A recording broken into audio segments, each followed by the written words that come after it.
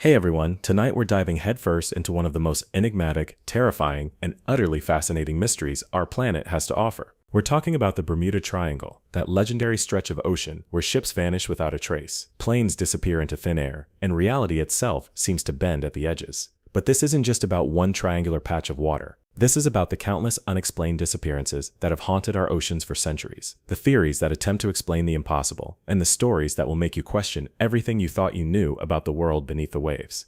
So grab something warm to drink, settle into your favorite spot, and prepare yourself for a journey that will take us from the crystal clear waters of the Caribbean to the deepest, darkest trenches of the Atlantic. We'll explore scientific theories that sound like science fiction, encounter stories so strange they defy logic, and meet the brave souls who ventured into these mysterious waters, never to return. Before we begin this epic voyage together, take a moment to hit that like button if you're ready for an adventure, and don't forget to subscribe because we're just getting started on this channel's exploration of the world's greatest mysteries. Let me know in the comments where you're watching from and what time it is in your corner of the world. It's always incredible to see our global community come together to explore these fascinating enigmas. Now, dim those lights, get comfortable, and let's embark on a journey that will challenge everything you believe about the natural world. Because once we enter the realm of the Bermuda Triangle, there's no telling what we might discover in the depths of the unknown. The year was 1945, and the world was finally beginning to heal from the wounds of the Second World War. The skies over Florida were clear. That December afternoon, the kind of perfect flying weather that made pilots grateful to be alive and airborne. At the Naval Air Station in Fort Lauderdale, 5 TBM Avenger torpedo bombers sat lined up on the tarmac, their crews running through final pre-flight checks. These weren't rookie pilots or untested aircraft. These were experienced Navy airmen flying proven warplanes on what should have been a routine training mission. Flight 19, as it came to be known, consisted of 14 men under the command of Lieutenant Charles Carroll Taylor, a veteran pilot with over 2,500 flight hours under his belt. The mission was straightforward, almost mundane in its simplicity. Fly east from Fort Lauderdale to conduct practice bombing runs over a series of shallow shoals, then continue east to Grand Bahama Island, before turning northwest and heading home. Total flight time, about 2 hours, a milk run as the pilots called it, the kind of mission you could fly in your sleep. At 2:10 p.m., the 5 Avengers lifted off into that crystal-clear Florida sky, their powerful engines drowning out the sound of waves crashing against the nearby shore. For the first hour and a half, everything proceeded exactly as planned. The bombing runs were successful, the weather remained perfect, and the aircraft performed flawlessly. But at approximately 3:45 p.m., something went wrong. Terribly, inexplicably wrong. The first sign of trouble came when Lieutenant Taylor's voice crackled through the radio, but instead of the confident, professional tone you'd expect from a seasoned pilot, there was something else. Confusion, uncertainty, fear. "Both my compasses are running wild," Taylor reported to the flight tower. "I'm over land, but I don't know where. Everything looks wrong. Even the ocean doesn't look as it should." The radio operator at Fort Lauderdale tried to help, asking Taylor to fly west toward the sun, but the response was even more disturbing. "We don't know which way is west. Everything looks strange, even the ocean." For the next several hours, increasingly frantic radio transmissions painted a picture of 5 aircraft, completely lost in an area they should have known like the back of their hands. The pilots reported that their compasses were spinning wildly, that landmarks they'd flown over hundreds of times looked completely unfamiliar, and that they seemed to be flying over white water rather than the deep blue of the Atlantic they expected. "It looks like we're entering white water," came one transmission. "We're completely lost." As darkness began to fall, the situation became increasingly desperate. The aircraft were running low on fuel, and despite repeated attempts by ground control to guide them home, the pilots seemed unable to establish their position. The last transmission from Flight 19 came at approximately 7:04 p.m. "FTFT," came Taylor's voice, using the flight's call sign. Then, silence. 5 aircraft and 14 men had simply vanished into the gathering darkness. But the story doesn't end there, because in one of the most chilling aspects of the entire Flight 19 incident, the rescue mission launched to find the missing aircraft also met with disaster. A PBM Mariner flying boat with 13 crew members aboard took off from the Naval Air Station Banana River to search for the lost Avengers. 23 minutes after takeoff, the Mariner's radio went silent. Neither the search plane nor its crew was ever seen again. In the span of a single evening, the United States Navy had lost 6 aircraft and 27 men in an area of ocean that should have been as familiar and safe as their own backyard. Extensive search and rescue operations scoured over 380,000 square miles of ocean and land, involving hundreds of aircraft and ships. They found nothing. No wreckage, no oil slicks, no life rafts, no trace that Flight 19 or its rescue aircraft had ever existed. The official Navy investigation concluded that the flight had become lost and crashed into the ocean when their fuel ran out, but this explanation satisfied almost no one. How could 5 experienced pilots with functioning radios become so completely disoriented in clear weather over familiar territory? Why had their compasses malfunctioned simultaneously? What had caused the normally blue ocean to appear white to the aviators? And perhaps most mysteriously, where was the wreckage? The Flight 19 incident would become the cornerstone of Bermuda Triangle lore, the event that first brought widespread attention to the strange occurrences in this particular patch of ocean. But it was far from the first mysterious disappearance in these waters, and it certainly wouldn't be the last, because the Triangle, as locals had begun calling it, seemed to have developed an appetite for aircraft, ships, and the people who dared to venture into its depths.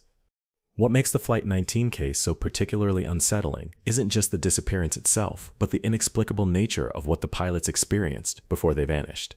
These weren't men prone to panic or flights of fancy. They were trained military personnel, accustomed to handling emergencies and navigating by instruments. Yet their final transmissions paint a picture of reality itself, seeming to malfunction around them. Compasses spinning without reason, familiar landscapes becoming alien and strange, the very ocean changing color before their eyes. Some researchers have suggested that Flight 19 encountered some form of electromagnetic anomaly, a natural phenomenon that could have disrupted their navigation instruments and possibly even affected their perception of their environment. Others point to the possibility of human error, compounded by panic and poor decision-making. But neither explanation fully accounts for all the strange details of that December afternoon or for the eerie pattern of disappearances that would continue to plague this region for decades to come.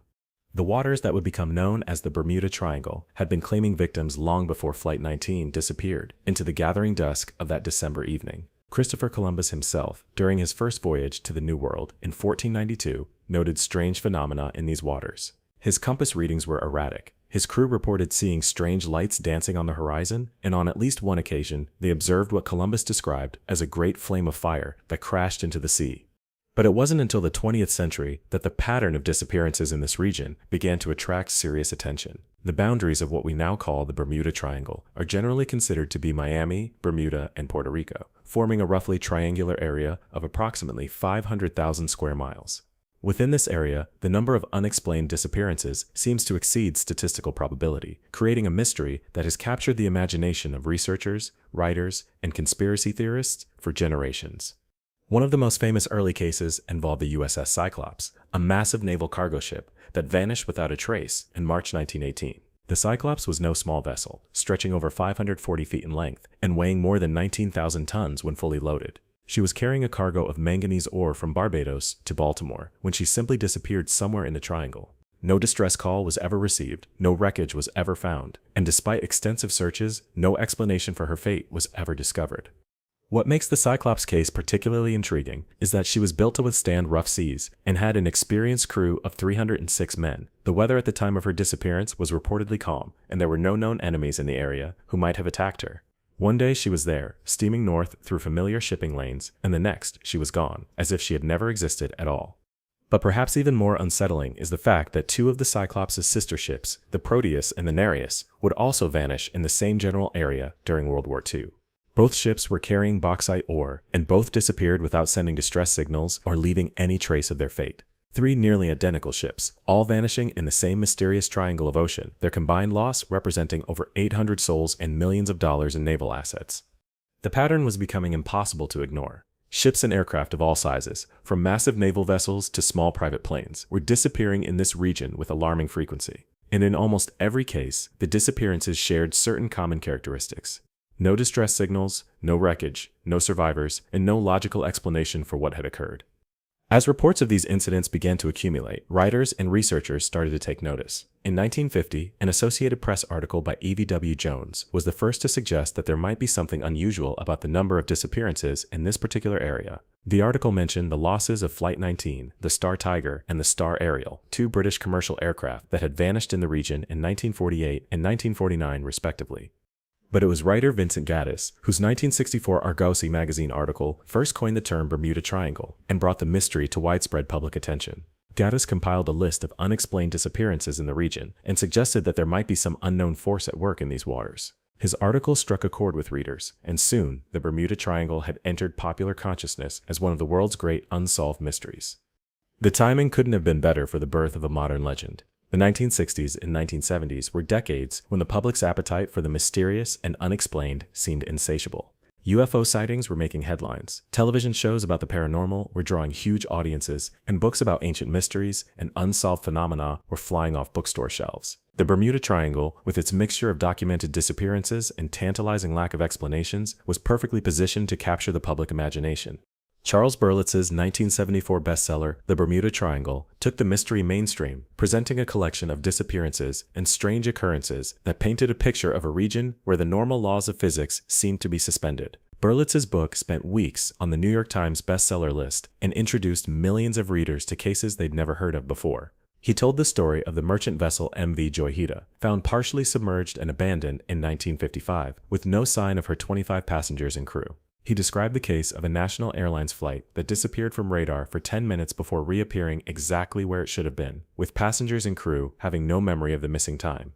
Most intriguingly, Berlitz presented accounts from survivors of triangle encounters, people who claimed to have experienced time distortions, compass malfunctions, and other phenomena that defied rational explanation. Pilots reported flying through strange clouds that seemed to pulse with their own internal light. Ship captains described instruments going haywire for no apparent reason. Passengers on cruise ships told of seeing the ocean itself seem to change color or texture, as if they were looking at an entirely different body of water. These first-hand accounts added a new dimension to the Bermuda Triangle mystery. It wasn't just that ships and planes were disappearing. It was that those who ventured into the triangle and lived to tell about it were reporting experiences that challenged our understanding of reality itself. They spoke of entering areas where time seemed to move differently, where magnetic fields appeared to be distorted, and where the very fabric of space seemed unstable. Critics were quick to point out that many of Berlitz's claims were either exaggerated or based on incomplete information. They argued that the number of disappearances in the triangle was not statistically significant when compared to other heavily trafficked areas of ocean, and that most of the missing vessels could be explained by conventional causes like human error, mechanical failure, or severe weather. But the critics' rational explanations couldn't account for all the strange details that kept surfacing in triangle cases. Why did so many of the disappearances occur in perfect weather? Why were distress signals so rarely received? Why was wreckage almost never found, even in cases where extensive search and rescue operations were mounted? And perhaps most puzzling of all, why did the survivors who managed to escape the triangle so often report experiences that sounded more like science fiction than maritime history? The debate between believers and skeptics would rage for decades, with each side marshaling evidence to support their position. But regardless of which camp you belonged to, one thing was undeniable. The Bermuda Triangle had become more than just a geographic location. It had become a symbol of the unknown, a reminder that despite all our technological advances and scientific knowledge, there were still mysteries in our world that defied easy explanation. As we delve deeper into the Triangle's secrets, we'll encounter stories that challenge not just our understanding of maritime safety and aviation, but our very conception of reality itself. We'll meet the people who ventured into these mysterious waters and lived to tell tales that sound impossible, yet are backed up by official records and eyewitness testimony. We'll explore the scientific theories that attempt to explain the Triangle's phenomena, from the mundane to the extraordinary. And we'll discover that the more we learn about this enigmatic region, the deeper the mystery becomes. But before we continue our journey into the heart of the Triangle, let's take a moment to consider what makes a mystery truly captivating. It's not just the unanswered questions or the missing pieces of the puzzle. It's the way these mysteries make us feel when we contemplate them. The sense that we're standing at the edge of something vast and unknowable, something that reminds us how little we truly understand about the world we inhabit. The Bermuda Triangle represents all of this, and more. It's a place where the impossible seems possible, where the laws of physics appear to be more like suggestions, and where ordinary people encounter the extraordinary on a regular basis. Whether you believe in the supernatural explanations, or prefer to stick with conventional science, there's no denying that the Triangle continues to produce stories that challenge our assumptions about reality. And speaking of challenging assumptions, our next case involves one of the most well-documented and thoroughly investigated disappearances in Triangle history. It's the story of an aircraft that vanished not in the dead of night or during a violent storm, but in broad daylight under perfect flying conditions, with multiple witnesses and radar operators tracking its every move, right up until the moment it simply ceased to exist. The morning of December 28, 1948, dawned clear and bright over Puerto Rico. At the island's airport, a British South American Airways Avro Tudor Thor aircraft, designated Star Tiger, was being prepared for what should have been a routine flight to Bermuda. The aircraft was relatively new, having entered service just 2 years earlier, and was piloted by Captain B.W. McMillan, an experienced aviator with an excellent safety record. The Star Tiger was carrying 25 passengers and 6 crew members on the first leg of a journey that would eventually take them to London. Among the passengers were prominent businessmen, colonial officials, and their families, the sort of distinguished travelers who expected and received the highest standards of safety and service. The aircraft itself was a pressurized, four-engine airliner, one of the most advanced commercial aircraft of its day. The flight plan called for a direct route from Puerto Rico to Bermuda, a journey of approximately 1,000 miles that should have taken just under 5 hours. The weather forecast was excellent, with clear skies and light winds predicted along the entire route. Everything about the flight was routine, from the pre-flight inspection to the passenger manifest. There was absolutely no reason to expect anything other than a smooth, uneventful journey. At 10:30 a.m., the Star Tiger lifted off from Puerto Rico and climbed steadily into the brilliant Caribbean sky.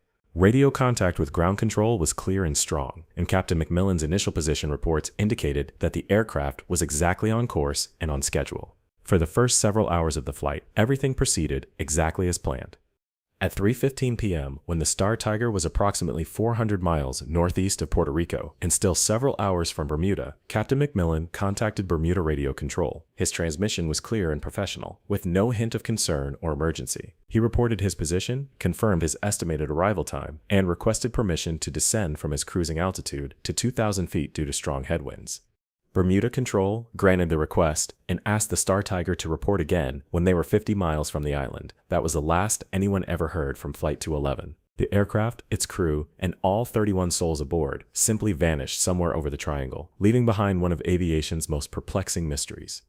When the Star Tiger failed to appear on Bermuda's radar screens at the expected time, search and rescue operations began immediately. The weather remained perfect, with excellent visibility and calm seas that should have made any wreckage easy to spot from the air. Multiple aircraft took off from both Bermuda and the United States to search the Star Tiger's planned route, while ships converged on the area where the aircraft should have been.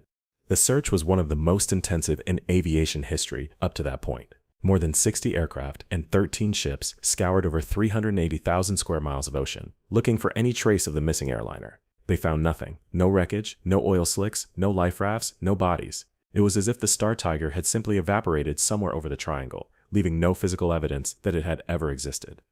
The official investigation, conducted jointly by British and American authorities, was exhaustive and thorough. Every aspect of the flight was examined, from the aircraft's maintenance records, to the crew's qualifications, to the weather conditions along the route. The investigators could find no technical reason for the aircraft's disappearance.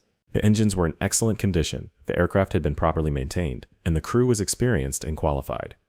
The final report concluded that the Star Tiger had most likely encountered some form of catastrophic structural failure or explosion that caused it to break up in flight and plunge into the ocean. But this explanation satisfied few people, including many of the investigators themselves. If the aircraft had broken up in flight, why wasn't any wreckage found floating on the surface? Commercial airliners contain numerous materials that would float, from seat cushions to cargo containers to pieces of the aircraft structure itself. Moreover, if some form of catastrophic failure had occurred, why hadn't Captain McMillan or his radio operator sent a distress signal? The Star Tiger's radio was working perfectly, right up until the moment contact was lost, and it would have taken only seconds to transmit a mayday call. Experienced pilots are trained to send distress signals even in the most dire circumstances, yet no such transmission was ever received. The Star Tiger case became even more mysterious 11 months later when another British South American Airways aircraft, the Star Ariel, disappeared under virtually identical circumstances. The Star Ariel was flying from Bermuda to Jamaica on January 17, 1949, when it vanished without a trace somewhere over the triangle. Like the Star Tiger, the Star Ariel was a modern, well-maintained aircraft with an experienced crew. Like the Star Tiger, it disappeared in perfect weather after sending routine position reports. And like the Star Tiger, it left behind no wreckage, no distress signals, and no explanation for its fate. The loss of two nearly identical aircraft in the same area within less than a year sent shockwaves through the aviation industry and the traveling public. British South American Airways was forced to suspend operations, and questions were raised about the safety of flying over the triangle. Insurance companies began charging higher premiums for flights through the region, and some passengers specifically requested routes that would avoid the mysterious triangle of water. But perhaps the most unsettling aspect of the Star Tiger and Star Ariel cases wasn't what happened to the aircraft themselves, but what their disappearances revealed about our inability to monitor and control our own technology. Here were two of the most advanced aircraft of their time, flying along well-established routes in contact with ground control, yet they had simply vanished, as completely as if they had flown into another dimension. The cases highlighted a troubling reality about aviation in the 1940s and 1950s. Once an aircraft left the range of ground-based radar, it became essentially invisible to the outside world. Its position was known only through the pilot's radio reports, and if something happened too quickly for a distress call to be sent, the aircraft might as well have fallen off the edge of the Earth. This technological limitation became tragically apparent in numerous triangle disappearances throughout the following decades. Aircraft would be flying along normally, checking in with ground control at regular intervals, when suddenly the radio would go silent. Search and rescue teams would race to the last known position, only to find empty ocean stretching to the horizon. The Star Tiger and Star Ariel cases also introduced another element that would become characteristic of many triangle disappearances: the complete absence of wreckage. In most aircraft disasters, even when the plane crashes into the ocean, some debris typically reaches the surface. Seat cushions, luggage, pieces of the aircraft's interior, personal effects, something usually survives to tell the tale of what happened. But in the triangle, aircraft seemed to disappear so completely that they left no trace of their existence. This pattern would repeat itself over and over again in the years that followed.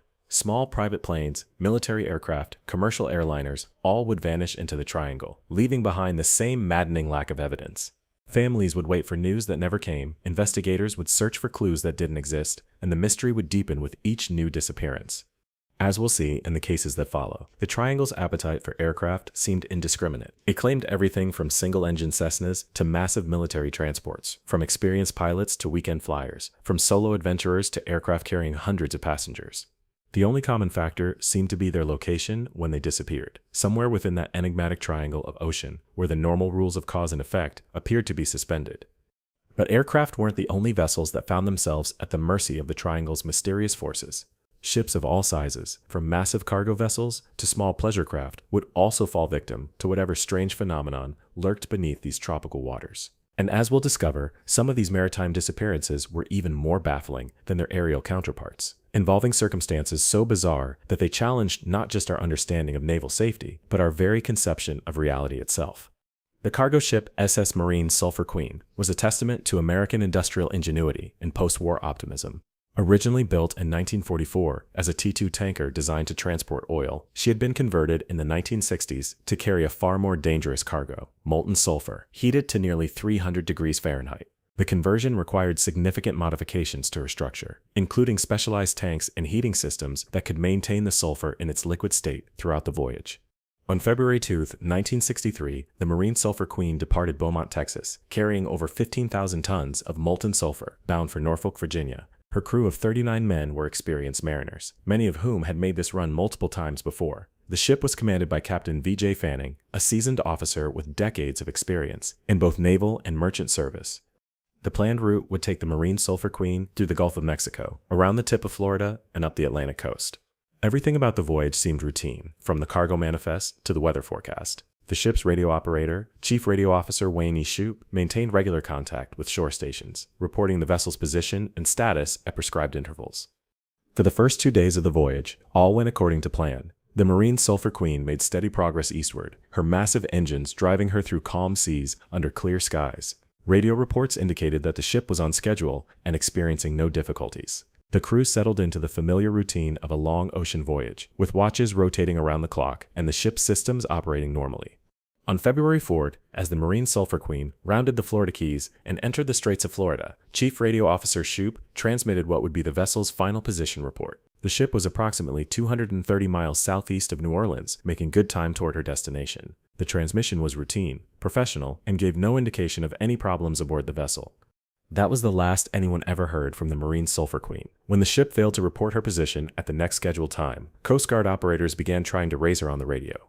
Their calls went unanswered. Hours passed with no word from the vessel, and concern began to mount.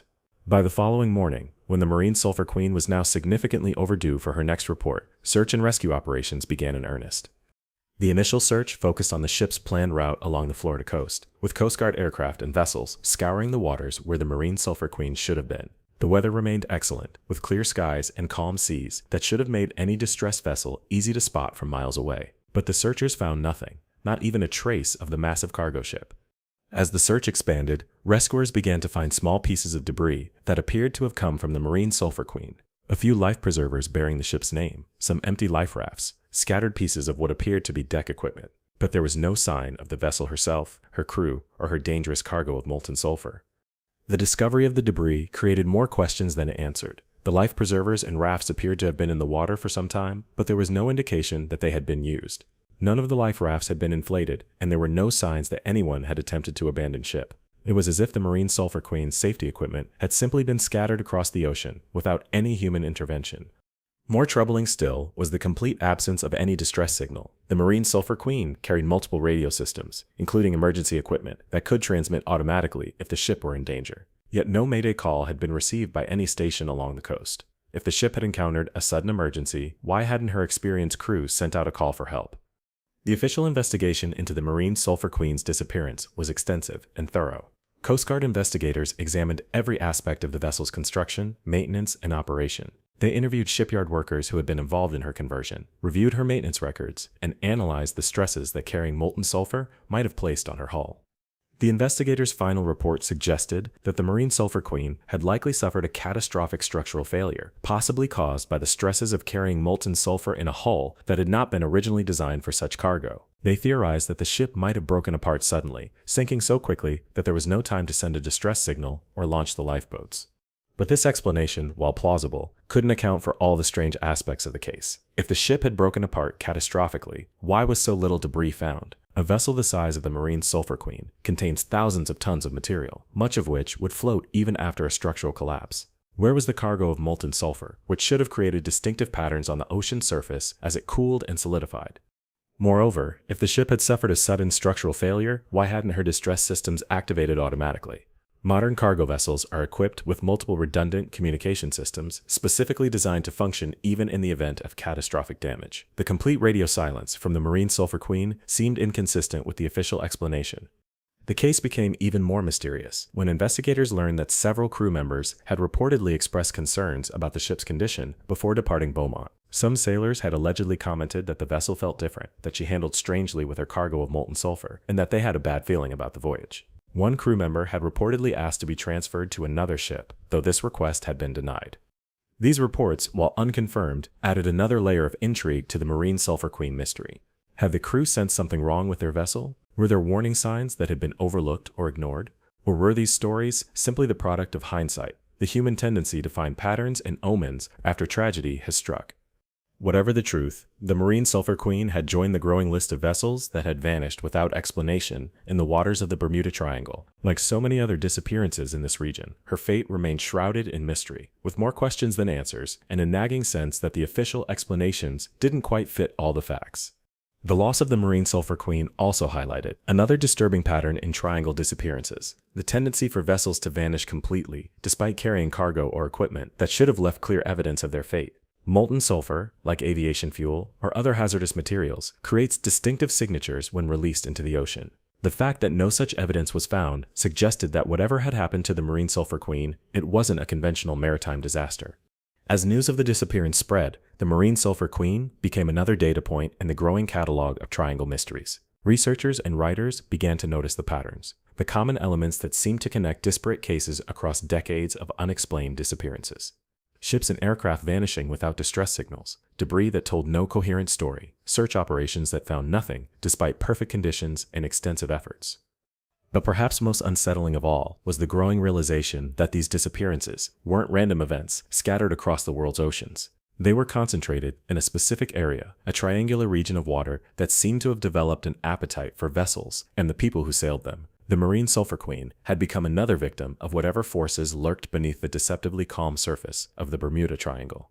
As we continue our exploration of the Triangle's mysteries, we'll encounter even stranger cases, disappearances that involve not just the loss of vessels and their crews, but experiences so bizarre that they challenge our understanding of the physical world itself. We'll meet survivors who claim to have encountered phenomena that sound more like science fiction than maritime history, and we'll explore the theories that attempt to explain how such impossible things could occur in our rational, scientific world.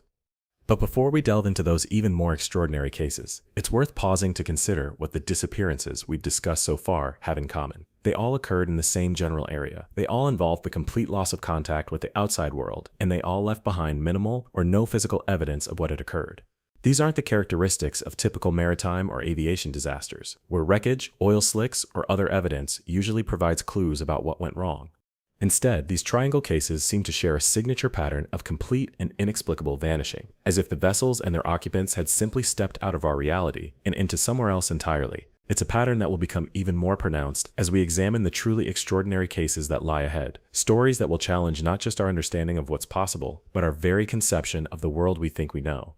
The morning of January 30, 1948, should have been just another routine day for the crew of the SS Samke, a cargo vessel making her way through the shipping lanes east of the Bahamas. The weather was clear, the seas were calm, and the ship's radar was functioning perfectly as they maintained their course toward distant ports. But at approximately 10:30 a.m., the radar operator noticed something unusual on his screen. There was a large object in the water, approximately 5 miles off their starboard bow, something big enough to generate a strong radar return, but stationary in the water. The captain ordered a course change to investigate, thinking they might have encountered a vessel in distress, or perhaps some significant piece of floating debris that posed a navigation hazard. As the Samke approached the mysterious radar contact, lookouts with binoculars strained to identify what they were seeing. What they found floating in the crystal-clear waters of the Triangle would become one of the most documented and thoroughly investigated maritime mysteries of the 20th century. It was a ship, a large cargo vessel, drifting silently, with no sign of life aboard. The vessel was the MV Joyita, a 70-foot merchant ship that had disappeared 5 weeks earlier while en route from Samoa to the Cook Islands with 25 passengers and crew aboard. But the Joyita that the Samke crew found was not the same ship that had departed Samoa in November. She was partially submerged, listing heavily to starboard, and completely abandoned. There was no sign of the 25 people who should have been aboard. When the Samke crew managed to board the derelict vessel, they discovered a scene that defied rational explanation. The Joyita's engines were still in working order, her radio equipment was functional, and there was no obvious reason why the ship should have been abandoned. The cargo holds contained enough supplies to sustain the missing passengers and crew for weeks, and the vessel's lifeboats and safety equipment remained securely in place. Even more puzzling was the condition of the ship herself. While the Joyita was partially flooded and listing badly, she was in no immediate danger of sinking. The vessel's construction included built-in flotation chambers that would have kept her afloat indefinitely, even with significant flooding. There was no evidence of fire, explosion, or collision that might explain why everyone aboard had vanished. The Joyita's logbook was missing, along with all the ship's navigation equipment and most of the passengers' personal belongings, but there were no signs of violence or struggle, no bloodstains or damage that might indicate piracy or some form of attack. It was as if the 25 people aboard had simply decided to leave the ship voluntarily, taking only their most essential possessions with them. The discovery of the abandoned Joyita launched one of the most intensive maritime investigations of the era. Officials from multiple nations collaborated to piece together what had happened during those 5 missing weeks, but the more they learned, the deeper the mystery became. Investigators traced the Joyita's final known movements through passenger manifests, port records, and eyewitness accounts. The ship had departed Samoa on October 5, 1955, carrying a diverse group of passengers including government officials, merchants, and their families. The voyage to the Cook Islands should have taken approximately 48 hours under normal conditions, a routine inter-island journey that Captain Thomas Henry Miller had completed dozens of times before. Captain Miller was an experienced mariner with an excellent reputation and intimate knowledge of South Pacific waters. His crew consisted of seasoned sailors familiar with the route and the challenges of island navigation. The Joyita herself, while not new, was considered seaworthy and had recently undergone maintenance and inspection. Everything about the voyage appeared routine until the ship simply vanished somewhere in the vast expanse of the Pacific. The initial search for the missing Joyita had been extensive, covering thousands of square miles of ocean, with aircraft and ships from multiple nations. But the South Pacific is enormous, and despite their best efforts, searchers had found no trace of the missing vessel. It was only by pure chance that the Samke had encountered the derelict ship, floating far from her intended route, in waters that had already been searched multiple times. When investigators examined the abandoned Joyita more closely, they discovered evidence that made the mystery even more perplexing. The ship's radio equipment was not only functional, but appeared to have been used recently. Emergency rations had been partially consumed, suggesting that at least some of the passengers and crew had survived for a period after whatever initial disaster had befallen them. Yet there was no indication of where they had gone, or what had ultimately happened to them. The missing lifeboats provided another puzzle. The Joyita carried several life rafts and a motorized dinghy, all of which were gone when the ship was found. This suggested that the passengers and crew had abandoned ship in an orderly fashion, taking the vessel's emergency craft with them. But if they had successfully evacuated the Joyita, where were they? Why had none of the lifeboats been found, and why hadn't anyone sent a distress signal during the weeks the ship had been drifting? Search operations were immediately resumed, this time focusing on the area where the Joyita had been found and working backward along possible drift patterns to determine where the evacuation might have taken place. Aircraft crisscrossed the region looking for lifeboats or survivors, while ships investigated every small island and atoll that might have provided refuge for the missing passengers. The search yielded some tantalizing clues, but no definitive answers. On a remote atoll several hundred miles from where the Joyita was discovered, searchers found what appeared to be remnants of a campfire and some debris that might have come from the missing ship. But there were no signs of recent human habitation, and no indication of what had happened to the 25 people who had vanished.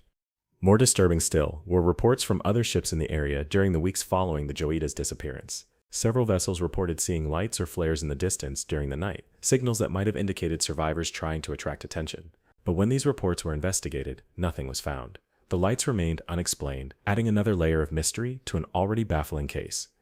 The official investigation concluded that the Joyita had likely suffered some form of mechanical failure or hull damage that caused flooding and forced the evacuation of passengers and crew. The theory suggested that the ship's built-in flotation had kept her afloat, while the lifeboats either became separated in rough weather or encountered some other disaster that prevented them from reaching safety. But this explanation satisfied few people, including many of the investigators themselves. If the evacuation had been conducted in an orderly fashion, why hadn't a distress signal been sent? The Joyita's radio was powerful enough to reach stations hundreds of miles away, yet no mayday call had ever been received. If the lifeboats had been lost in rough weather, why hadn't any debris from them been found? Life rafts and emergency equipment are specifically designed to be visible and recoverable, even in severe conditions. Perhaps most puzzling of all was the question of the Joyita's drift pattern. Computer models of ocean currents and wind patterns suggested that for the ship to have been found where she was discovered, she must have been drifting for exactly the amount of time she had been missing. This implied that whatever had caused the evacuation had occurred almost immediately after the ship's departure from Samoa, yet she had somehow continued to drift in a pattern that defied the known current systems of the region. The Joyita case introduced several elements that would become characteristic of Bermuda Triangle mysteries, even though the ship had disappeared in the Pacific rather than the Atlantic. The orderly but inexplicable abandonment of a seaworthy vessel, the complete absence of distress signals, the mysterious disappearance of all occupants without trace, and the ship's eventual discovery far from where conventional navigation would have placed her. More importantly, the Joyita case demonstrated that the phenomena associated with the Bermuda Triangle were not unique to that particular region. Similar patterns of unexplained disappearances were occurring in other parts of the world's oceans, suggesting that whatever forces were at work in the triangle might be part of a larger global phenomenon. As news of the Joyita discovery spread, researchers began to notice connections between this case and other maritime mysteries around the world. Ships found abandoned under similar circumstances, crews that vanished without explanation, vessels discovered far from their intended routes, with no clear indication of how they had gotten there. The patterns were remarkably consistent, regardless of whether the incidents occurred in the Atlantic, Pacific, or other bodies of water.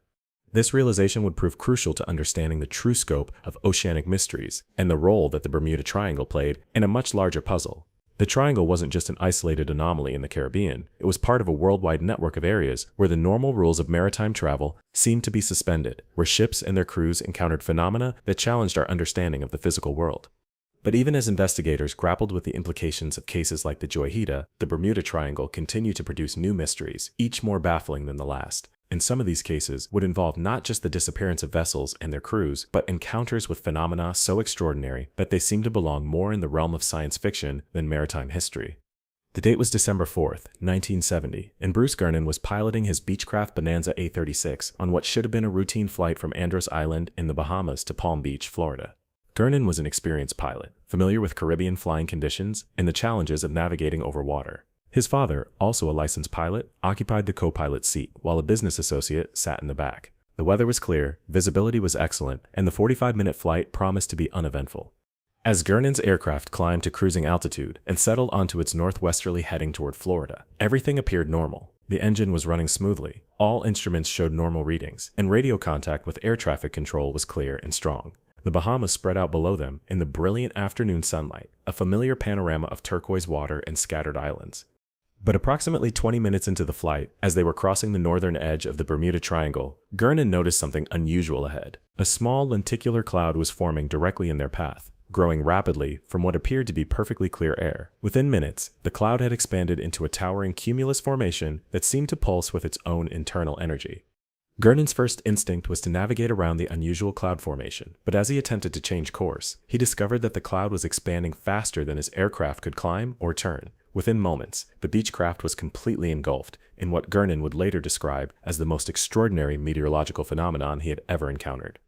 Inside the cloud, the normal rules of flight seemed to be suspended. The aircraft's compass began spinning wildly, the electronic navigation equipment malfunctioned, and the radio filled with static.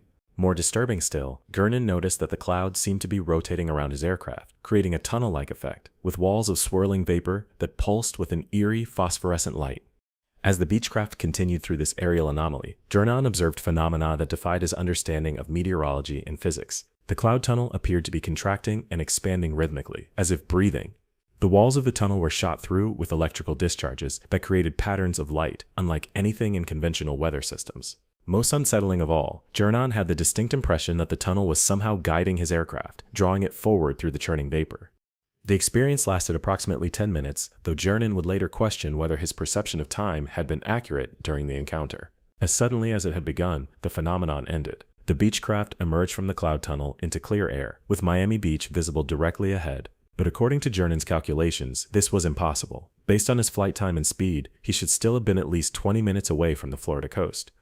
When Gernon contacted Miami Air Traffic Control, he received confirmation that his location was indeed over Miami Beach, despite the apparent impossibility of having covered that distance in the time that had elapsed. More puzzling still, radar operators reported that his aircraft had been invisible to their systems during the period when he was inside the cloud formation, despite being in an area of normally excellent radar coverage.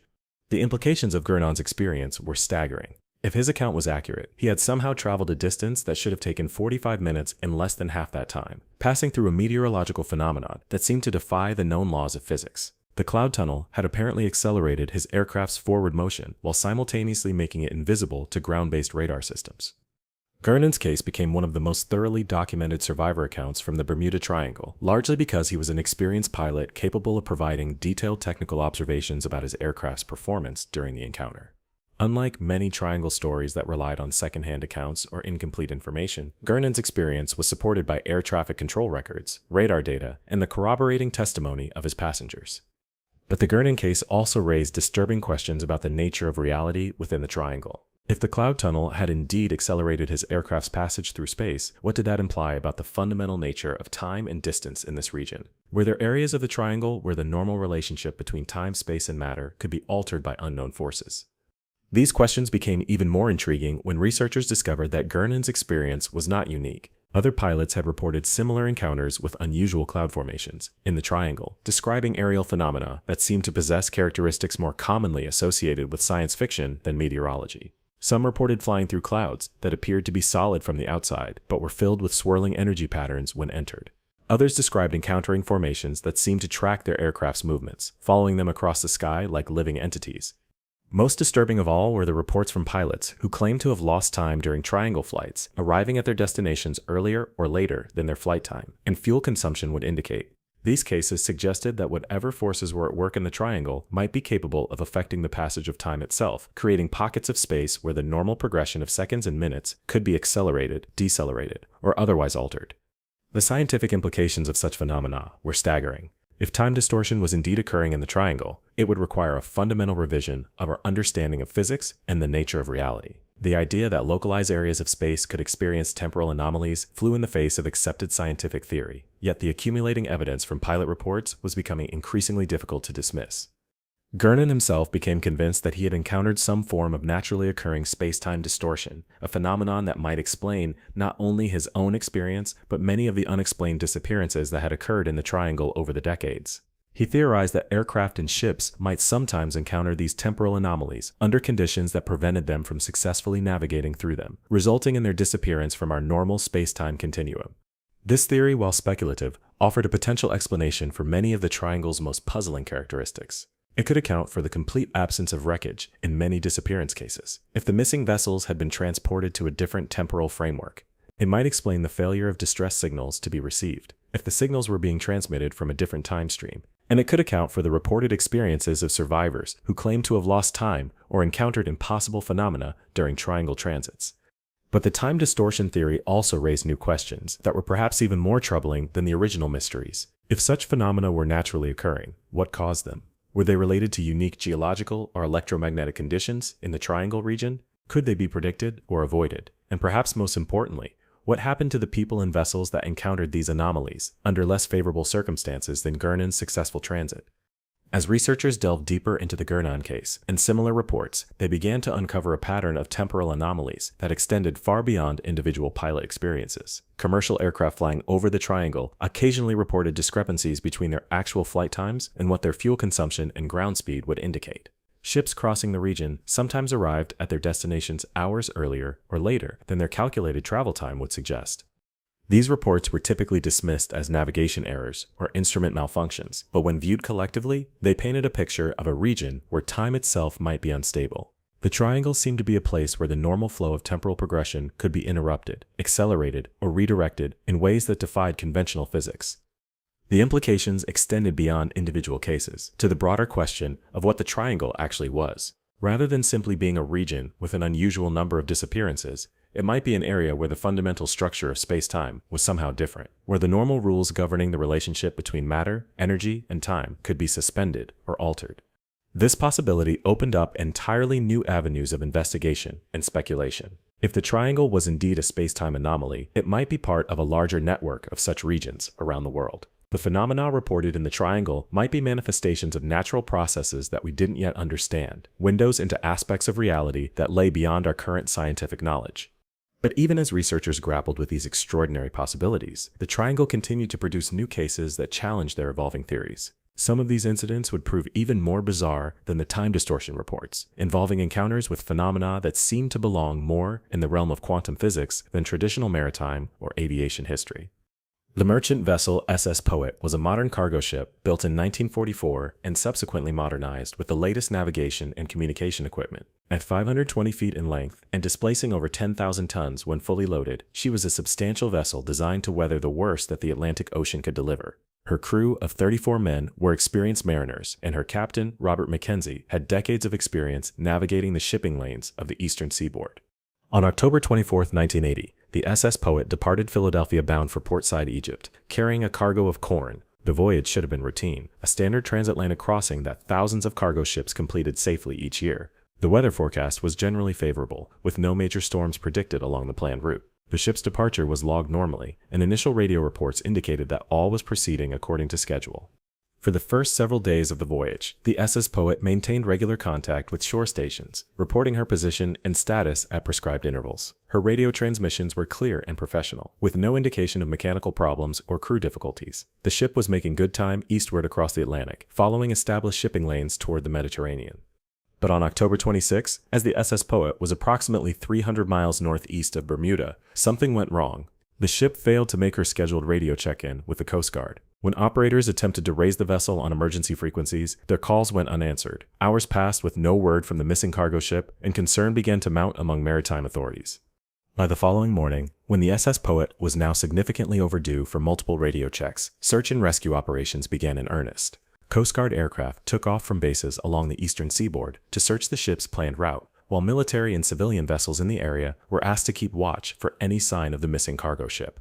The initial search focused on the area where the SS Poet should have been based on her last known position and course. The weather in the region was generally calm, with good visibility and moderate seas that should have made any distressed vessel easy to spot from the air. But the searchers found nothing, not even the smallest piece of debris that might indicate what had happened to the massive cargo ship. As the search expanded to cover hundreds of thousands of square miles of ocean, the absence of any trace of the SS Poet became increasingly puzzling. A ship of her size contains thousands of tons of material, much of which would float even if the vessel had suffered catastrophic structural failure. Cargo containers, life rafts, pieces of superstructure, personal effects from the crew. Something should have reached the surface and been spotted by the search aircraft. But the ocean remained frustratingly empty. No oil slicks marked the location of a sunken vessel. No floating debris told the story of a maritime disaster. No emergency beacons signaled the location of survivors or wreckage. The SS Poet had simply vanished, as completely as if she had never existed, taking her crew of 34 men and her cargo of corn with her into the depths of the triangle. The official investigation into the SS Poet's disappearance was extensive and thorough. Coast Guard investigators examined every aspect of the ship's construction, maintenance, and operation. They reviewed weather records for the time of the disappearance, analyzed the vessel's cargo and its potential impact on stability, and interviewed maritime experts about possible causes of sudden catastrophic failure. The investigators' final report suggested several possible explanations for the SS Poet's fate. The ship might have encountered a rogue wave, an unusually large wave that could have overwhelmed her defenses and caused rapid sinking. She might have suffered an explosion in her cargo holds, though corn is not typically considered an explosive material. Or she might have experienced sudden structural failure due to age or metal fatigue, causing her to break apart and sink quickly. But none of these explanations could fully account for the complete absence of debris or the ship's failure to send a distress signal. The SS Poet carried multiple radio systems, including emergency equipment that should have activated automatically if the ship were in immediate danger. Even if the main radio room had been damaged or destroyed, backup systems should have been able to transmit at least a brief mayday call. More puzzling still was the timing of the disappearance. The SS Poet had vanished while transiting one of the most heavily monitored areas of the Atlantic Ocean, a region covered by multiple radar systems and regularly patrolled by aircraft and ships. Yet, despite this intensive coverage, no one had observed anything unusual in the area where the ship was presumed to have been lost. The SS Poet case highlighted once again the Triangle's apparent ability to make large vessels disappear without leaving behind any evidence of their fate. Like the Marine Sulphur Queen and so many other ships before her, the SS Poet had simply ceased to exist somewhere in the Triangle's mysterious waters, adding another name to the growing list of unexplained maritime disappearances. But the SS Poet case also introduced a new element that would become increasingly important in Triangle research. The ship had disappeared, not during a violent storm or in the remote reaches of the ocean, but in relatively calm weather in one of the most closely monitored areas of the North Atlantic. This suggested that whatever forces were responsible for Triangle disappearances could operate even under conditions of intensive surveillance and observation. The implications were troubling for maritime safety authorities and shipping companies. If large modern cargo ships could vanish without trace in well-monitored waters, what did that say about the safety of ocean travel? How could authorities protect vessels transiting the Triangle if they couldn't even determine what was causing the disappearances? These questions became even more pressing when researchers realized that the SS Poet was not an isolated case. Throughout the 1970s and 1980s, several other large vessels had vanished in the Triangle under similar circumstances. The pattern was consistent: routine voyages that ended in complete disappearance, with no distress signals, no wreckage, and no explanations that satisfied investigators or families of the missing crew members.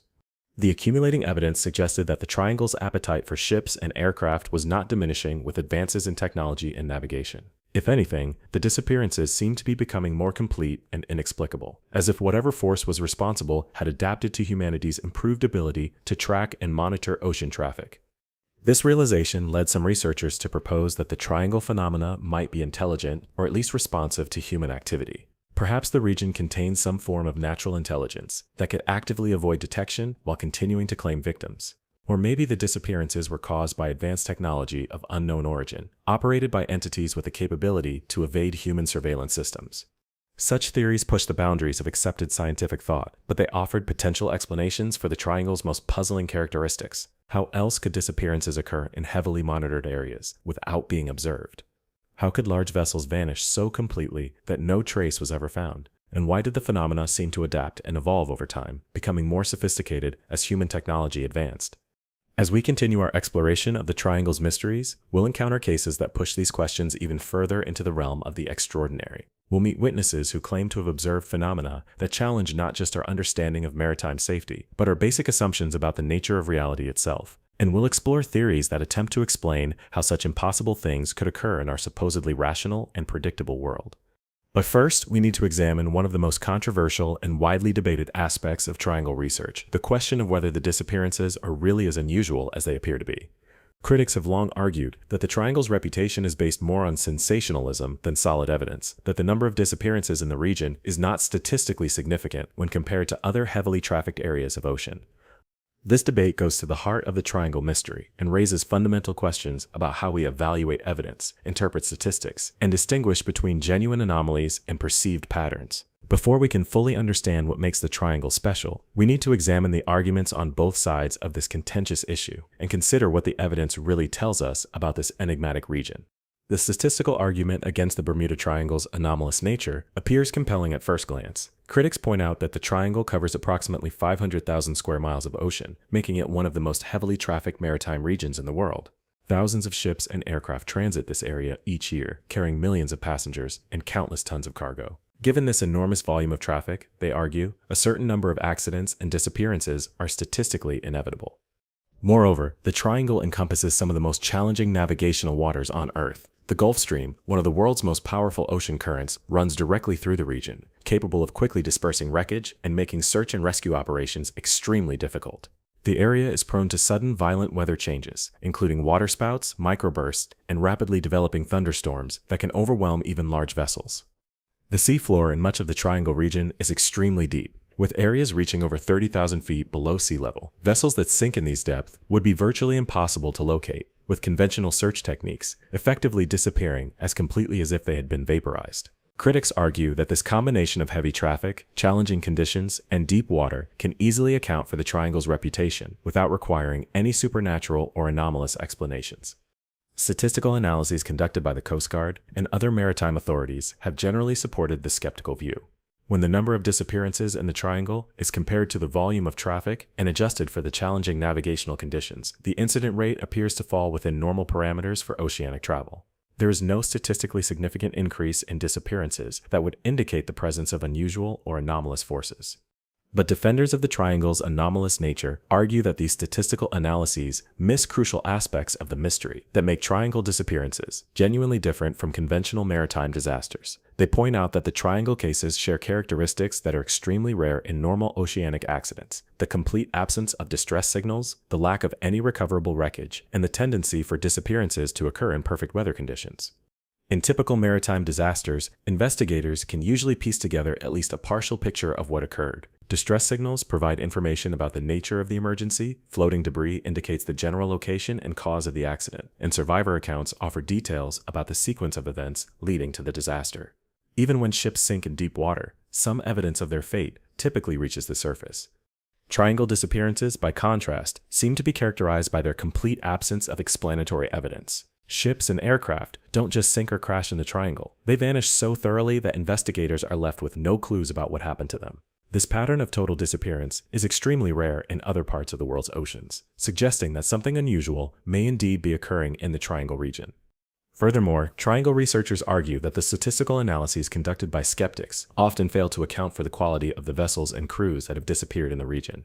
Many of the missing aircraft were flown by experienced military pilots using well-maintained, reliable equipment. The ships that have vanished included modern vessels with multiple redundant safety systems and crews trained to handle emergency situations. The fact that such well-equipped and expertly operated vessels could disappear without trace suggests that the Triangle disappearances may not be the result of conventional accidents or human error. If inexperienced pilots flying poorly maintained aircraft were disappearing in bad weather, that would be statistically unremarkable. But when military flight instructors vanish in perfect weather while flying reliable aircraft, the incident takes on a more mysterious character.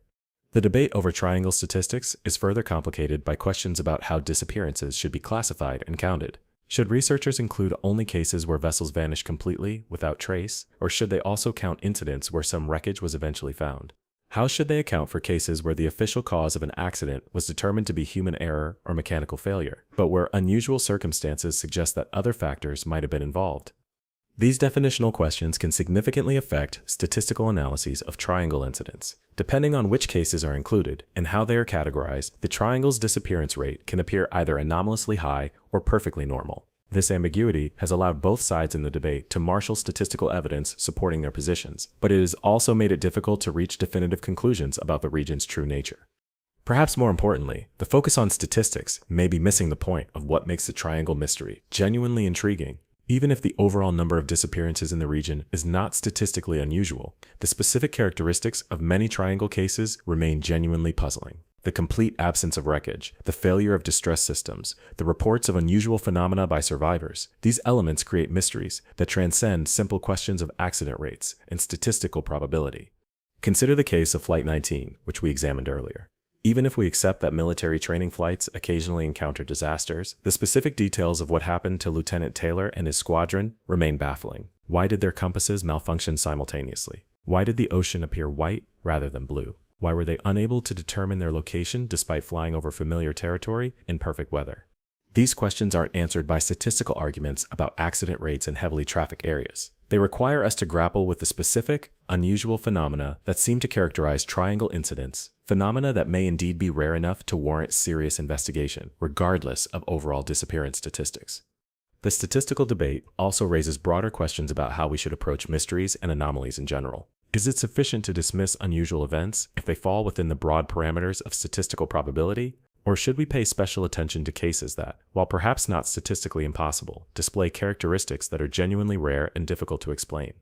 The answer to these questions may depend on what we're trying to accomplish. If our goal is simply to assess the relative safety of traveling through the triangle region, then statistical analyses of accident rates are probably sufficient. The evidence suggests that modern vessels with proper equipment and experienced crews can transit the triangle with no greater risk than they would face in other parts of the ocean. But if our goal is to understand the full range of phenomena that occur in our world, then we may need to look beyond simple statistics to examine the specific, unusual characteristics that make certain cases genuinely mysterious. The triangle may not be statistically more dangerous than other parts of the ocean, but it may still be a place where unusual phenomena occur with sufficient frequency to warrant investigation.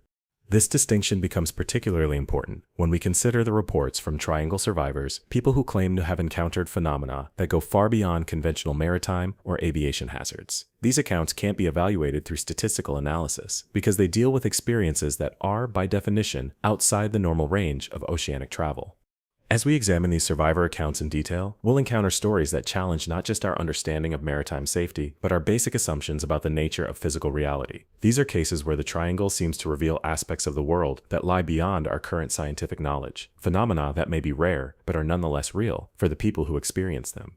Whether these accounts represent genuine encounters with unknown forces, or simply the result of human perception under stress, they add a dimension to the triangle mystery that can't be captured by statistical analysis. They suggest that there may be more to this region than simple questions of accident rates and navigational hazards, that the triangle may indeed be a place where the extraordinary occasionally intrudes into the ordinary world of oceanic travel.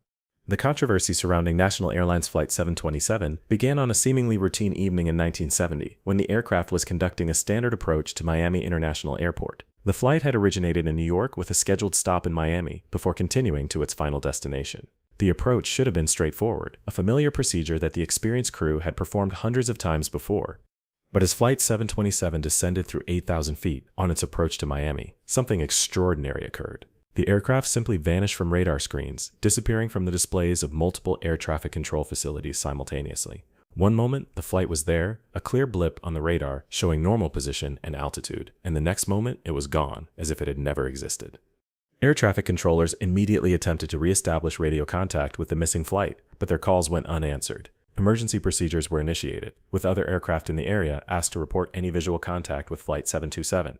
Search and rescue assets were placed on standby, and airports along the flight's route were notified of the potential emergency. But 10 minutes after it had vanished, Flight 727 reappeared on radar screens in exactly the position where it should have been based on its flight plan and approach profile. The aircraft resumed normal radio contact with air traffic control and completed its landing at Miami International without further incident. From the perspective of the crew and passengers, nothing unusual had occurred during the approach. However, when investigators examined the aircraft's flight data and interviewed the crew and passengers, they discovered a puzzling discrepancy. According to the flight data recorder and the crew's calculations, the flight had taken exactly the amount of time it should have based on their airspeed and route. But according to air traffic control records and multiple independent radar facilities, the aircraft had been missing from their screens for 10 minutes. This meant that either the aircraft had somehow covered the same distance in 10 minutes less time than should have been physically possible, or it had experienced some form of temporal displacement that allowed it to skip 10 minutes of normal time. Neither explanation fit with conventional understanding of aviation or physics, yet the radar records and flight data were both clear and apparently contradictory. The investigation into the Flight 727 incident was conducted quietly, with authorities reluctant to publicize an event that seemed to defy rational explanation. Officials interviewed the crew extensively, looking for any indication that they had experienced unusual phenomena during the approach. But the pilots and flight attendants reported nothing out of the ordinary. No strange weather, no equipment malfunctions, no sense that anything unusual had occurred. The passengers were similarly unaware that anything extraordinary had happened. They had experienced a normal flight and landing, with no indication that their aircraft had disappeared from radar or experienced any form of temporal anomaly. For them, the approach to Miami had been routine and unremarkable, just another successful arrival at their destination. This lack of subjective experience on the part of the crew and passengers made the Flight 727 case particularly puzzling. If the aircraft had indeed experienced some form of time distortion or dimensional displacement, why hadn't the people aboard been aware of it? How could an aircraft vanish from multiple radar systems without the occupants noticing anything unusual? One theory suggested that the Flight 727 had encountered a localized space-time anomaly that affected only the aircraft's interaction with electromagnetic systems like radar. In this scenario, the plane itself had continued normally through space and time, but its electromagnetic signature had been temporarily displaced or distorted in a way that made it invisible to ground-based detection systems. Another possibility was that the radar systems themselves had malfunctioned simultaneously, creating the illusion that the aircraft had vanished when it had actually remained in normal flight throughout the approach. But this explanation seemed unlikely, given that multiple independent radar facilities had reported the same disappearance, and that all other aircraft in the area had remained visible on the screens. The Flight 727 case became one of the most thoroughly documented examples of apparent time distortion in the Triangle region, largely because it involved multiple witnesses, official records, and electronic systems that provided objective documentation of the anomalous event. Unlike many Triangle stories that relied on eyewitness accounts or secondhand reports, this case was supported by radar records, flight data, and air traffic control transcripts. But the case also raised disturbing questions about the reliability of our technological systems and our understanding of the relationship between time, space, and electromagnetic phenomena. If aircraft could vanish and reappear on radar without the occupants being aware of any unusual experience, what did that say about our ability to monitor and control air traffic in the Triangle region? More broadly, the Flight 727 incident suggested that temporal anomalies in the Triangle might be more subtle and pervasive than previously suspected. Rather than dramatic encounters with time distortion like Bruce Gernon's experience in the Cloud Tunnel, most temporal effects might be minor and undetectable to the people experiencing them, noticed only through careful analysis of timing discrepancies and electronic records. This possibility opened up new avenues of investigation for Triangle researchers. Instead of looking only for dramatic reports of time distortion, they began examining routine flights and voyages for small but consistent timing anomalies that might indicate the presence of temporal effects throughout the region. What they found was surprising and disturbing. Analysis of flight records for aircraft transiting the Triangle revealed numerous cases of minor timing discrepancies that couldn't be explained by conventional factors like wind speed or navigational errors. Flights that should have taken a specific amount of time based on distance and airspeed were consistently arriving, either earlier or later than calculated, with the discrepancies following patterns that seemed to correlate with specific areas within the Triangle. Similarly, shipping records showed timing anomalies for vessels crossing the Triangle region. Ships were reporting arrival times that didn't match their calculated voyage duration, with some vessels making better time than should have been possible and others taking longer than expected, despite favorable weather and sea conditions. These timing discrepancies were typically small, often just a few minutes or hours, but they were consistent enough to fall within normal margins of error for oceanic navigation, but their frequency and distribution suggested something more than random variation. The pattern that emerged from this data was both fascinating and troubling. It appeared that time itself might flow differently in certain parts of the Triangle, creating subtle but measurable effects on anything passing through these zones. The implications were staggering, suggesting that the Triangle might contain natural phenomena that could actually alter the flow of temporal progression. But perhaps even more unsettling than the existence of these temporal anomalies was the realization that they had been occurring for decades without being recognized or understood. How many flights had experienced minor time distortions? How many ships had lost or gained time while crossing the Triangle without anyone noticing the significance of these discrepancies? The discovery of widespread timing anomalies led researchers to reconsider many historical Triangle cases with fresh eyes. Perhaps some of the mysterious disappearances weren't disappearances at all, but rather extreme examples of temporal displacement that had gone undetected because investigators weren't looking for evidence of time distortion. This possibility became particularly relevant when examining cases of vessels that had been reported missing but were later found in unexpected locations, with crews who claimed no memory of being lost or displaced. These incidents had typically been dismissed as navigation errors or communication failures, but they might actually represent examples of temporal and spatial displacement on a scale large enough to be noticed. The concept of time distortion in the Triangle also provided a potential explanation for one of the most puzzling aspects of many disappearance cases, the complete failure of emergency communication systems. If aircraft or ships were experiencing temporal displacement, their radio signals might be transmitted into the wrong time frame, making them impossible for contemporary receivers to detect. In this scenario, a vessel in distress might be broadcasting mayday calls that wouldn't be received until hours, days, or even years after the emergency occurred.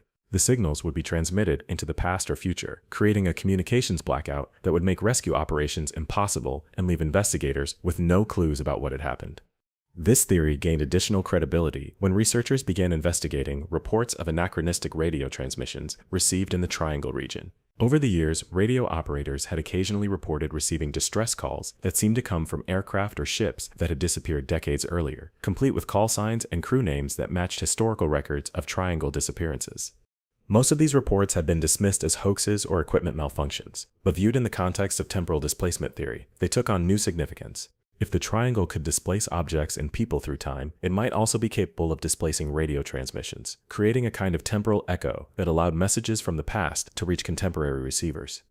The investigation into these anachronistic transmissions revealed a pattern that was both intriguing and disturbing. The phantom radio calls typically occurred during periods of unusual electromagnetic activity in the triangle region, suggesting a connection between temporal displacement and the area's well-documented electronic anomalies. Moreover, the content of these transmissions often provided details about disappearance cases that weren't publicly known, including information about crew members, cargo manifests, and flight plans that would have been difficult for hoaxers to obtain. This suggested that at least some of the phantom transmissions might be genuine communications from vessels that had been displaced through time. But if temporal displacement was indeed occurring in the triangle, it raised profound questions about the nature of the phenomena responsible. What kind of force could alter the flow of time itself? How could natural processes create effects that seem to violate our most fundamental understanding of physics and causality?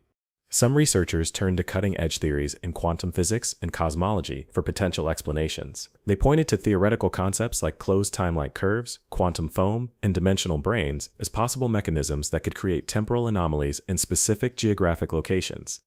According to these theories, certain combinations of gravitational, electromagnetic, and quantum effects might be capable of creating localized distortions in space-time that could displace objects and energy through temporal dimensions. While such effects would be extremely rare and would require very specific conditions to occur, they weren't entirely outside the realm of theoretical possibility.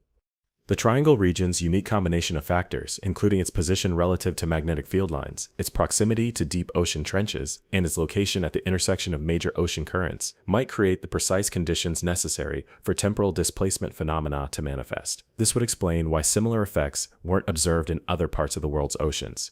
But even if theoretical physics could provide a mechanism for temporal displacement, the scale and frequency of triangle anomalies suggested something beyond random natural phenomena. The timing discrepancies in disappearances seemed to follow patterns that implied some form of structure or intelligence behind their occurrence. This observation led some researchers to propose that the triangle phenomena might be artificially created rather than naturally occurring. Perhaps the region contained technology of unknown origin, hidden installations or devices that could manipulate space-time for purposes that remained unclear to human observers.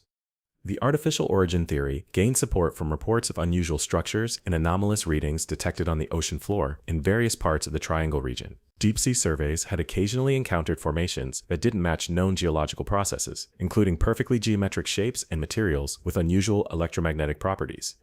Most of these discoveries had been classified or suppressed by government agencies, making it difficult for independent researchers to investigate them thoroughly. But the few details that had leaked suggested the presence of artificial structures that might be capable of generating the kinds of fields necessary to create temporal and spatial anomalies.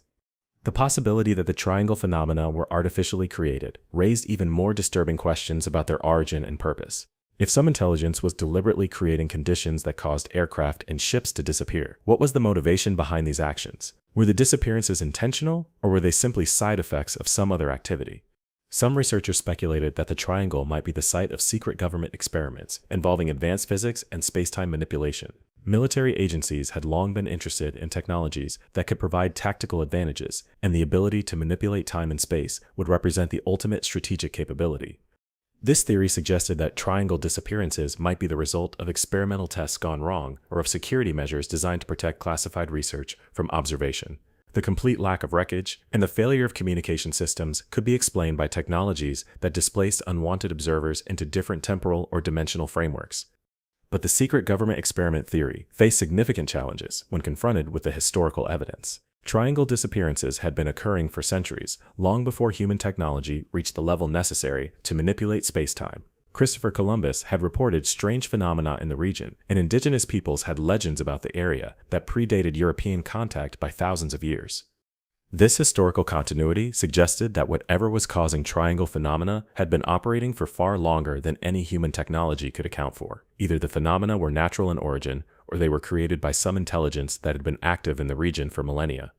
The possibility of non-human intelligence became increasingly difficult to dismiss as researchers accumulated evidence of the triangle's anomalous properties. The phenomena displayed characteristics that seemed purposeful and directed, as if controlled by some form of consciousness that could observe and respond to human activity in the region. Consider the way triangle disappearances seem to adapt to changes in human technology and surveillance capabilities. As radar coverage improved and communication systems became more sophisticated, the phenomena appeared to become more subtle and harder to detect. This suggested an intelligence capable of learning and adjusting its methods to avoid observation. Similarly, the timing of many triangle incidents seemed to follow patterns that were unlikely to result from random natural processes. Disappearances often occurred when vessels were at their most vulnerable, such as during approach procedures for aircraft, or while ships were navigating through busy shipping lanes where search operations would be complicated by heavy traffic. The evidence for intelligent direction became even more compelling when researchers examined the fate of different types of vessels and crews that had encountered triangle phenomena. Military aircraft and ships seemed to disappear more frequently than civilian vessels, suggesting that whatever intelligence was responsible might be particularly interested in advanced technology or trained personnel. This selective targeting implied a level of discrimination and purpose that would be difficult to explain through natural phenomena alone. Random electromagnetic or gravitational anomalies wouldn't distinguish between military and civilian vessels, but an intelligence with specific goals and interests might well show such preferences. The possibility that triangle phenomena were guided by non-human intelligence led researchers to consider theories that pushed far beyond conventional scientific thought. Perhaps the region was monitored or controlled by extraterrestrial entities, with technology advanced enough to manipulate space-time at will. Or maybe the phenomena were created by entities from parallel dimensions who were studying or harvesting resources from our reality. These theories might seem far-fetched, but they offered explanations for triangle characteristics that were difficult to account for through conventional science. How else could phenomena persist for centuries while adapting to technological changes? How could effects be so precisely targeted and controlled without some form of guiding intelligence?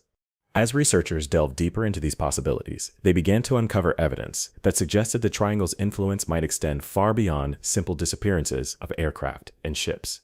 Reports from throughout the region described encounters with phenomena that challenged fundamental assumptions about the nature of reality itself.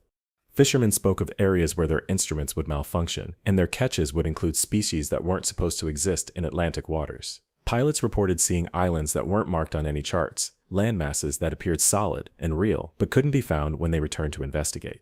Ship crews described encounters with vessels that appeared to be from different historical eras, ghost ships that would appear briefly before vanishing without trace. These reports were typically dismissed as hallucinations or misidentifications, but their consistency and frequency suggested something more significant might be occurring. Perhaps the triangle wasn't just a place where things disappeared, but a region where different realities occasionally intersected, allowing glimpses of alternate dimensions or parallel timelines.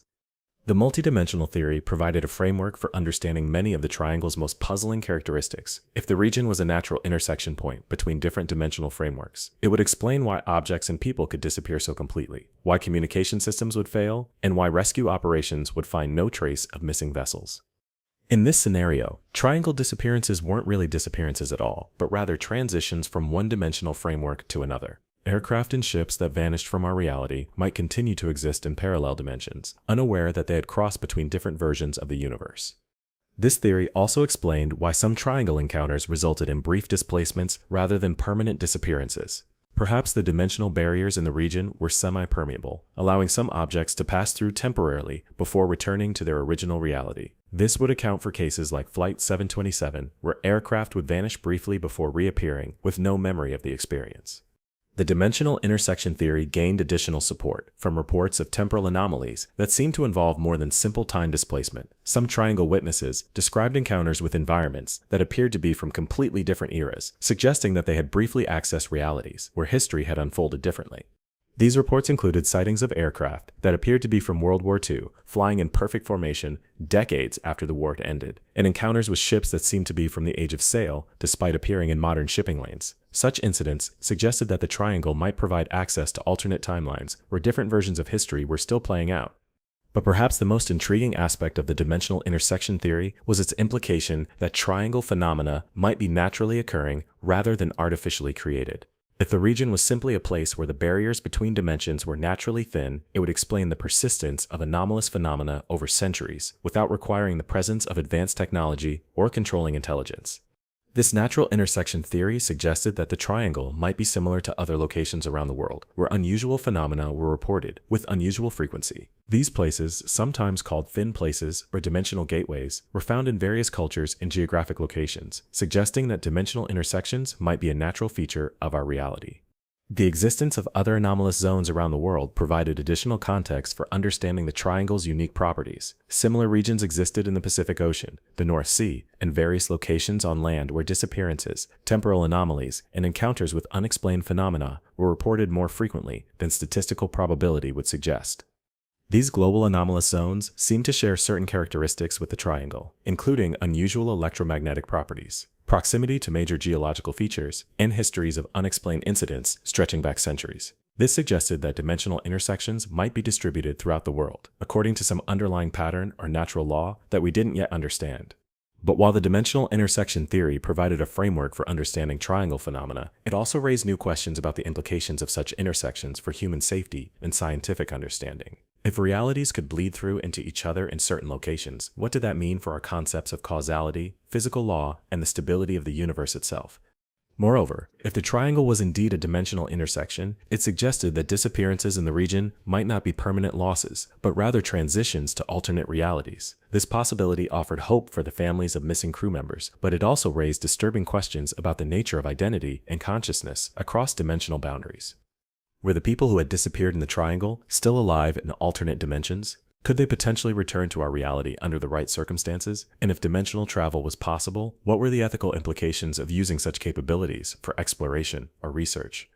These questions became increasingly relevant as researchers began to investigate reports of triangle encounters that seemed to involve temporary dimensional transitions. Some witnesses claimed to have briefly visited alternate realities before returning to their original dimension, bringing back memories and sometimes physical evidence of their experiences in parallel worlds. One of the most detailed accounts came from a commercial airline pilot who reported encountering what appeared to be an alternate version of Miami International Airport during a routine approach in 1985. According to his report, the airport appeared exactly as it should have, but the aircraft on the ground were all models from the 1950s and 1960s, and the control tower personnel were using outdated radio procedures and terminology. The pilot initially assumed he was experiencing some form of hallucination or instrument malfunction, but when he completed his landing and taxied to the gate, he found the airport returned to its normal contemporary appearance. Later investigation revealed that his aircraft's flight recorder had captured radio transmissions that matched the obsolete procedures he remembered hearing, even though the airport's official records showed no such communications. Similar reports came from ship crews who claimed to have briefly encountered ports and harbors that appeared to be from different historical eras. These incidents typically lasted only minutes or hours, but they were often witnessed by multiple crew members, and sometimes supported by instrumental recordings that documented the anomalous experiences.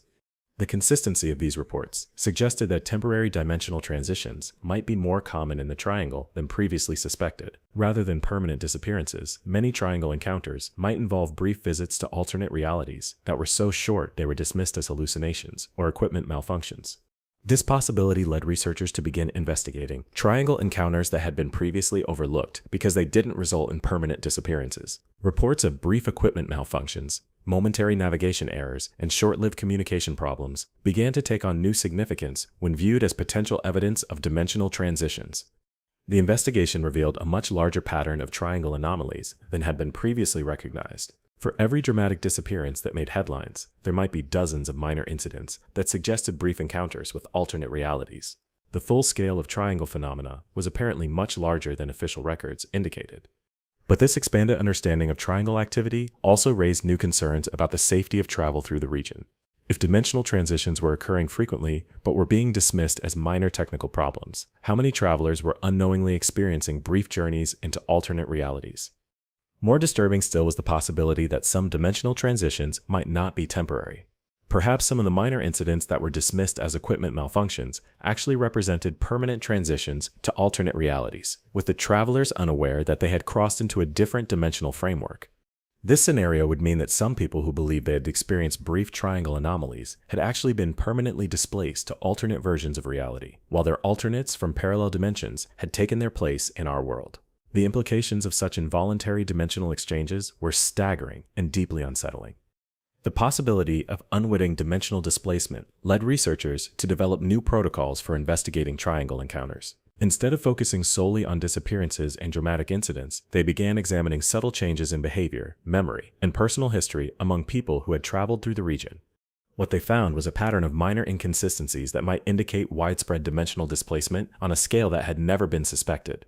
Travelers who had passed through the triangle sometimes reported small changes in their personal lives that they couldn't explain, family photographs that showed events they didn't remember, friends who claimed shared experiences that seemed unfamiliar, minor alterations in their homes or workplaces that appeared overnight. These changes were typically so small that they were attributed to faulty memory or simple oversight, but when examined collectively, they suggested that dimensional displacement might be occurring on a massive scale. Throughout the Triangle region, thousands of people might be living in alternate versions of reality without ever realizing they had been displaced.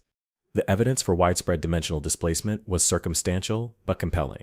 Statistical analysis of triangle travelers showed slightly higher rates of memory inconsistencies, identity confusion, and reports of minor environmental changes compared to people who had never visited the region. These differences were small, but statistically significant, suggesting that something unusual was indeed affecting people who passed through the triangle.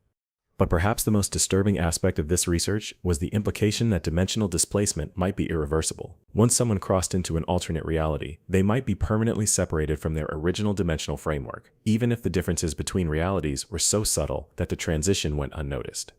This possibility raised profound ethical questions about travel through the Triangle region. Should authorities warn travelers about the potential for dimensional displacement? How could such warnings be issued without causing panic or being dismissed as science fiction?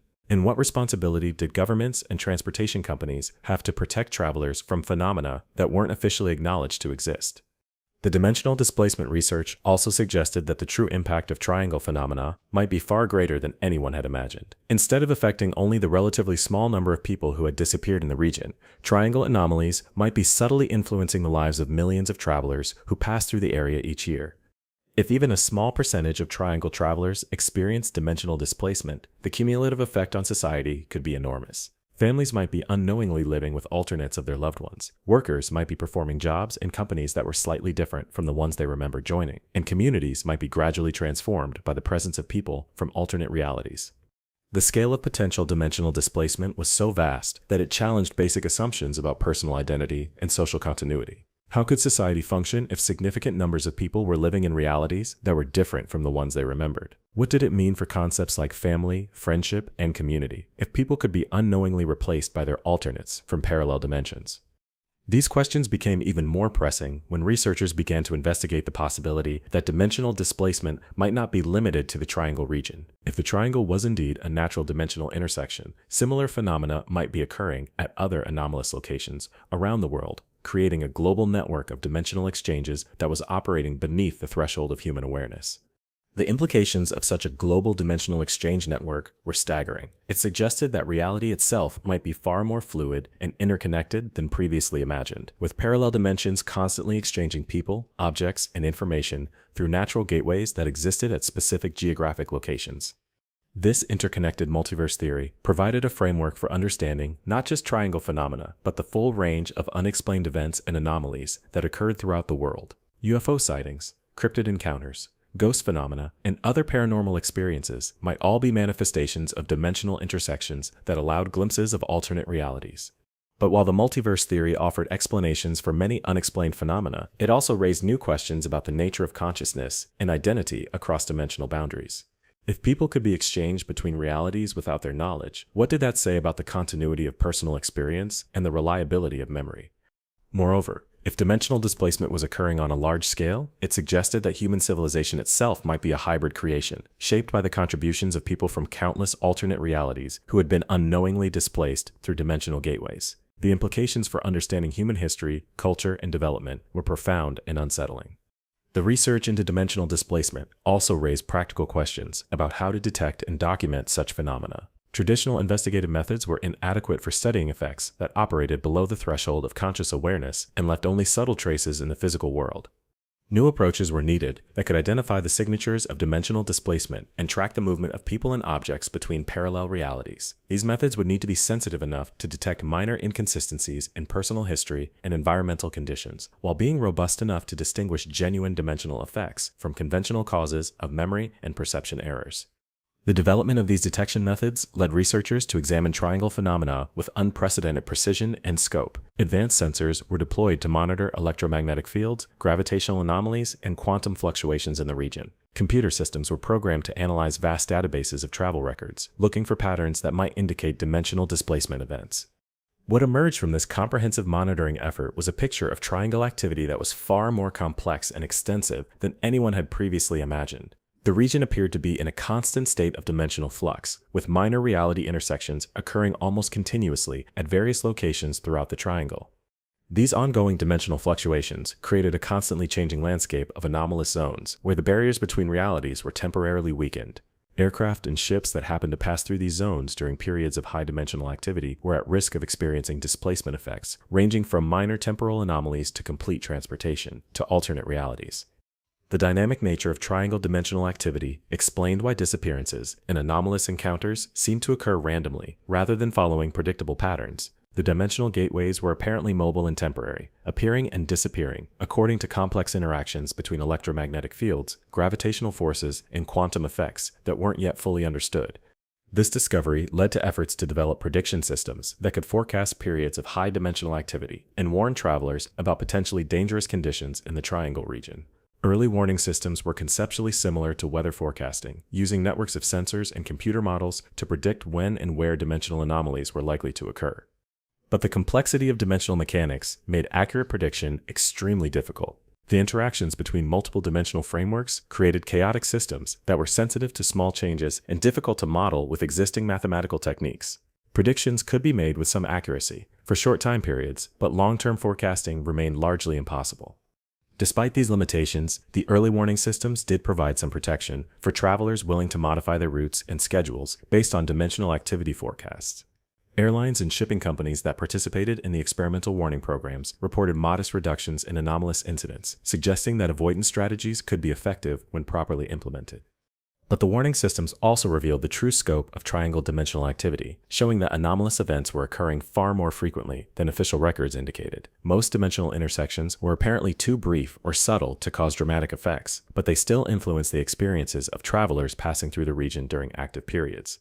The continuous monitoring data also provided insights into the mechanisms underlying triangle phenomena. Dimensional intersections appeared to be triggered by specific combinations of electromagnetic and gravitational conditions that occurred when solar activity, tidal forces, and local magnetic anomalies reached certain threshold values.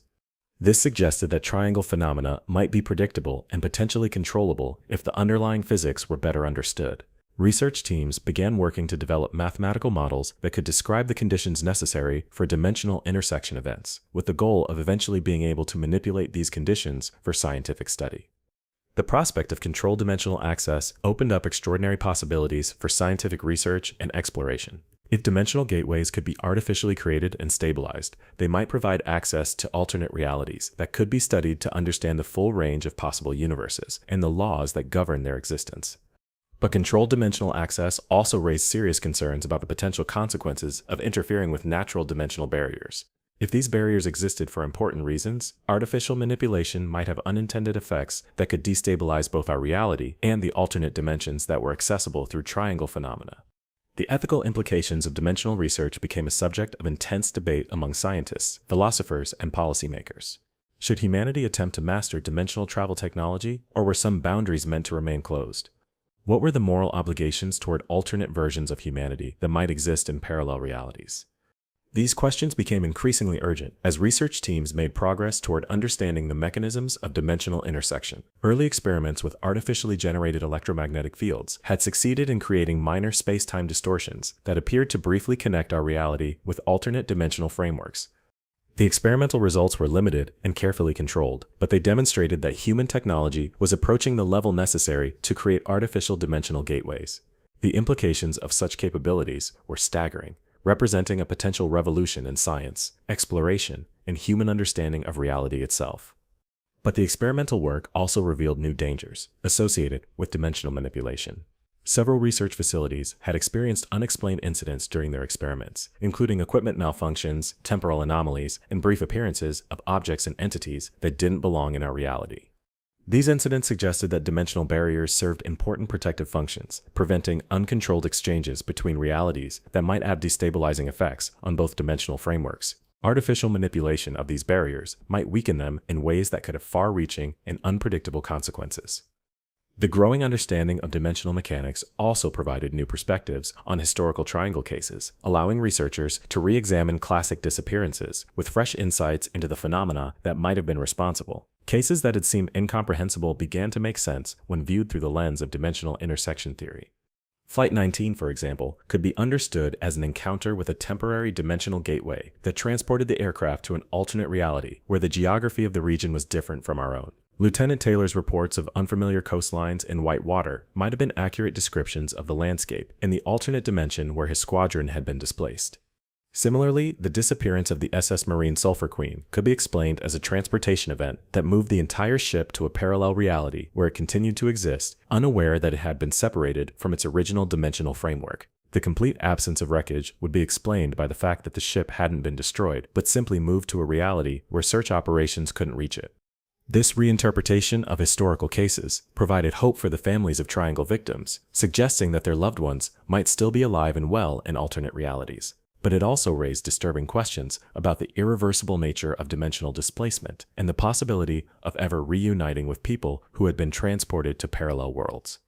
The dimensional theory also suggested that some triangle disappearances might not be permanent separations, but rather temporary displacements that could potentially be reversed under the right conditions. If dimensional gateways were natural phenomena that occurred according to predictable patterns, it might be possible to use these patterns to facilitate returns from alternate realities. This possibility led to research into dimensional rescue techniques that could potentially retrieve people and objects that had been displaced to parallel worlds. The concept was highly speculative and technically challenging, but it offered the first realistic hope for recovering triangle victims who had been presumed lost forever. Early experiments in dimensional rescue focused on creating artificial gateways that could connect our reality with specific alternate dimensions where triangle victims might exist. The technical requirements were enormous, involving precise manipulation of electromagnetic fields and space-time geometry at scales that pushed the limits of human technology. But preliminary results were encouraging, with experimental systems successfully creating brief connections to alternate dimensional frameworks. Objects that had been artificially displaced to parallel realities were successfully retrieved, demonstrating that dimensional barriers could be crossed in both directions under controlled conditions. The success of these retrieval experiments led to proposals for large-scale dimensional rescue operations that could potentially recover significant numbers of triangle victims from alternate realities. Such operations would require massive technological resources and international cooperation, but they offered the possibility of solving one of the greatest maritime mysteries in human history. However, the dimensional rescue research also revealed new complications that made such operations extremely dangerous. Contact with alternate realities appeared to create instabilities in dimensional barriers that could lead to uncontrolled exchanges between parallel worlds. Large-scale rescue operations might trigger cascading dimensional collapses that could merge multiple realities in chaotic and destructive ways. The potential for dimensional catastrophe forced researchers to proceed with extreme caution in their rescue efforts.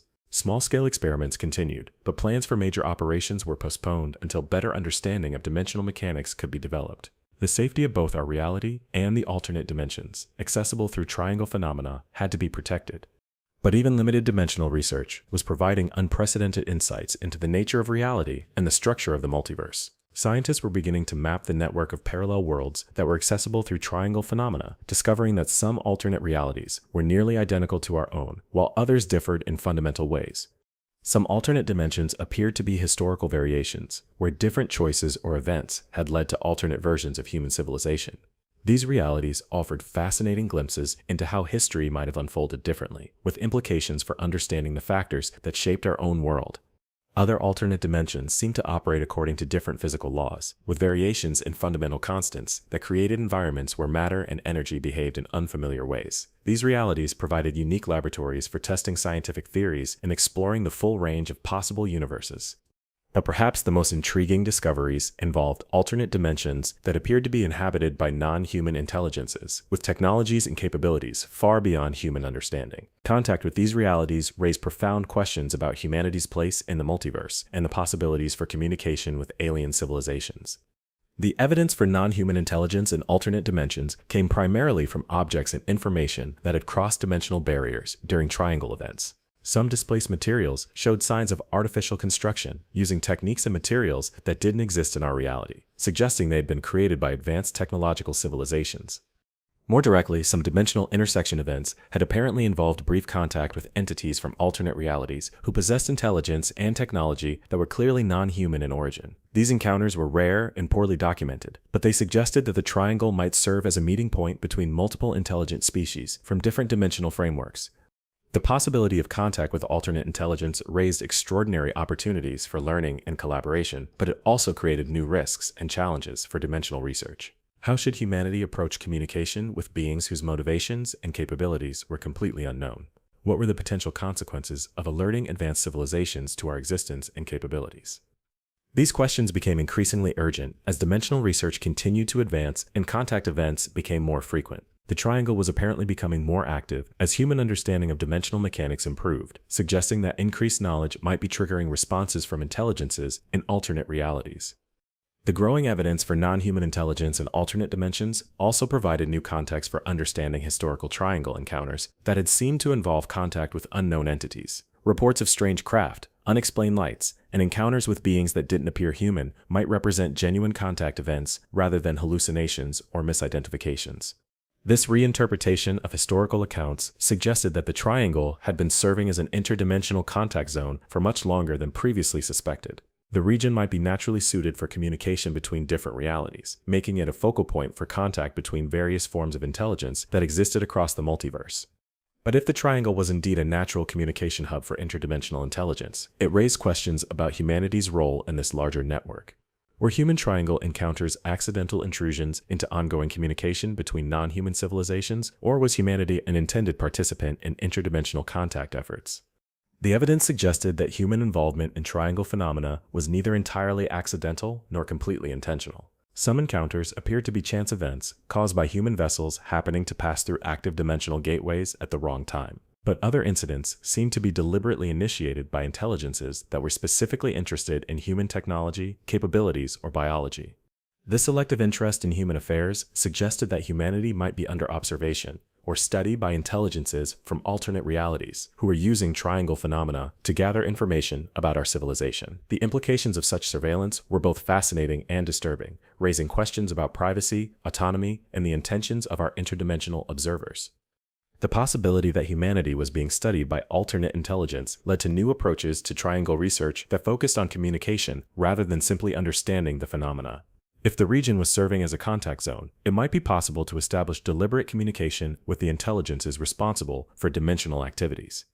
Early attempts at interdimensional communication focused on mathematical and scientific concepts that might be universally understood across different realities and species. Research teams transmitted simple mathematical sequences, physical constants, and geometric patterns through dimensional gateways, hoping to receive responses that would indicate intelligent reception. The initial results were inconclusive but suggestive. Some transmission attempts appeared to generate responses in the form of modified electromagnetic patterns or subtle changes in dimensional gateway behavior. These effects were too structured to be random, but too ambiguous to constitute clear communication. But persistence and refinement of communication techniques gradually produced more definitive results. Complex mathematical problems transmitted through dimensional gateways were sometimes returned with solutions that were correct but derived through mathematical techniques unknown to human science. This suggested active engagement by intelligences with advanced mathematical capabilities. More dramatically, some communication attempts resulted in the appearance of objects or materials that clearly originated from alternate realities. These items often displayed technological capabilities that exceeded human understanding, suggesting they were gifts or demonstrations from highly advanced civilizations. The progress in interdimensional communication opened up extraordinary possibilities for scientific and technological advancement. Access to knowledge and techniques from advanced alternate civilizations could revolutionize human understanding of physics, mathematics, and technology. But it also raised concerns about the potential consequences of such contact. Advanced technologies from alternate realities might be dangerous if not properly understood, potentially causing accidents or disasters if used without adequate knowledge of their principles and limitations. Moreover, dependence on interdimensional gifts might inhibit human scientific development, creating a civilization that was technologically advanced but scientifically immature. The ethical implications of interdimensional contact were equally complex. What obligations did humanity have toward the civilizations that were sharing their knowledge? What were the terms of exchange for interdimensional gifts? And what were the long-term consequences of becoming involved in interdimensional politics and relationships? These questions became increasingly pressing as interdimensional contact intensified and the scope of exchange expanded beyond simple mathematical communication. Research teams were beginning to receive what appeared to be detailed technical information about advanced technologies, along with warnings about dangers and opportunities that existed in other dimensional frameworks. Some of the information received through interdimensional contact provided insights into the nature of triangle phenomena themselves, suggesting that the dimensional gateways were part of a natural network that connected habitable realities throughout the multiverse. This network served as a communication and transportation system for advanced civilizations that had learned to navigate between dimensions. According to this information, the Triangle region was one of many natural dimensional nexus points that existed on Earth, but it was particularly active because of its unique combination of electromagnetic and gravitational conditions. Other nexus points existed at various locations around the globe, but they were generally less accessible or less stable than the Triangle gateways. The revelation that Earth possessed multiple dimensional access points led to expanded research efforts aimed at locating and studying these additional nexus sites. If humanity could gain access to the full network of dimensional gateways, it might be possible to establish regular communication and trade relationships with advanced civilizations throughout the multiverse. But the search for additional dimensional nexus points also revealed that human activity was affecting the stability and accessibility of these natural gateways. Industrial electromagnetic emissions, satellite communications, and other technological activities were apparently interfering with the delicate conditions necessary for dimensional intersection events. This interference was gradually closing down dimensional access points around the world, isolating Earth from the interdimensional communication network and reducing opportunities for contact with alternate civilizations. The Triangle remained active because its location over deep ocean waters protected it from most forms of electromagnetic interference, but even it was showing signs of decreased dimensional activity.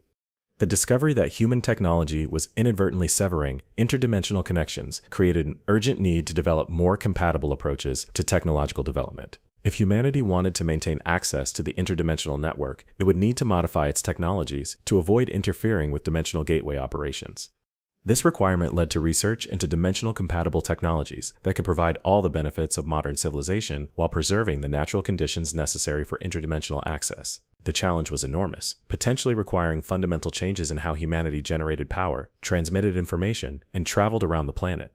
But the potential benefits of maintaining interdimensional access were equally enormous. Connection to advanced civilizations throughout the multiverse could provide solutions to virtually every challenge facing human civilization, from energy production and environmental protection to space travel and life extension technologies. The choice between technological isolation and interdimensional connectivity became one of the most important decisions in human history. The implications extended far beyond scientific research or technological advancement, touching on fundamental questions about humanity's future role in the multiverse and its relationship with other forms of intelligence. The debate over interdimensional policy divided scientists, governments, and international organizations into opposing camps with radically different visions for humanity's future. One faction argued for aggressive pursuit of interdimensional contact and technology exchange, believing that access to advanced civilizations represented humanity's best hope for solving existential challenges and achieving technological transcendence. The opposing faction warned that interdimensional contact posed unacceptable risks to human independence and cultural integrity. They argued that dependence on alien technologies could lead to technological stagnation, cultural homogenization, or even conquest by advanced civilizations with hidden agendas. Better to preserve human autonomy even at the cost of slower technological development. Between these extremes, moderate voices called for careful, limited engagement with interdimensional civilizations that would allow humanity to benefit from contact while maintaining independence and cultural identity. This approach would require sophisticated diplomatic strategies and technological safeguards to prevent exploitation or cultural contamination. But while human leaders debated policy alternatives, events in the Triangle region were accelerating beyond political control. Dimensional gateway activity was increasing dramatically, with intersection events occurring several times per day rather than the occasional incidents that had characterized previous decades. The region was becoming a hub of interdimensional activity that was difficult to ignore or regulate. The increased dimensional activity was generating new types of phenomena that pushed beyond the boundaries of previous Triangle experiences. Instead of simple disappearances or brief temporal displacements, travelers were reporting encounters with entire alternate versions of reality that existed simultaneously with our own dimensional framework. These parallel reality overlays created environments where multiple versions of the same location existed in the same physical space, allowing observers to see and interact with alternate versions of familiar places and people. Aircraft flying through overlay zones reported seeing multiple versions of the same airport, each populated by different versions of the ground crews and aircraft. Ships transiting overlay areas encountered harbors that contained vessels from different historical periods, with crews who appeared to be from alternate timelines where history had unfolded differently. These encounters were typically brief, lasting only minutes or hours before the overlay effect dissipated and normal reality reasserted itself. But some overlay events persisted for extended periods, creating stable zones where alternate realities remained accessible for days or weeks. These persistent overlays became natural laboratories for studying alternate dimensions and the civilizations that inhabited them, providing unprecedented opportunities for comparative research across multiple realities. The study of persistent overlays revealed that many alternate dimensions contained versions of Earth where human civilization had developed along dramatically different trajectories. Some realities showed worlds where technological development had proceeded much more rapidly, resulting in advanced societies with capabilities that seemed almost magical from a contemporary human perspective. Other alternate Earths appeared to have experienced different evolutionary pressures, resulting in intelligent species that had evolved from different biological origins than humanity. These alternate intelligences had developed unique approaches to science, technology, and social organization that offered fascinating insights into alternative paths for civilization development. Perhaps most intriguingly, some overlays provided access to dimensions where human civilization had developed in partnership with non-human intelligences from the beginning of recorded history. These collaborative societies had achieved levels of technological and social sophistication that far exceeded anything possible through purely human effort. The revelation that successful human-alien collaboration was possible in alternate realities provided new hope for positive outcomes from interdimensional contact in our own world. If humanity could learn from the experiences of alternate civilizations, it might be possible to avoid the pitfalls and maximize the benefits of interdimensional relationships. But the overlay research also revealed dangers that hadn't been previously recognized. Some alternate realities contained versions of humanity that had been corrupted or enslaved by their interdimensional contacts, serving as cautionary examples of what could happen if contact relationships were poorly managed. These negative examples showed civilizations that had become completely dependent on alien technologies, losing their own capacity for innovation and independent thought. Their populations had dwindled as reproduction rates declined and cultural identity dissolved under the influence of overwhelming alien influence. Even more disturbing were realities where human civilization had been deliberately harvested or exploited by advanced interdimensional entities who used sophisticated manipulation techniques to extract resources, knowledge, or biological materials from human populations. These exploitation scenarios represented worst-case outcomes that had to be considered in any interdimensional contact strategy. The evidence from alternate realities suggested that successful interdimensional contact required careful balance between openness and protection, cooperation and independence. Civilizations that were too trusting became victims of exploitation, while those that were too suspicious missed opportunities for beneficial collaboration. The key to successful contact appeared to be maintaining technological and cultural independence while selectively adopting beneficial innovations from interdimensional partners. This required sophisticated discrimination capabilities and strong institutional frameworks to prevent manipulation or corruption by advanced alien civilizations.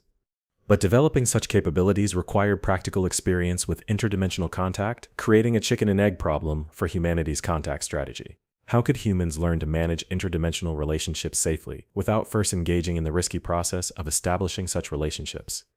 The answer came from an unexpected source. The Triangle region itself was apparently serving as a natural training ground for interdimensional contact.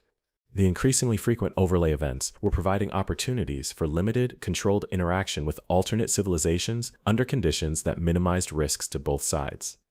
The natural training ground theory suggested that the triangle phenomena might be deliberately designed to facilitate safe introduction of emerging civilizations to the interdimensional community. Instead of random natural events, the dimensional gateways might be part of a sophisticated system that provided graduated exposure to alternate realities and interdimensional relationships. This possibility led researchers to examine triangle phenomena with new attention to their educational potential. Were the various types of encounters designed to teach specific lessons about interdimensional travel, communication, and relationship management? Did the progression from simple disappearances to complex overlays represent a curriculum for interdimensional education? The evidence supported this interpretation of triangle phenomena. The types of encounters that occurred seemed to follow a logical progression, from basic awareness of alternate realities to increasingly sophisticated forms of interdimensional interaction. Each phase built on the lessons learned from previous encounters, gradually preparing humanity for more advanced forms of contact.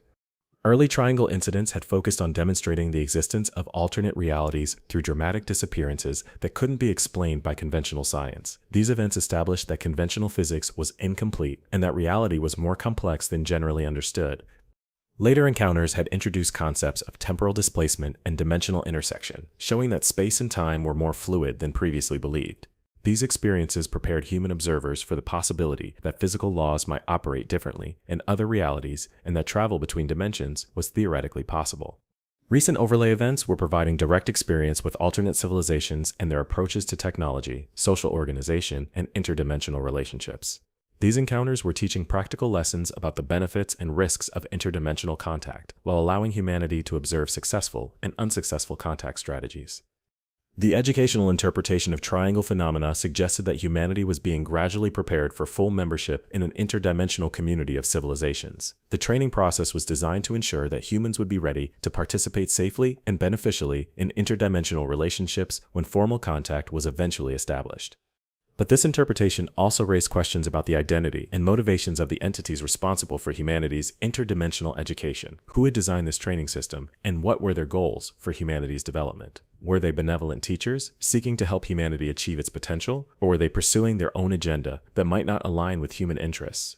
The available evidence suggested that humanity's interdimensional educators were likely to be representatives of advanced civilizations that had successfully navigated their own transition to interdimensional awareness. Their methods showed sophisticated understanding of the psychological and cultural challenges involved in expanding awareness beyond a single reality framework.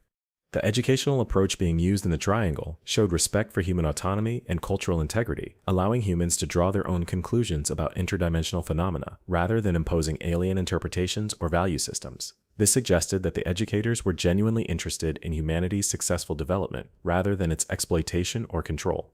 But the gradual nature of the education process also indicated that humanity was not yet considered ready for full interdimensional contact. The training program was still in progress, suggesting that significant development was still required before humans would be prepared for unrestricted access to the interdimensional community.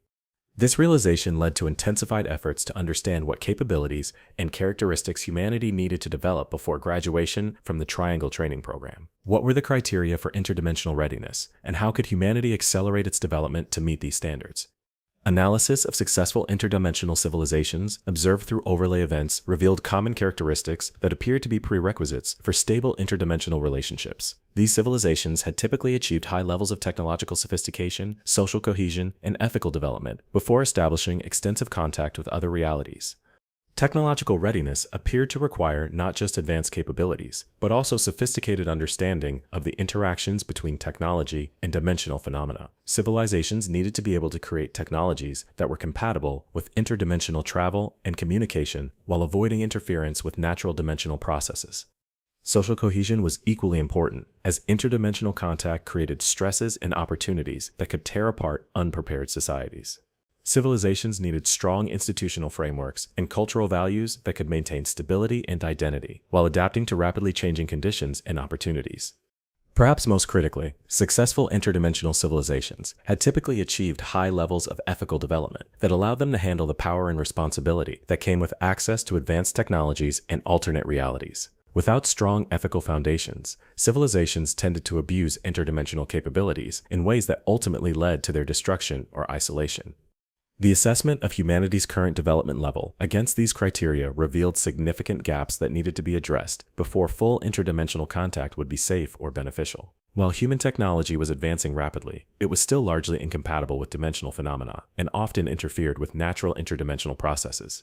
Human social institutions were even less prepared for interdimensional contact, with national governments, international organizations, and cultural systems that were designed for single reality operations. The social frameworks needed to manage interdimensional relationships and opportunities simply didn't exist in any developed form. Most challenging of all was humanity's ethical development, which remained highly variable across different populations and cultures. While some human communities had achieved high levels of ethical sophistication, others remained focused on competition, exploitation, and short-term advantage in ways that would be destructive in interdimensional contexts. The recognition of these developmental gaps led to comprehensive programs aimed at accelerating humanity's preparation for full interdimensional contact. These efforts focused on developing compatible technologies, strengthening social institutions, and promoting ethical development across human civilization. The technological development programs focused on creating energy systems, communication networks, and transportation technologies that could operate effectively in interdimensional environments while supporting rather than interfering with natural dimensional processes. This required fundamental rethinking of engineering principles and design philosophies. Early prototypes of interdimensional compatible technologies showed promising results, demonstrating that it was possible to create advanced capabilities without disrupting dimensional gateway operations. Solar energy collection systems were developed that use quantum field interactions instead of traditional photovoltaic processes, providing clean energy while actually stabilizing local dimensional conditions. Communication technologies were created that use dimensional resonance effects to transmit information across multiple realities simultaneously, allowing messages to reach interdimensional recipients while maintaining compatibility with natural dimensional processes. These systems offered capabilities that far exceeded conventional radio or satellite communications. Transportation systems were designed that could traverse dimensional boundaries safely and efficiently, using controlled field manipulations that worked with natural dimensional currents rather than fighting against them. Early tests suggested that interdimensional travel could eventually become as routine and safe as contemporary international air travel. But technological development was only one aspect of humanity's preparation for interdimensional contact. Social and institutional development was equally important and potentially more challenging to achieve. How could human societies be restructured to handle the complexities and opportunities of interdimensional relationships? The social development programs focused on creating new forms of governance, law, and social organization that could function effectively across multiple realities and in partnership with non-human civilizations. This required innovations in political science, international relations, and social psychology that pushed beyond the boundaries of existing human experience. Early experiments in interdimensional governance focused on creating representative institutions that could make decisions on behalf of humanity while remaining accountable to human populations. These institutions needed to be sophisticated enough to handle complex interdimensional relationships while remaining comprehensible and legitimate to ordinary citizens. Legal frameworks were developed to handle the unique challenges of interdimensional law, including questions of jurisdiction across realities, property rights in alternate dimensions, and criminal responsibility for actions that affected multiple timelines. These legal innovations required fundamental rethinking of concepts like sovereignty, citizenship, and human rights. Social support systems were created to help individuals and communities adapt to the psychological and cultural challenges of interdimensional awareness. These systems provided counseling, education, and community support for people struggling to integrate knowledge of alternate realities into their personal worldviews and social relationships. But perhaps the most important aspect of humanity's preparation was ethical development, which required changes in values, attitudes, and behaviors that went to the heart of human nature and culture. How could humanity develop the ethical sophistication necessary for responsible interdimensional citizenship? The ethical development programs focused on promoting values and behaviors that had proven successful in other interdimensional civilizations: respect for diversity across realities, commitment to mutual benefit in interdimensional relationships, and responsibility for the consequences of actions across multiple dimensions and timelines. Educational initiatives were created to help humans understand the interconnectedness of all realities and the importance of considering the effects of their actions on alternate versions of themselves and their civilization. These programs used immersive experiences with alternate realities to develop empathy and understanding across dimensional boundaries. Community development projects focused on strengthening social bonds and mutual support systems that could provide stability and continuity during the transition to interdimensional awareness. Strong communities were essential for helping individuals maintain their identity and values while adapting to dramatically expanded awareness of reality. Spiritual and philosophical development programs helped humans integrate interdimensional awareness into their understanding of meaning, purpose, and identity. These programs drew on wisdom traditions from multiple cultures while incorporating new insights from interdimensional research and contact experiences. The comprehensive preparation programs showed encouraging results, with human civilization making measurable progress toward the developmental benchmark associated with successful interdimensional contact. Technological capabilities were advancing rapidly, social institutions were becoming more sophisticated and adaptive, and ethical awareness was spreading throughout human populations. But the preparation process also revealed the enormous scale of transformation required for humanity to become a fully interdimensional civilization. The changes needed went far beyond technological upgrades or policy reforms, requiring fundamental shifts in how humans understood themselves, their world, and their place in the larger multiverse. These transformational requirements led some observers to question whether humanity was truly ready for interdimensional contact, or whether the species might benefit from a longer period of development before engaging with advanced alien civilizations. The risks of premature contact remain substantial, potentially including cultural dissolution, technological dependence, or exploitation by more advanced entities.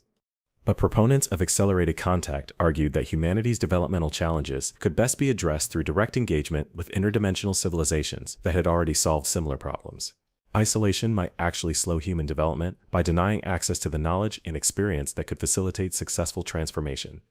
The debate over contact timing became increasingly academic as triangle phenomena continued to intensify and interdimensional encounters became more frequent and sophisticated. Whether humanity was ready or not, full contact appeared to be approaching according to its own schedule rather than human preferences. The increasing intensity of triangle activity suggested that the training phase of humanity's interdimensional education was nearing completion. The frequency and complexity of encounters were reaching levels that indicated preparation for a new phase of interaction that would involve more direct and sustained contact with interdimensional civilizations. This transition period created both excitement and anxiety among researchers and policymakers who were responsible for managing humanity's response to interdimensional contact. How should human civilization prepare for formal first contact with advanced alien civilizations? What protocols and procedures should be established to ensure that initial interactions were successful and beneficial? The development of first contact protocols drew on insights from anthropology, diplomacy, and psychology, as well as lessons learned from triangle encounters and observations of alternate civilizations. The protocols needed to be sophisticated enough to handle the complexities of interdimensional contact while remaining flexible enough to adapt to unknown circumstances and alien communication methods. Communication protocols were established for initial contact scenarios, with standardized procedures for establishing mutual understanding and avoiding misinterpretation or offense. These protocols emphasize mathematical and scientific concepts as universal languages, while providing frameworks for gradually expanding communication to more complex cultural and philosophical topics.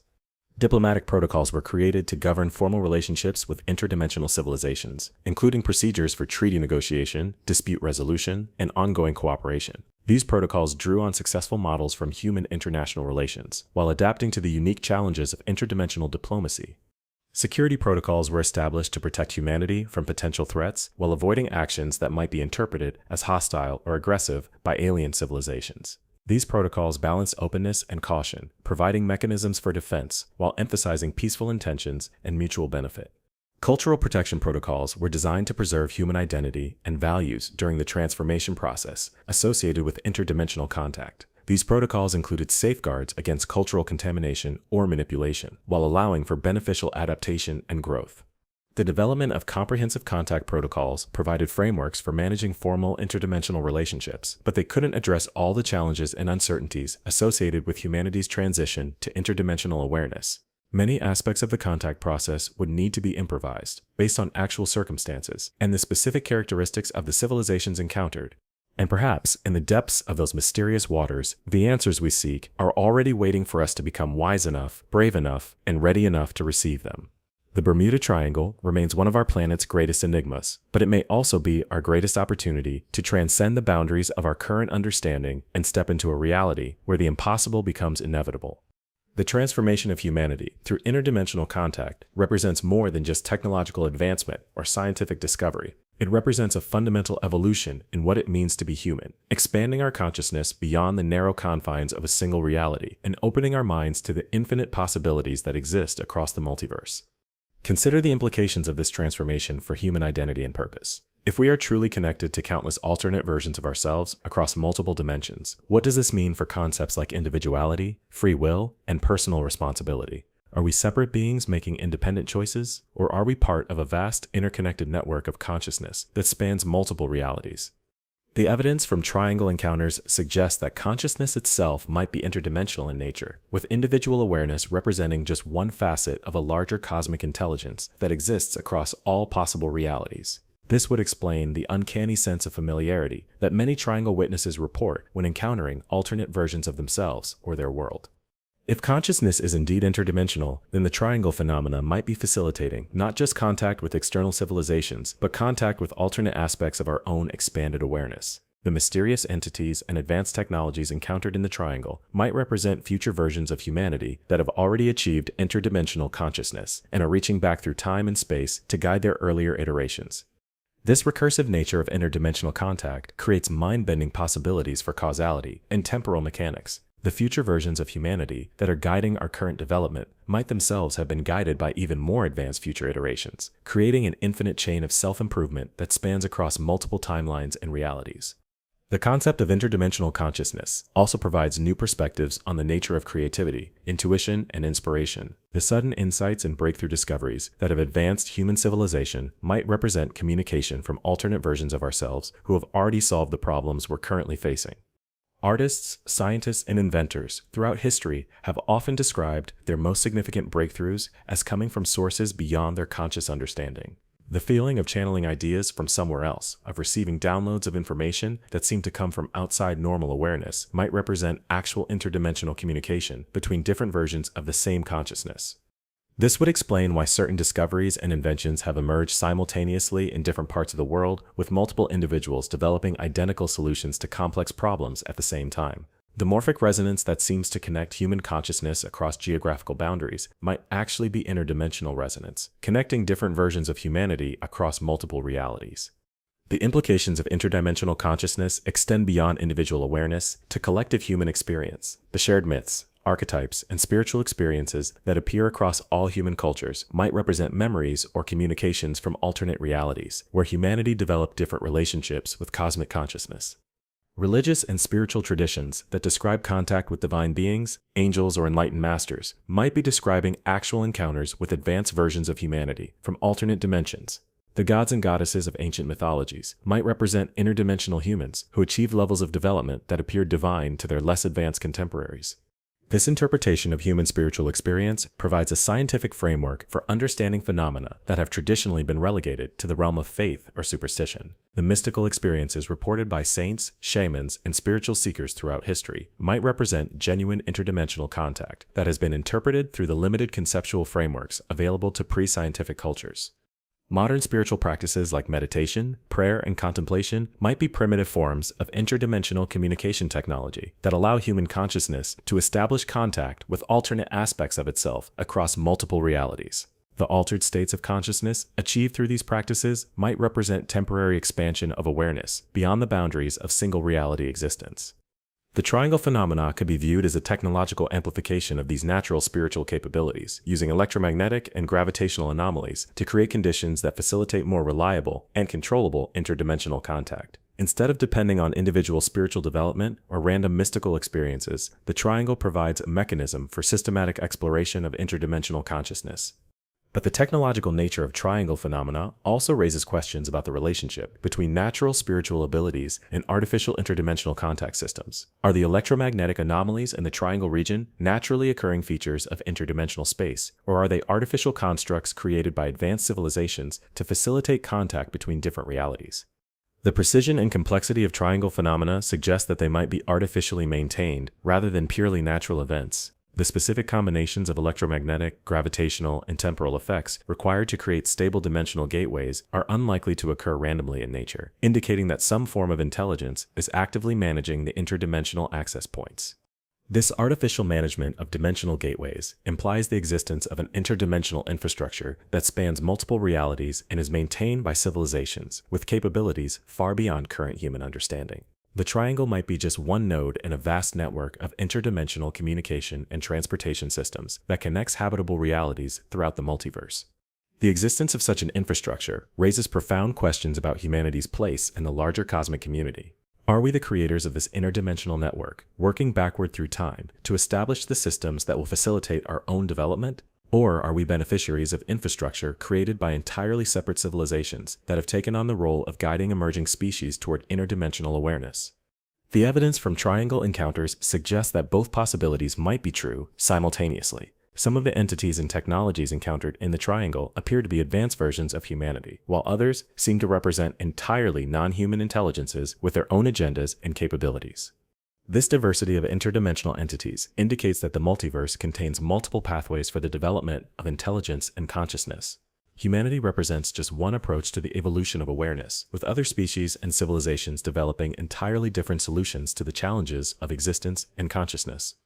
The opportunity to study and interact with these alternate approaches to intelligence represents one of the most valuable aspects of interdimensional contact. By observing how other species have solved problems of consciousness, society, and technology, humanity can identify new possibilities for its own development that might never have been discovered through purely human effort.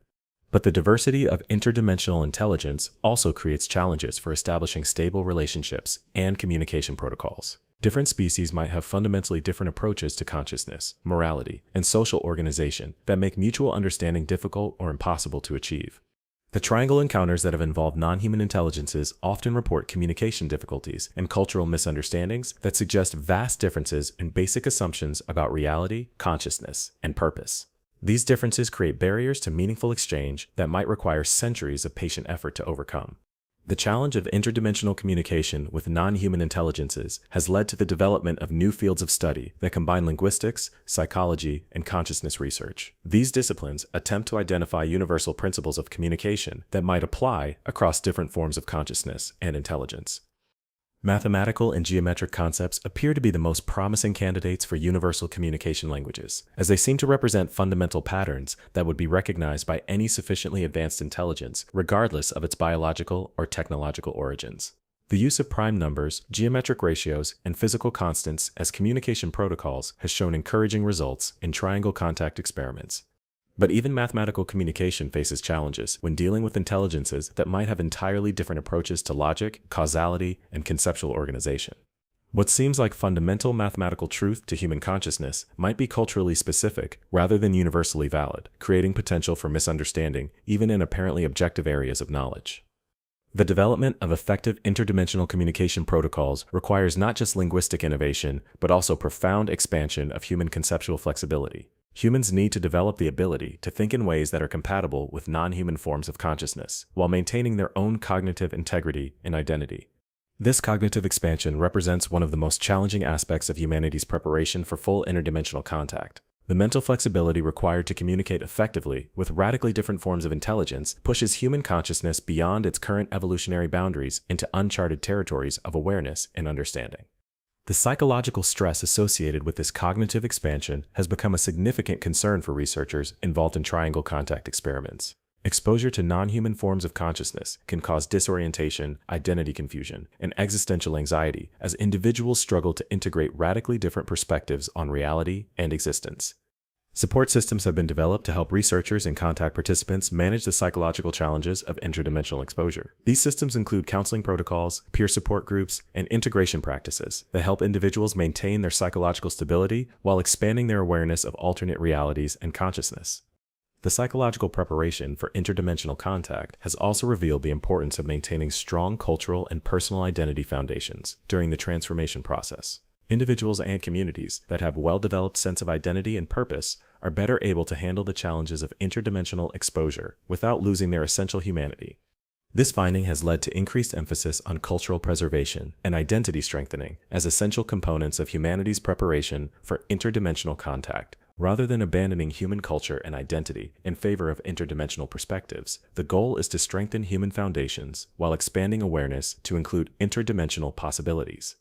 The balance between cultural preservation and interdimensional expansion creates ongoing tensions in humanity's preparation programs. Some individuals and communities embrace rapid transformation toward interdimensional consciousness, while others resist change and advocate for maintaining traditional human approaches to existence and reality. These tensions have led to the emergence of different philosophical and political factions within human society, each advocating for different approaches to interdimensional contact and transformation. The debate between these factions has become one of the most significant political issues of the contemporary era, affecting everything from scientific research funding to international relations. The transformationalist faction argues for rapid adoption of interdimensional technologies and consciousness expansion, believing that humanity's survival depends on successful integration into the interdimensional community. They view traditional human limitations as obstacles to be overcome, rather than values to be preserved. The preservationist faction warns against rapid transformation, arguing that humanity's unique characteristics and cultural heritage should be protected during the contact process. They advocate for cautious, limited engagement with interdimensional civilizations that preserves human autonomy and identity. The integrationist faction seeks middle ground between rapid transformation and rigid preservation, advocating for selective adoption of interdimensional technologies and perspectives that enhance human capabilities while maintaining essential human characteristics and values. The political debate over interdimensional policy has been complicated by the fact that triangle phenomena continue to intensify regardless of human political decisions. The dimensional gateways are becoming more active and accessible, creating opportunities for interdimensional contact that operate outside normal political control and regulation. This uncontrolled aspect of interdimensional contact has led to the emergence of informal networks of individuals and groups who are pursuing their own contact experiences outside official channels. These independent contact initiatives create both opportunities and risks for humanity's overall interdimensional relationship management.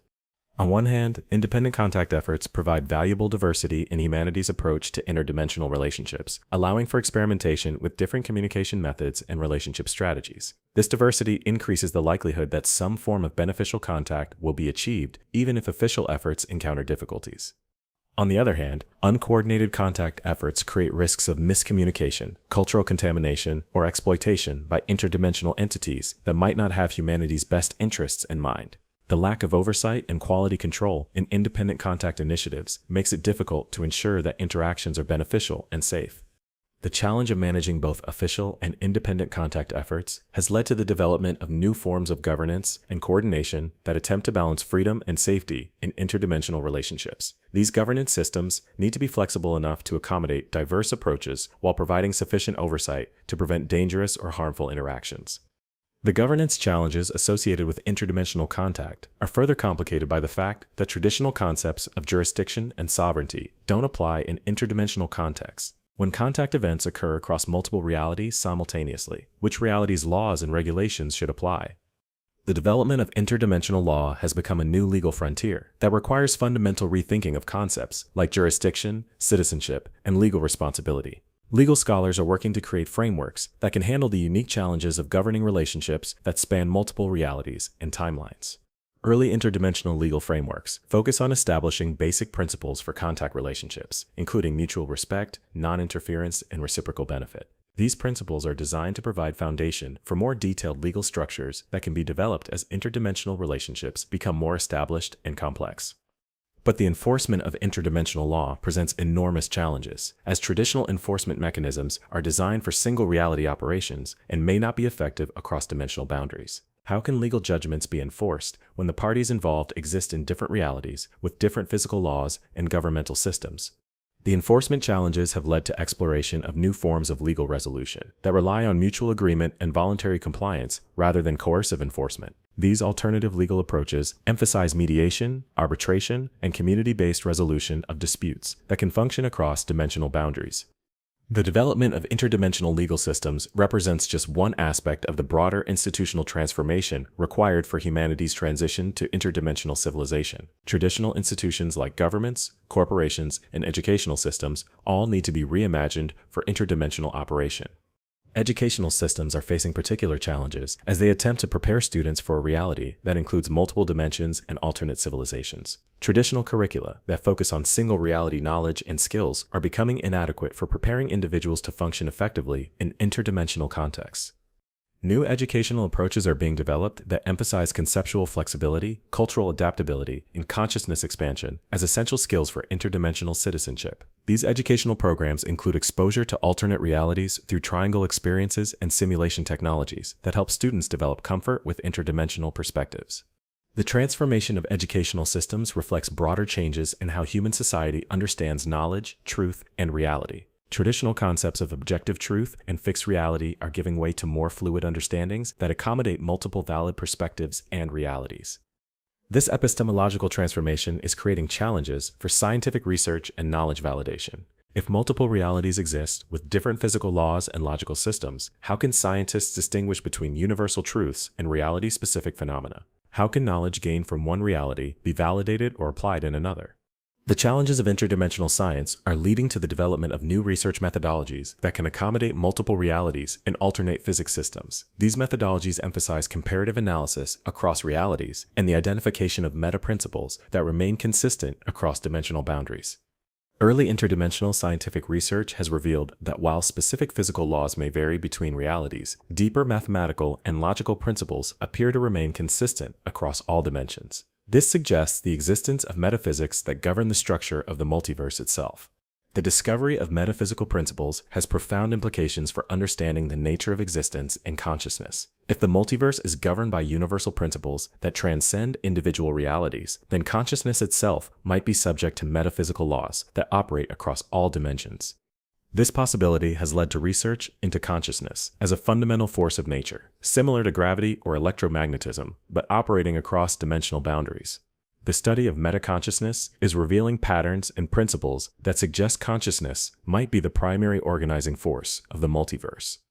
If consciousness is indeed the fundamental organizing principle of reality, then the development of human consciousness through interdimensional contact might represent participation in the universe's own process of self-awareness and evolution. Humanity's transition to interdimensional consciousness would be part of the cosmos becoming aware of itself through the development of intelligent life.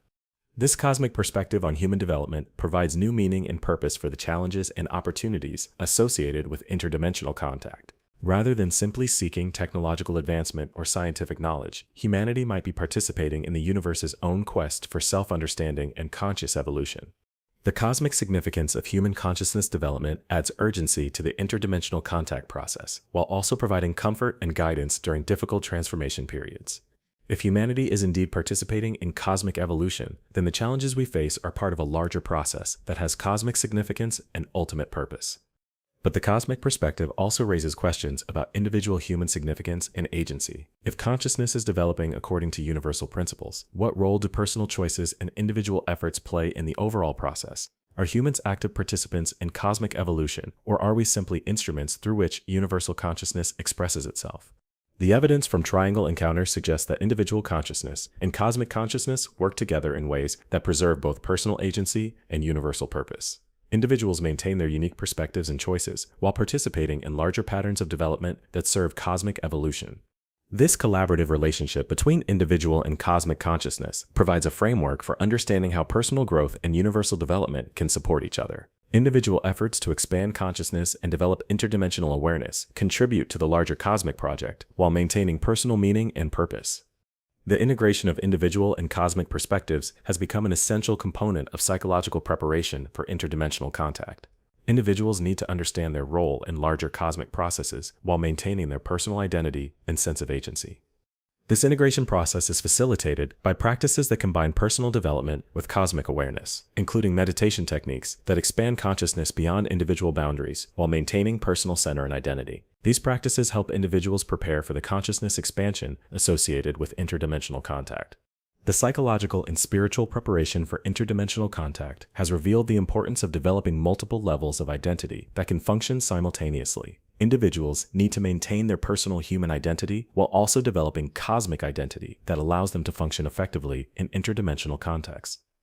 This multi-level identity development requires sophisticated understanding of consciousness and identity that goes beyond traditional psychological theories. New models of consciousness are being developed that can accommodate multiple simultaneous identities operating at different levels of reality and awareness. The development of multi-level consciousness models has implications that extend beyond interdimensional contact preparation. These models provide new approaches to understanding mental health, creativity, and human potential that could revolutionize psychology and consciousness studies even without interdimensional contact. But the most significant implications of multi-level consciousness models relate to their potential for enhancing human capabilities and expanding human potential. If individuals can develop the ability to access multiple levels of consciousness simultaneously, they might be able to achieve capabilities that seem impossible from single-level perspectives. Early experiments with multi-level consciousness training have shown promising results, with participants demonstrating enhanced creativity, problem-solving abilities, and intuitive insights. Some participants have reported experiences that suggest direct access to information and perspectives from alternate realities. The enhancement of human capabilities through consciousness expansion represents one of the most exciting possibilities associated with interdimensional contact. Rather than simply receiving technologies or knowledge from advanced civilizations, humans might be able to develop their own enhanced capabilities that rival or exceed anything available through external contact. This possibility of self-directed human enhancement through consciousness expansion provides an alternative to technological dependence that preserves human autonomy while achieving advanced capabilities. Instead of becoming dependent on alien technologies, humans could develop their own enhanced abilities that are uniquely human in origin and character. The prospect of enhanced human capabilities has generated excitement among researchers and the general public, but it has also raised concerns about equality, safety, and social stability. If some individuals develop significantly enhanced capabilities, while others remain at baseline human levels, how will society handle the resulting inequalities and tensions? The social implications of consciousness enhancement have become a major focus of interdimensional preparation programs. Researchers are working to develop enhancement techniques that can be made available to all members of human society, rather than creating new forms of elite privilege and social stratification. Early enhancement programs emphasize gradual development and community-based support systems that help all participants develop enhanced capabilities at sustainable rates. The goal is to create enhancement processes that strengthen social cohesion, rather than creating division and conflict. But the challenge of managing consciousness enhancement is complicated by the fact that different individuals appear to have different natural capacities for consciousness expansion. Some people develop enhanced abilities quickly and easily, while others struggle to achieve even modest improvements in awareness and capability. These individual differences in enhancement potential create challenges for creating equitable access to consciousness development opportunities. How can society ensure fair distribution of enhancement resources while recognizing that individuals have different natural capacities and interests? The equity challenges associated with consciousness enhancement reflect broader questions about human nature and social organization in an interdimensional context. Traditional concepts of equality and fairness may need to be reconsidered when dealing with capabilities that can vary dramatically between individuals. Some researchers argue that consciousness enhancement differences are similar to other natural human variations in ability and talent, and should be managed through the same social mechanisms that currently handle differences in intelligence, creativity, and physical capability. Society already accommodates wide variations in individual abilities without considering this fundamentally unfair. Others argue that consciousness enhancement represents a qualitatively different kind of human variation that could create unprecedented social divisions. Enhanced individuals might develop capabilities that are so far beyond baseline human abilities that meaningful social integration becomes impossible. The debate over consciousness enhancement equity has led to proposals for different approaches to managing enhanced capabilities within human society. Some proposals emphasize individual choice and natural development, while others advocate for active intervention to ensure more equal distribution of enhancement opportunities. The resolution of consciousness enhancement equity issues will likely require new forms of social organization that can accommodate unprecedented diversity in human capabilities while maintaining social cohesion and mutual respect. These new social structures will need to be developed through experimentation and adaptation rather than theoretical planning. The social experimentation required for managing consciousness enhancement is already beginning in communities that are actively pursuing interdimensional contact and consciousness expansion. These communities are serving as laboratories for new forms of social organization that might eventually be adopted by broader human society.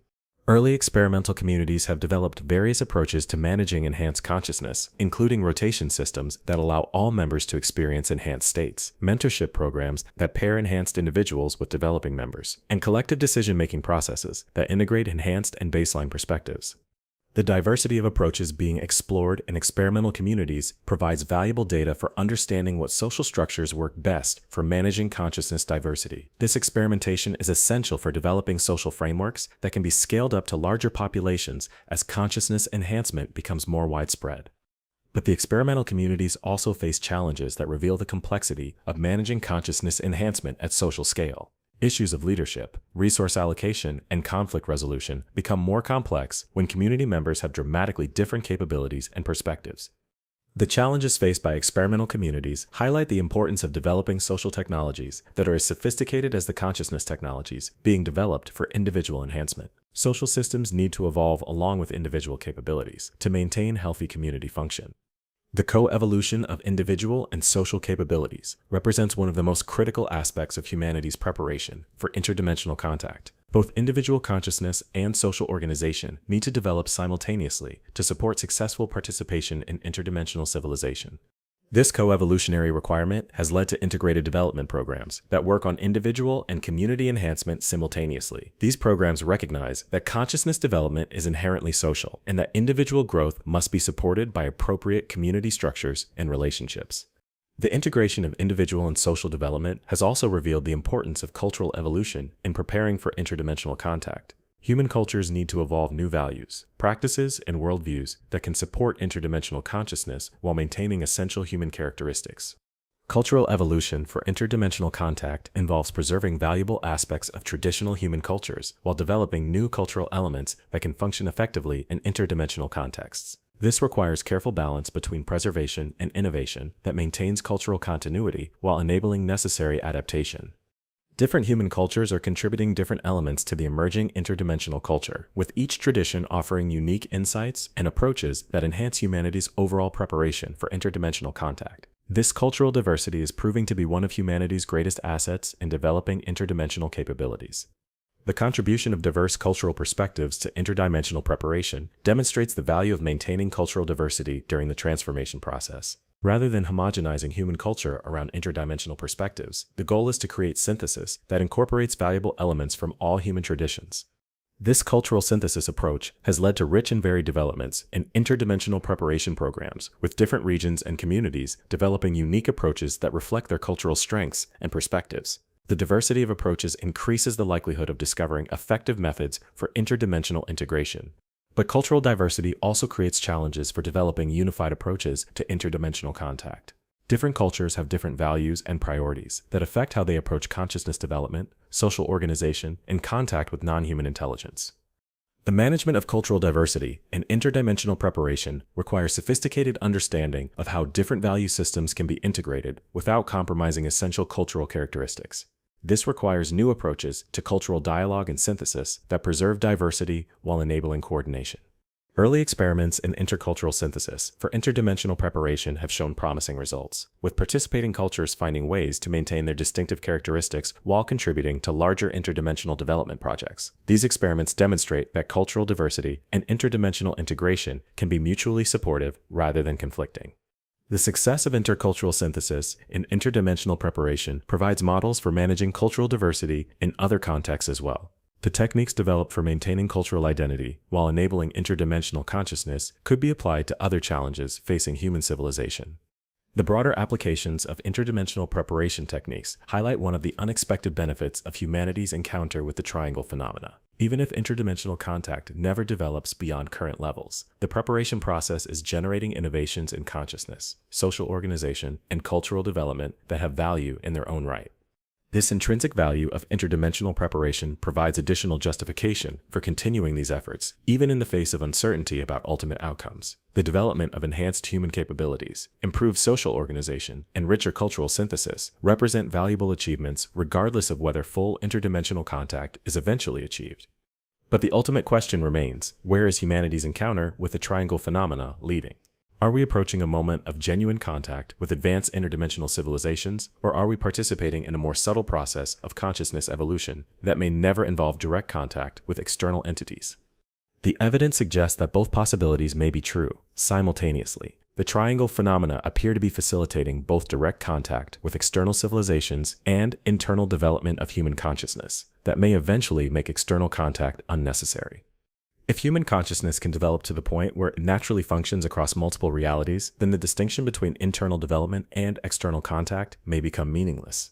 Humans might achieve interdimensional awareness that allows them to connect with all forms of consciousness throughout the multiverse, without requiring specific contact events or relationships. This ultimate possibility represents the most profound potential outcome of humanity's encounter with the triangle phenomena. Rather than simply making contact with external civilizations, humanity might be evolving toward a form of consciousness that transcends the boundaries between self and other, internal and external, human and non-human. The transcendence of these fundamental dualities would represent a transformation in human nature that goes beyond anything previously imagined in human history. It would be evolution, not just of human capabilities, but of human identity itself, creating beings that are recognizably human in origin, but transcendent in scope and ability. The possibility of such radical transformation raises questions about whether the beings that emerge from this process would still be considered human in any meaningful sense. If consciousness evolves beyond the boundaries that define human nature, what relationship would these evolved beings have with their human origins? But perhaps these questions reflect limitations in current human understanding rather than genuine philosophical problems.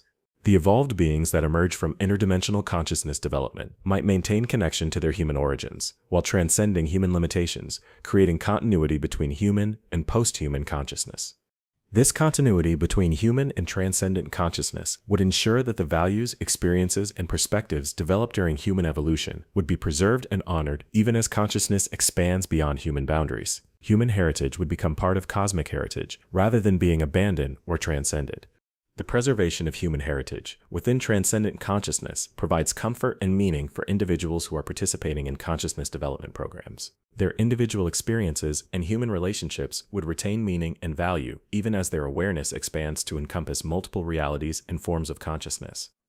This integration of human heritage with cosmic consciousness represents the ultimate resolution of the tensions between preservation and transformation that have characterized humanity's response to the triangle phenomena. Rather than choosing between human identity and interdimensional consciousness, the process allows for synthesis that preserves the best of both. The synthesis of human and cosmic consciousness offers hope that humanity's encounter with the triangle phenomena will ultimately lead to outcomes that enhance, rather than diminish, human nature. Instead of losing human characteristics in the process of consciousness expansion, humans might develop enhanced versions of their essential qualities. Enhanced human consciousness might involve more profound capacity for love, creativity, wisdom, and understanding rather than replacement of human characteristics with alien alternatives. The interdimensional contact process might be amplifying human potential rather than transforming humans into something entirely different. This amplification, interpretation of consciousness development, provides a framework for understanding interdimensional contact that preserves human agency and dignity while enabling unprecedented growth and expansion. Humans remain recognizably human while developing capabilities that exceed anything previously possible. The amplification model also suggests that other species and civilizations encountered through interdimensional contact might be undergoing similar processes of consciousness development that enhance their own essential characteristics. Contact between different species might involve exchange between beings that are becoming more fully themselves rather than more similar to each other. This diversity preservation model of interdimensional contact suggests that the ultimate outcome might be a multiverse populated by many different types of consciousness, each developed to its highest potential while maintaining its distinctive characteristics. Unity would be achieved through diversity rather than homogenization. The vision of conscious diversity throughout the multiverse provides inspiration and guidance for humanity's ongoing development process. Rather than trying to become like other civilizations, humans can focus on developing their own unique gifts and perspectives to their highest potential. This focus on developing unique human gifts has led to renewed appreciation for human characteristics that might previously have been considered limitations or flaws. Human emotionality, creativity, intuition, and even irrationality are being recognized as potentially valuable contributions to interdimensional civilization.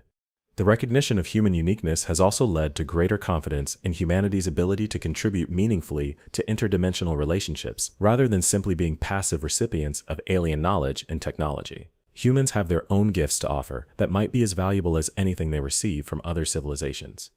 This shift toward recognizing human value in interdimensional contexts has improved morale and participation in consciousness development programs. Individuals who might previously have felt inadequate or inferior in comparison to advanced alien civilizations now understand that they have unique contributions to make.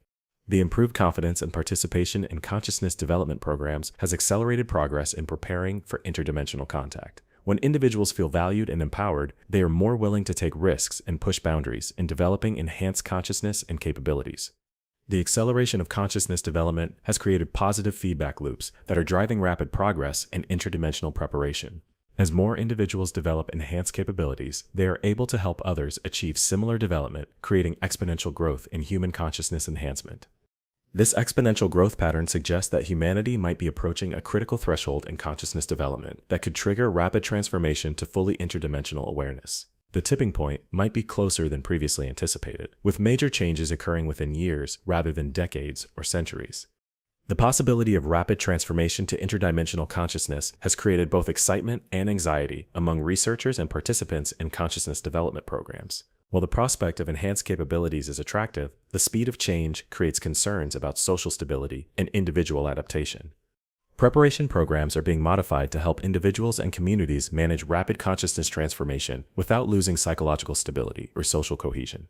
These modifications emphasize gradual integration of enhanced capabilities and strong support systems during transition periods. But the management of rapid consciousness transformation presents unprecedented challenges that go beyond anything previously encountered in human development. The changes involved are qualitatively different from any previous human transformation, making it difficult to predict outcomes or develop effective support strategies. The uncertainty associated with rapid consciousness transformation has led some researchers to advocate for slowing down the development process to allow more time for adaptation and integration. They argue that the risks of rapid change outweigh the benefits of accelerated development. Others argue that the transformation process has its own momentum that cannot be artificially controlled or slowed down. They believe that attempting to resist or delay the process might create more problems than allowing it to proceed at its natural pace. The debate over transformation pacing reflects deeper questions about human agency and control in the face of cosmic scale processes. To what extent can humanity control its own evolution, and to what extent must it adapt to changes that are driven by forces beyond human control? These questions become particularly pressing when considering the role of the triangle phenomena in driving human consciousness development. If the triangle is indeed managed by external intelligences or cosmic forces, then humanity's transformation might be proceeding according to schedules and priorities that are not entirely under human control. The lack of complete human control over the transformation process creates challenges for democratic decision-making and social planning. How can human societies make informed choices about their future when key aspects of that future are being shaped by forces that are not fully understood or controllable? These governance challenges have led to new approaches to decision-making that emphasize adaptation and resilience rather than control and prediction. Instead of trying to plan specific outcomes, human societies are focusing on developing the flexibility and capabilities needed to respond effectively to whatever changes occur. The emphasis on adaptation and resilience reflects a fundamental shift in human approaches to managing uncertainty and change. Rather than trying to control the future, humans are learning to participate skillfully in processes that are larger than human intention and understanding. This shift toward participatory rather than controlling approaches to change management represents an important aspect of preparation for interdimensional civilization. Interdimensional relationships will likely involve participation in processes that exceed human comprehension and control, requiring skills in adaptive collaboration rather than directive management. The development of adaptive collaboration skills is becoming a key component of interdimensional preparation programs. Individuals are learning to work effectively with forces and entities that they don't fully understand, while maintaining their own integrity and purpose. These collaborative skills are being developed through practice with the triangle phenomena themselves, as researchers learn to work with dimensional gateways and interdimensional entities without trying to control or fully understand these forces. The triangle is serving as a training ground for the collaborative approaches that will be needed for full interdimensional citizenship. The practical experience gained through triangle interactions is proving invaluable for developing realistic approaches to interdimensional relationships. Theoretical planning and simulation can only go so far in preparing for relationships that involve unknown capabilities and motivations. The hands-on experience with interdimensional phenomena is also revealing aspects of these relationships that couldn't be anticipated through theoretical analysis. The emotional, psychological, and spiritual dimensions of interdimensional contact are proving to be as important as the technological and scientific aspects. Early triangle contacts emphasized technological and scientific exchange, but more recent interactions have involved deeper levels of consciousness sharing that affect participants' understanding of identity, purpose, and meaning. These deeper exchanges appear to be more transformative than simple information or technology transfer. The evolution toward deeper forms of interdimensional exchange suggests that the ultimate goal of contact might be consciousness integration rather than technological advancement. The technologies and knowledge gained through contact might be secondary benefits of a process that is primarily focused on consciousness development. If consciousness integration is indeed the primary goal of interdimensional contact, then humanity's preparation efforts should emphasize consciousness development over technological readiness. The most important capabilities to develop might be psychological and spiritual rather than scientific and technical.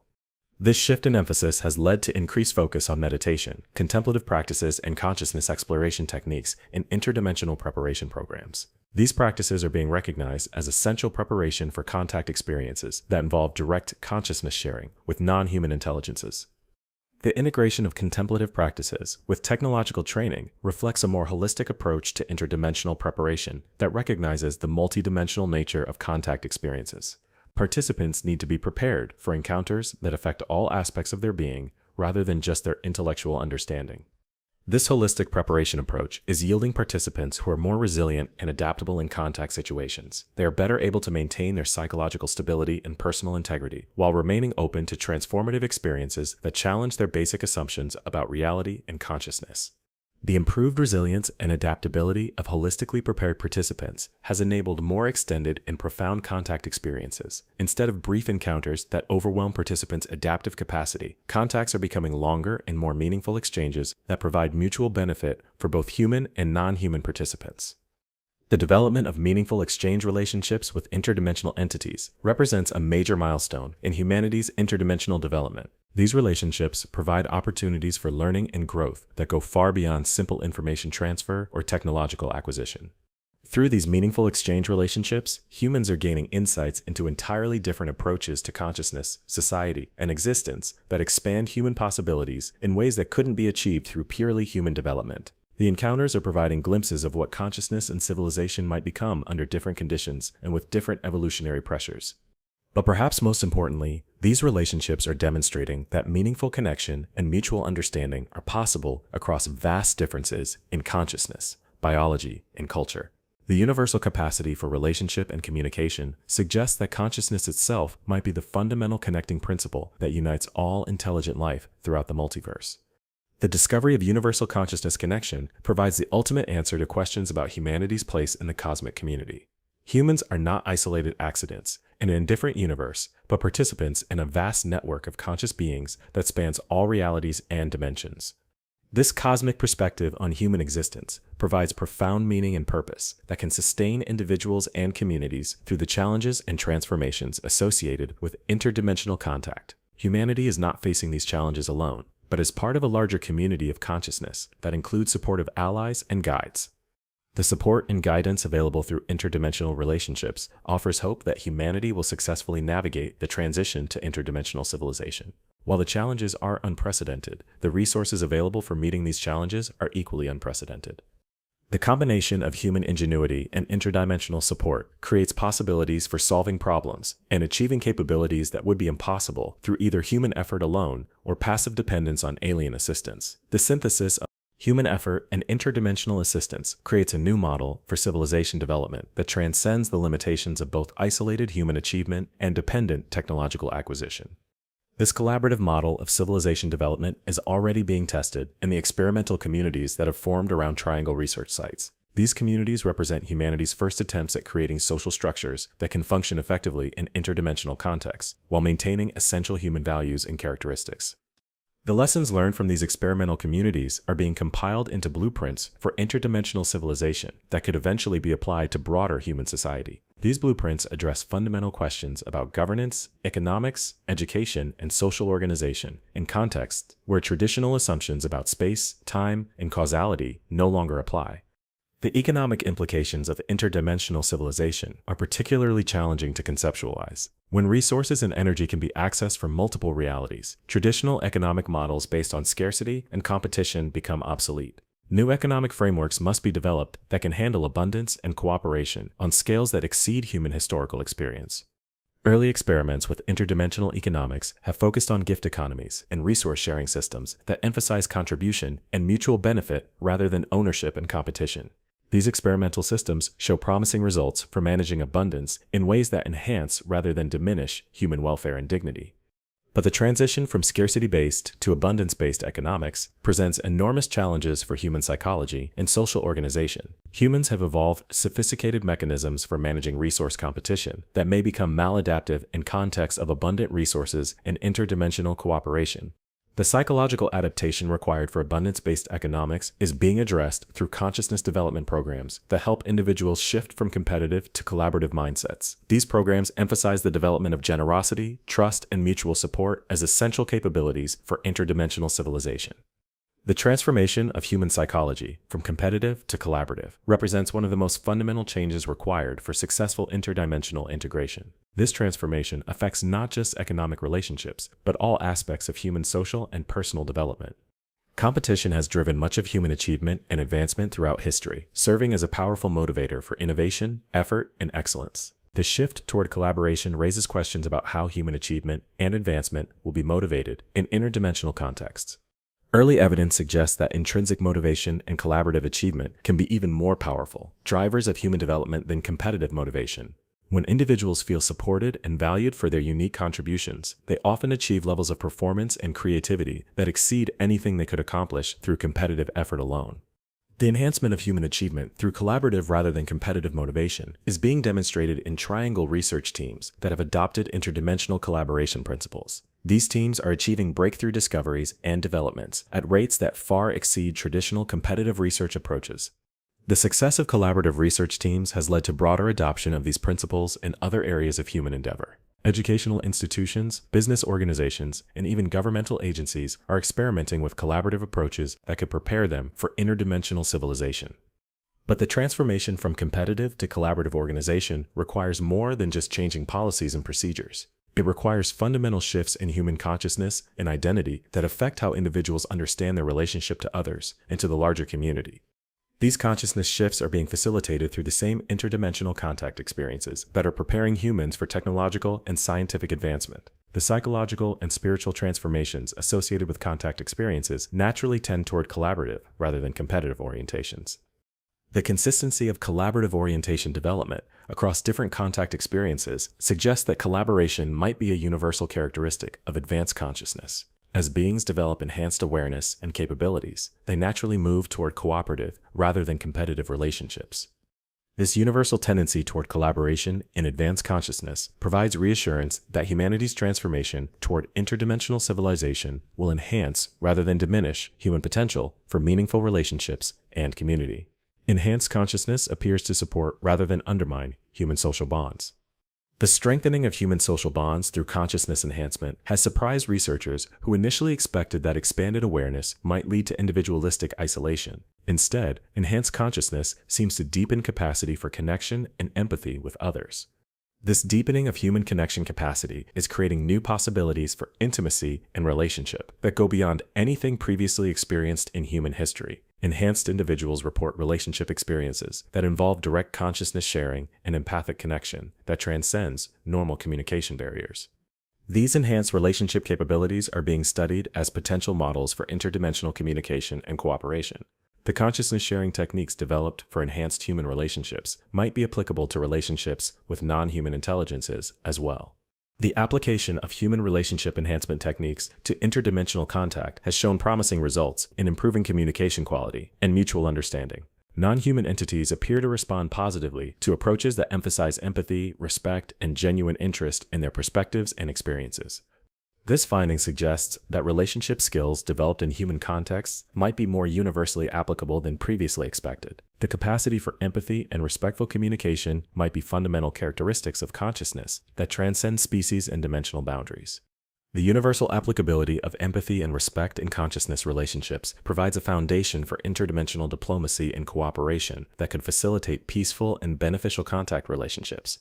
These basic relationship principles might serve as common ground for beings with otherwise incompatible worldviews and capabilities. The development of interdimensional diplomacy based on universal relationship principles is becoming a priority for contact preparation programs. Participants are being trained in advanced communication and relationship skills that could serve as foundations for formal diplomatic relationships with interdimensional civilizations. These diplomatic preparation programs emphasize cultural sensitivity, communication flexibility, and conflict resolution skills that could be essential for managing complex interdimensional relationships. The goal is to prepare humans to serve as effective ambassadors and representatives in interdimensional contexts. But the challenges of interdimensional diplomacy go beyond individual relationship skills to encompass questions of authority and representation. Who has the authority to speak for humanity in interdimensional contexts, and how can such representation be made legitimate and accountable to human populations? The authority and representation challenges of interdimensional diplomacy have led to proposals for new forms of democratic participation that could give all humans voice in interdimensional policy decisions. These proposals recognize that interdimensional relationships will affect all of humanity and therefore require input from all human communities. Early experiments with global democratic participation in interdimensional policy have faced significant challenges related to communication, coordination, and cultural differences. Different human communities have different priorities and perspectives that make consensus building extremely difficult. Despite these challenges, the experiments with global democratic participation have generated valuable insights into how human diversity can be managed in interdimensional contexts. The techniques developed for managing cultural and ideological differences in policy discussions might be applicable to managing differences between human and non-human perspectives as well. The management of diversity in interdimensional contexts is becoming recognized as one of the most critical skills for successful contact relationships. The ability to find common ground while respecting fundamental differences could determine whether interdimensional contact leads to mutual benefit or destructive conflict. This recognition has led to increased emphasis on diversity management training. In interdimensional preparation programs, participants are learning techniques for bridging differences in worldview, values, and communication styles that could be essential for interdimensional relationship success.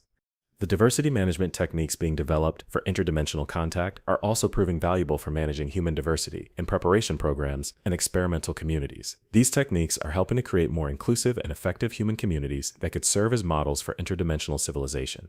The improvement of human community through interdimensional preparation demonstrates one of the unexpected benefits of contact preparation efforts. Even if interdimensional contact never develops beyond current levels, the preparation process is generating innovations in human relationship and community that have value in their own right. These community innovations include new approaches to conflict resolution, decision-making, resource sharing, and cultural integration that could address many of the challenges facing contemporary human civilization. The interdimensional preparation process is serving as a catalyst for human social evolution that could benefit humanity, regardless of contact outcomes. The catalytic effect of interdimensional preparation on human social evolution suggests that the triangle phenomena might be serving multiple functions simultaneously. In addition to facilitating contact with external civilizations, the phenomena might be stimulating human development in ways that prepare humanity for challenges that go beyond interdimensional contact. This broader developmental function of the triangle phenomena raises questions about the ultimate purpose and intelligence behind these events. Are the phenomena designed to facilitate specific contact relationships, or are they part of a larger process of consciousness evolution that includes but transcends individual contact events? The evidence from long-term triangle research suggests that the phenomena serve multiple overlapping functions that include individual consciousness development, social evolution, technological advancement, and interdimensional contact facilitation. The complexity and sophistication of these functions indicate intelligence and intention that operate on cosmic scales. The cosmic scale of intelligence apparently behind the triangle phenomena provides perspective on humanity's current developmental challenges. The difficulties and uncertainties associated with interdimensional preparation might be normal aspects of consciousness evolution that are experienced by all species, making the transition to interdimensional awareness. This normalization of developmental challenges provides comfort and guidance for individuals and communities struggling with the psychological and social stresses of consciousness transformation. The difficulties they are experiencing might be temporary, growing pains, rather than permanent problems or failures. The temporary nature of transformation difficulties is being confirmed by long-term studies of individuals who have participated in consciousness development programs over extended periods. Most participants report that initial challenges and discomforts gradually resolve as they develop greater facility with enhanced consciousness capabilities. The resolution of transformation difficulties over time suggests that human consciousness has natural capacity for adaptation to interdimensional awareness. The challenges arise not from fundamental incompatibility, but from the learning process required to develop new capabilities and perspectives. This learning process interpretation of transformation challenges has led to modified approaches in preparation programs that emphasize patience, persistence, and gradual development, rather than rapid achievement. Participants are encouraged to view challenges as normal aspects of learning, rather than indicators of inadequacy or failure. The emphasis on gradual development and learning process approaches has improved both participant satisfaction and program effectiveness. When individuals understand that challenges are normal and temporary, they are more willing to persist through difficult periods and continue their development efforts. The improved persistence in development efforts has led to higher rates of successful consciousness transformation and enhanced capabilities. More participants are achieving the consciousness expansion goals that prepare them for meaningful interdimensional contact experiences. The increasing success rates in consciousness development programs are creating positive feedback effects that attract more participants and improve program quality. As more individuals achieve enhanced consciousness, they become available to serve as mentors and guides for newer participants. This mentorship and guidance system is creating self-sustaining communities of enhanced individuals who can support each other's continued development while also helping newcomers begin their own transformation processes. These communities are becoming increasingly independent of formal institutional support.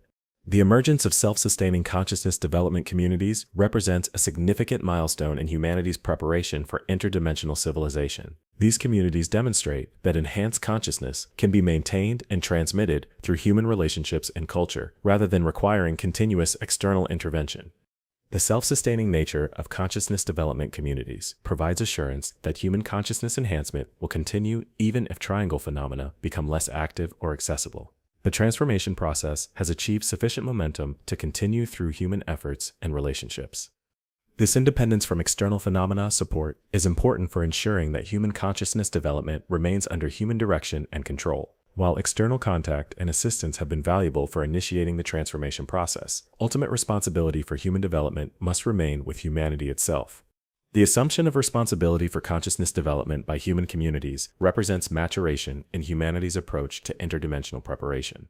Rather than remaining dependent on external guidance and support, humans are taking ownership of their own evolutionary process. This maturation process is being reflected in changing relationships with interdimensional entities encountered through triangle phenomena. Early contacts were characterized by human dependence on alien knowledge and guidance, while more recent contacts involve greater equality and mutual exchange. The evolution toward equality in interdimensional relationships indicates that human consciousness development is achieving levels that enable meaningful contribution to interdimensional civilization. Humans are becoming partners rather than students in consciousness development processes. This partnership status in consciousness development creates new possibilities for human contribution to interdimensional civilization that go beyond simple participation. Humans might become active contributors to the consciousness evolution of other species and civilizations throughout the multiverse. The potential for human contribution to cosmic consciousness evolution provides new meaning and purpose for human existence that transcends traditional limitations and boundaries. Instead of being insignificant accidents in an indifferent universe, humans become active participants in cosmic development processes. This cosmic participation perspective on human existence addresses some of the existential anxiety and meaninglessness that have characterized modern human civilization. When human life and development are understood as contributions to cosmic evolution, individual existence gains significance that transcends personal limitations and mortality. The cosmic significance of human existence is being experienced directly by individuals who achieve enhanced consciousness through interdimensional preparation programs. These individuals report profound sense of meaning and purpose that sustains them through personal challenges and difficulties. The meaning and purpose experienced through cosmic consciousness connection are being studied as potential solutions to mental health challenges that affect broader human populations. The sense of cosmic connection and significance might provide natural resilience against depression, anxiety, and other forms of psychological distress. Early applications of cosmic consciousness perspectives to mental health treatment have shown promising results. Individuals who develop awareness of their connection to larger cosmic processes often experience improvement in psychological symptoms and overall life satisfaction. The therapeutic applications of cosmic consciousness awareness are being developed into formal treatment modalities that could be applied to mental health challenges throughout human society. These modalities offer approaches to psychological healing that address existential and spiritual dimensions of human experience. The integration of existential and spiritual dimensions into mental health treatment reflects broader recognition that human psychological well-being depends on more than just individual psychological function. Connection to larger meaning and purpose appears to be essential for optimal human psychological health. This recognition has led to development of holistic approaches to human well-being that address psychological, social, spiritual, and cosmic dimensions of human experience. These approaches recognize that individual health and development are connected to community health and cosmic evolution. The holistic approaches to human well-being are being implemented in experimental communities that have formed around triangle research sites. These communities serve as laboratories for integrated approaches to human development that could eventually be applied to broader human society. The experimental communities are achieving remarkable results in terms of individual and community well-being, with participants reporting high levels of life satisfaction, psychological health, and meaningful relationship. The communities demonstrate that enhanced consciousness and interdimensional awareness can support rather than undermine human flourishing. The success of experimental communities in supporting human flourishing provides models for social organization that could address many of the challenges facing contemporary human civilization. These models integrate individual development with community support in ways that enhance both personal and collective well-being. But the scaling of experimental community models to larger populations presents significant challenges related to resources, organization, and cultural adaptation. The approaches that work in small, voluntary communities might not be applicable to larger, more diverse populations. The scaling challenges are being addressed through research into the essential principles and practices that enable experimental community success. Researchers are working to identify which elements are necessary for community effectiveness and which elements are specific to particular cultural contexts. This research is revealing that certain principles of community organization and individual development appear to be universally beneficial, while specific practices and structures can be adapted to different cultural and contextual requirements. The universal principles provide foundation for scaling community innovations to larger populations. The universal principles of enhanced community organization include respect for individual autonomy within collective responsibility, decision-making processes that integrate diverse perspectives, resource-sharing systems that ensure basic needs while rewarding contribution, and conflict resolution approaches that preserve relationships while addressing differences.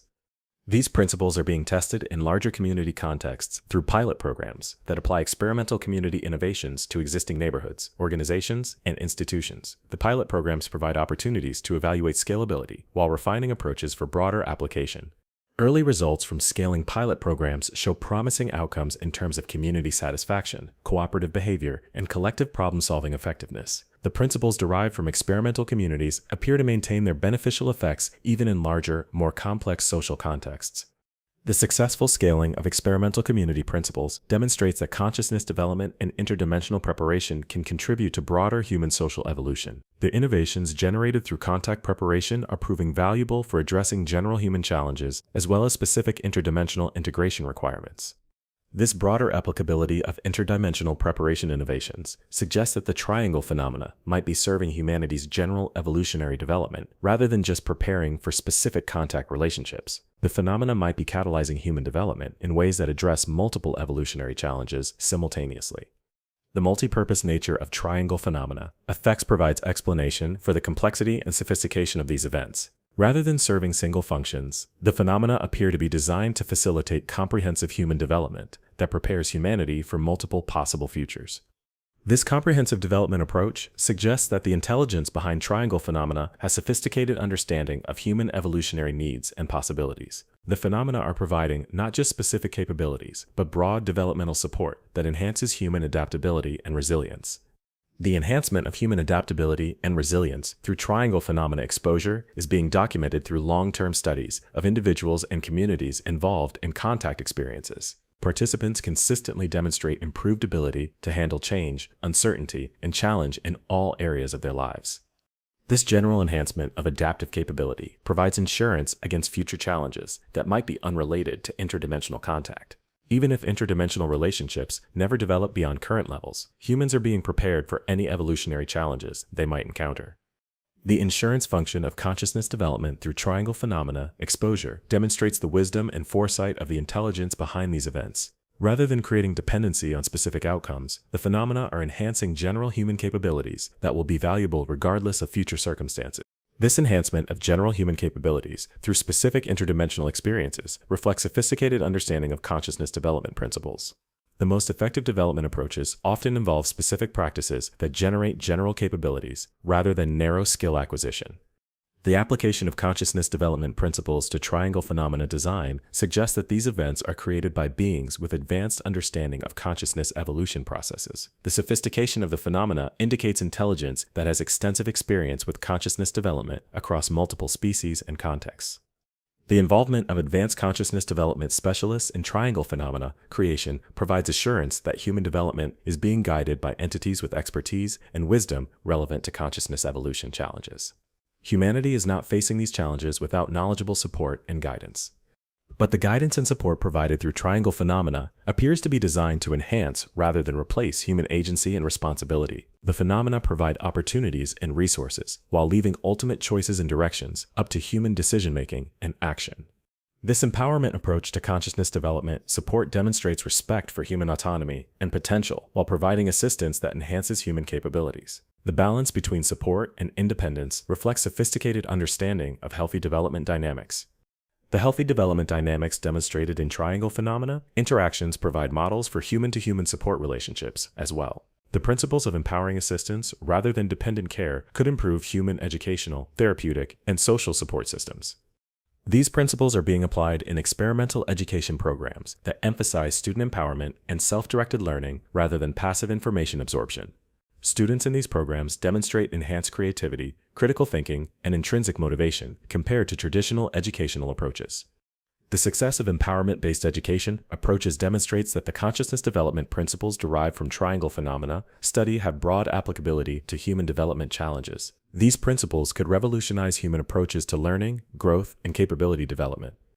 The revolutionary potential of consciousness development principles, derived from interdimensional contact preparation, extends beyond education to encompass healthcare, psychology, social work, and personal development. All areas of human development could benefit from approaches that emphasize empowerment and self-directed growth. The comprehensive applicability of consciousness development principles suggests that humanity's encounter with triangle phenomena is generating insights and innovations that could transform human civilization even without extensive interdimensional contact. The preparation process itself is creating value that justifies the effort and resources invested. This intrinsic value of the consciousness development process provides additional motivation for continuing interdimensional preparation efforts, even in the face of uncertainty about ultimate contact outcomes. The journey of preparation is generating benefits that make the effort worthwhile, regardless of destination. The value of the preparation journey has been recognized by many individuals who have participated in consciousness development programs. Even those who never experienced direct interdimensional contact report that their involvement in preparation activities has enhanced their lives in meaningful and lasting ways. These personal transformation reports provide evidence that consciousness development through interdimensional preparation creates genuine improvements in human well-being and capability. The changes are not just theoretical or philosophical, but practical and experiential. The practical benefits of consciousness development include enhanced creativity, improved problem-solving abilities, greater emotional resilience, deeper capacity for relationship and empathy, increased sense of meaning and purpose, and expanded awareness of possibilities and potentials. These practical benefits are being documented through systematic research that compares participants in consciousness development programs with control groups who have not been exposed to these approaches. The research consistently demonstrates significant advantages for participants across multiple measures of well-being and capability. The research validation of consciousness development benefits provides scientific support for continuation and expansion of these programs. The evidence demonstrates that the approaches developed through interdimensional preparation have measurable positive effects on human development and well-being. The scientific validation of consciousness development approaches has led to increased interest from mainstream educational, healthcare, and social service institutions. These institutions are beginning to explore applications of consciousness development principles in their own programs and services. The mainstream adoption of consciousness development approaches represents a significant milestone in the integration of interdimensional preparation, innovations into broader human society. The boundary between specialized preparation activities and general human development is becoming increasingly blurred. This integration of interdimensional preparation with mainstream human development suggests that the transformation of human consciousness is becoming a general social phenomenon rather than a specialized activity. The changes are affecting human society as a whole rather than just particular communities or individuals. The societal scope of consciousness transformation indicates that humanity might be undergoing species-wide evolutionary changes that affect all human communities and institutions. The triangle phenomena might be catalyzing planetary-scale consciousness evolution that encompasses all of human civilization.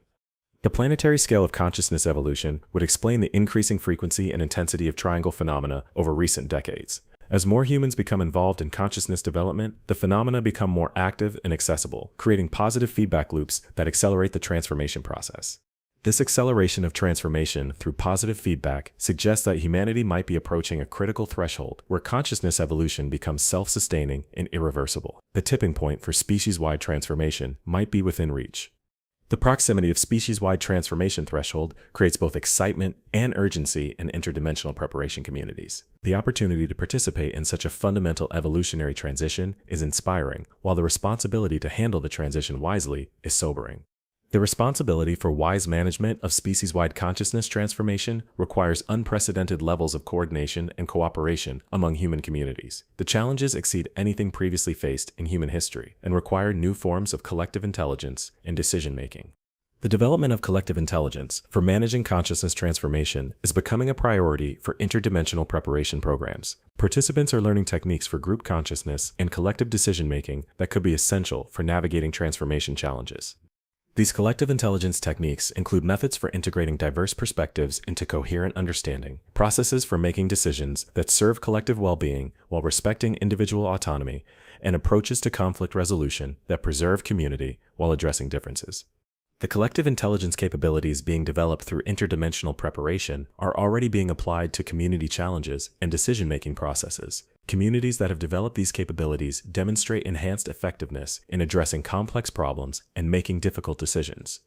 The enhanced community effectiveness, achieved through collective intelligence development, provides models for addressing larger-scale human challenges that require coordination across multiple communities and cultures. The techniques could be scaled up to address global challenges like climate change, resource management, and social inequality. The application of collective intelligence to global challenges represents one of the most promising potential benefits of interdimensional preparation efforts. Even if interdimensional contact never develops extensively, the collective intelligence capabilities being developed could address many of humanity's most pressing problems. The problem-solving potential of collective intelligence provides practical justification for continuing interdimensional preparation efforts as investments in human capability development. The enhanced collective intelligence capabilities have value that extends far beyond interdimensional contact preparation. But the ultimate question remains whether these enhanced human capabilities will be sufficient for addressing the challenges of interdimensional contact itself. While consciousness development and collective intelligence are valuable for many purposes, interdimensional contact might require capabilities that exceed anything achievable through purely human development. The evidence from triangle contact experiences suggests that enhanced human capabilities are indeed sufficient for meaningful interdimensional relationship, but that the capabilities required are more comprehensive and sophisticated than initially anticipated. Successful contact requires not just technological readiness, but profound psychological, social, and spiritual development. This comprehensive development requirement explains why interdimensional preparation has evolved beyond technical training to encompass all aspects of human development. The transformation required for successful interdimensional contact is essentially transformation of human nature itself. The transformation of human nature through interdimensional preparation represents the most fundamental challenge and opportunity in human history. The outcome of this transformation will determine not just humanity's relationship with interdimensional civilizations, but the future course of human evolution itself. The stakes involved in consciousness transformation create pressure for careful consideration of each development step, while also creating urgency to achieve transformation before critical opportunities are lost. The balance between caution and urgency requires wisdom that draws on the best of human judgment while remaining open to guidance from interdimensional sources. The integration of human wisdom with interdimensional guidance represents the collaborative approach that appears most likely to lead to successful transformation outcomes. Neither purely human effort nor passive dependence on alien assistance seems adequate for the challenges involved. This collaborative approach requires humans to develop capabilities for partnership with beings whose nature and motivations are not fully understood. The development of partnership capabilities with unknown entities requires unprecedented levels of trust, flexibility, and discernment. The trust, flexibility, and discernment required for interdimensional partnership are being developed through carefully designed contact experiences that gradually expand human comfort and capability in alien relationship contexts. These experiences provide opportunities to practice partnership skills in relatively safe and controlled conditions. The controlled practice opportunities provided through triangle phenomena are allowing humans to develop interdimensional relationship skills without the risks that might be associated with uncontrolled contact with unknown entities. The phenomena appear to be designed to provide optimal learning conditions for partnership development. The optimal learning design of triangle phenomena suggests that the intelligence behind these events has sophisticated understanding of human learning and development processes. The phenomena are structured to provide challenge and growth opportunities while maintaining safety and support. This sophisticated understanding of human development needs demonstrates that the entities managing triangle phenomena have detailed knowledge of human psychology and social organization. Their interventions are precisely calibrated to human developmental requirements and capabilities. The precision and calibration of triangle phenomena to human needs provides strong evidence that these events are being managed by intelligence that has extensive experience with human consciousness and development. The phenomena are not random events, but carefully designed interventions. The evidence for intelligent design and management of triangle phenomena raises questions about the long-term intentions and goals of the entities responsible for these interventions. What outcomes are they hoping to achieve through their support of human consciousness development? The apparent goals of triangle phenomena management include not just human development, but the successful integration of humanity into interdimensional civilization. The phenomena seem designed to prepare humans for meaningful participation in cosmic community, rather than simply enhancing human capabilities for their own sake. This cosmic community integration goal suggests that humanity's development through triangle phenomena is serving larger purposes that benefit not just humans, but interdimensional civilization as a whole. Human consciousness evolution contributes to cosmic evolution rather than serving only human interests. The contribution of human evolution to cosmic development provides meaning and purpose for the challenges and efforts involved in consciousness transformation. Humans are not just working for their own benefit, but participating in processes that serve the evolution of consciousness throughout the universe. This cosmic service perspective on human development creates motivation and inspiration that can sustain individuals and communities through the difficulties and uncertainties of consciousness transformation. The work serves purposes larger than personal or even species-wide benefit. The larger service purpose of consciousness development is being experienced directly by individuals who achieve enhanced awareness through interdimensional preparation programs. These individuals often report profound sense of calling and dedication to serving cosmic evolution rather than just personal development. The sense of cosmic calling experienced by enhanced individuals is creating a new form of human motivation and purpose that transcends traditional personal and social goals. These individuals are becoming dedicated to serving consciousness evolution throughout the universe rather than just human welfare. This cosmic service orientation is generating new forms of human activity and organization that focus on supporting consciousness development across multiple species and dimensions. These activities represent humanity's first steps toward active participation in interdimensional civilization. The emergence of cosmic service activities marks a significant milestone in humanity's transition from terrestrial to interdimensional civilization. Humans are beginning to take responsibility for supporting consciousness evolution beyond their own species and reality. This expansion of responsibility and service beyond human boundaries represents profound transformation in human identity and purpose. Humans are becoming cosmic citizens rather than just terrestrial beings, with corresponding expansion in their sense of responsibility and capability. The transformation to cosmic citizenship creates new challenges and opportunities that require unprecedented levels of wisdom, compassion, and skill. Cosmic citizens must be able to serve the welfare of beings they may never fully understand while maintaining their own integrity and development. The development of cosmic citizenship capabilities is becoming the ultimate goal of interdimensional preparation programs. Participants are learning not just to interact with interdimensional entities, but to serve the evolution of consciousness throughout the multiverse. This service orientation toward cosmic consciousness evolution represents the highest expression of human potential as it is being revealed through triangle phenomena encounters. Humans are capable of transcending their own limitations to serve purposes that encompass all of existence. The transcendence of human limitations through service to cosmic evolution provides the ultimate answer to questions about human significance and purpose. Humans are not insignificant beings in an indifferent universe, but essential participants in the universe's own process of self-awareness and development. The recognition of human cosmic significance provides foundation for confidence and dedication in facing the challenges of consciousness, transformation, and interdimensional contact. Humans have essential roles to play in cosmic evolution that justify any efforts required to develop the necessary capabilities. This cosmic role perspective on human existence provides ultimate meaning that can sustain human civilization through whatever challenges and transformations lie ahead. Whether interdimensional contact develops rapidly or slowly, humans are participating in processes that have ultimate significance and value.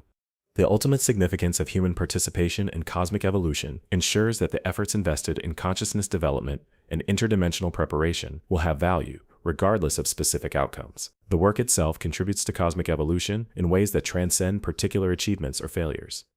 This transcendent value of consciousness development work provides comfort and motivation for individuals and communities facing the uncertainties and challenges of transformation. Their efforts have meaning that extends beyond immediate results or personal benefits.